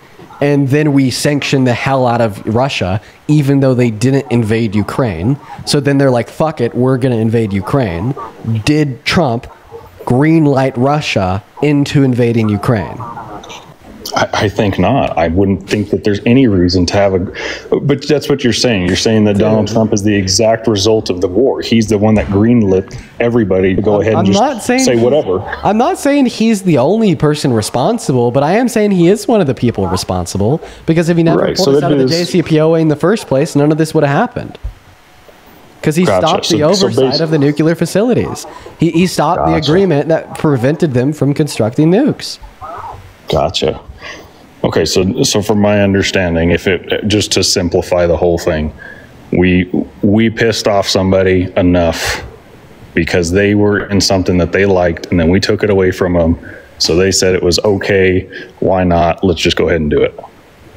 So we had a nuclear peace agreement with them that prevented. I got you. I heard that. We pulled out of the nuclear peace agreement. Then they started re-enriching uranium. Okay, so and can we agree that pulling out of that nuclear peace agreement was a really bad idea? Oh yeah, I mean for sure. If it was something that actually prevented Iran from building nukes, but this has been a topic, like I said, it was something that actually was it? Can we agree that it was something that actually prevented them from building nukes? That's my point. That's what I'm trying to say. Is I believe that is something that is not exactly fully true through and through, because this has been going on. This has been a topic. Iran nuking, building nukes long before you and I have even been here. Yeah, because Netanyahu's been lying about them since the 70s. Listen, okay. Exactly. That's what I'm saying. So you are now re-suggesting that Iran violated the peace agreement and built nukes during the peace agreement. I thought we already went over how the IAEA agreed that they weren't. I thought that we already went over how the UN agreed that they weren't. I thought that we already went over how the US agreed that they weren't. I thought that we already went over how the CIA agreed that we weren't. That they weren't. I thought we already went over how there's no evidence to believe that they were. So why do you believe something that we have so much evidence to believe is false and no evidence to believe is true? Well, it's kind of hard to believe anything these days, personally. Okay, so you're saying that you believe it without any reason? Because that's what it sounds like to me. No, from the evidence I have seen, I believe that Iran... Articulate the evidence that Iran violated the JCPOA. Articulate it, buddy. Okay, how about all of the enriched uranium they had that we literally blew up? Okay. Like, we literally have the evidence of the nuclear sites with enriched uranium. Okay, how is the equipment? How is the enriched uranium that Iran apparently had in 2025 evidence that they violated a peace agreement that we discontinued in 2017? What's to say it wasn't? The IAEA? So the same guys that are giving you all the information now as to why we got out of it and why this whole conflict started is the same people that we believe were telling us the truth about everything else in the past. Like can you repeat that in a way that makes sense? That sentence made no sense, Tanner. Okay, so let's just say Iran hates us, has hated us our whole life. Okay. We go over there, we say, these guys are working together with us. They're doing all the right things 100%. We believe them. They're doing everything right. We've checked it with our own eyes. We're just taking that. It's because we had clearance over the IAEA. We were a part of the IAEA. And Iran did not want to work with us on that whole ordeal. No, they did. They wanted to because it was good for their country. I thought that we already went over how part of the nuclear peace agreement was lifting sanctions on them. They complied. They wanted to comply. It was really good for their economy. So if we had brought back the nuclear peace agreement, your thought is that they would stop chanting death to America? Now you're pivoting, because keep in mind, I'm still trying to get you to provide me with evidence that they violated the JCPOA when it was like I said earlier, I don't have evidence, my sir. So you believe in things without evidence, Tanner? That's pretty spineless evidence. I believe evidence that I've seen. Yes, sir. Oh, so now you're claiming that you do have evidence that you've seen that indicates they violated the JCPOA. What is it? I'm not sitting in front of my computer. I'm sitting here at my job trying to have a conversation with you. Then get your ass up and sit yourself in front of the computer and find that damn evidence, Tanner. Because I don't have the computer. So it's just I'm at work. It's like a trust me, bro. I guess. Okay, I'm not just gonna like I'm trust you, trusting you to believe that Iran was like, oh yeah, let's totally do it. That sounds great, man. Well, you're not trusting while they're me. chanting death to America. You're not trusting me. You're trusting the United States of America. You're trusting the totality of the UN, and you're trusting the IAEA. Well, you're asking me to trust all of this evidence they've given us, just like I mean, you're bringing up the CIA, right? I'm asking you to trust the United States of America in conjunct with the CIA, in conjunct with the UN and every country in the UN, in conjunct with the IAEA. Yes, I am. Yes. It's so true. So true, Tanner. Perfect. Okay. Fair enough. That works for me. Perfect. Goodbye. Whoa. Oh my God. Oh my God. Oh my God. That one really took it out of me, folks. I'm going to be honest, guys. That one really took it out of me. Let's see. I have a couple people to thank here. I'm going crazy out here. All right. All right. Super duper quickly. Donna, thank you so much for the $20 over on Super Chat, saying, I keep saying that I've come to the conclusion that Trump/MAGA supporters have the brain capacity, brain cells, and IQ of an amoeba. What the heck? Love you, Dean. Love you too, Donna. I really appreciate you so much. Then Tyler with a $2 super chat on YouTube says, you trust evidence? You fool. Yeah, that one really took it out of me, guys. Oh, that one was intensive. That one was annoying. I kind of like broke out there for a second and called him an idiot. I try to keep that to a minimum. You know, I do try to stay cordial. I broke out for a second. I'd also like to very quickly thank Daniel. Thank you for the $10 on Venmo, literally 35 seconds ago. Daniel with the $10 says, it is refreshing to hear somebody debate the facts. I ran across you on one of my feeds and I've been telling everyone about you since. I love it when you drop the hammer on nonsensical arguments. Thank you, Daniel. That's awesome, man. I appreciate you. Thank you for being here. Thank you for spreading the word. You are awesome.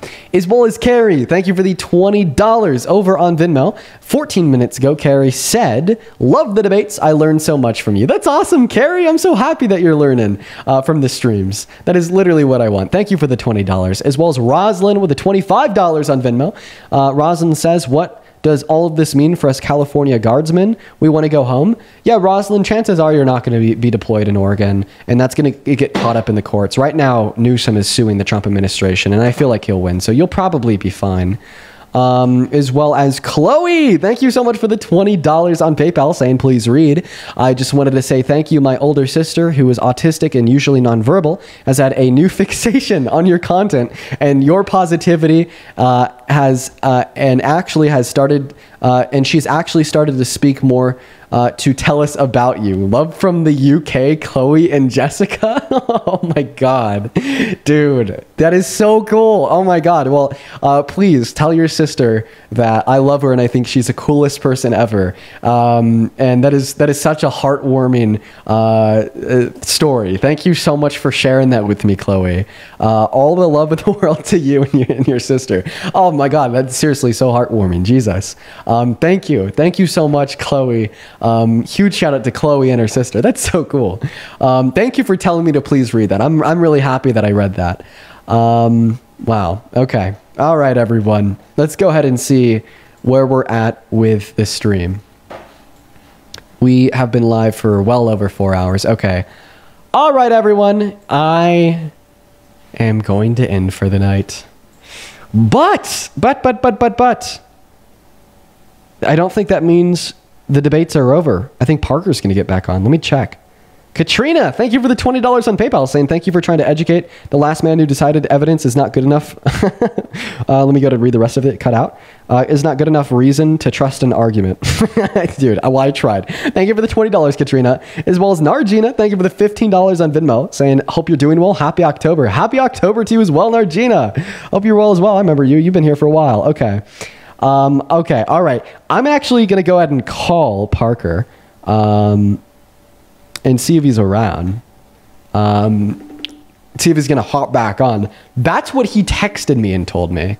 So we'll see if that's a fact. Yo, what's up, Parker? Got you on stream right now. I just thought I'd let you know.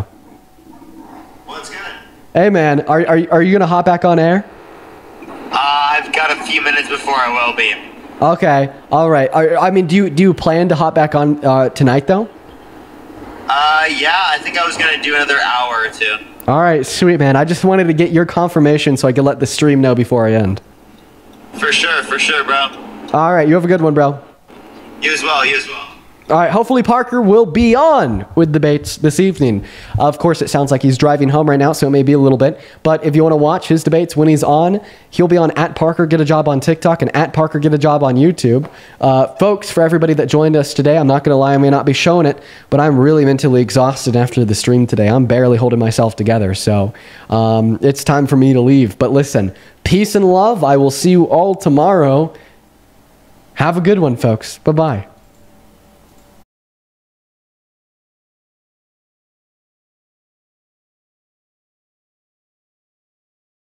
On women's issues, are you still referring to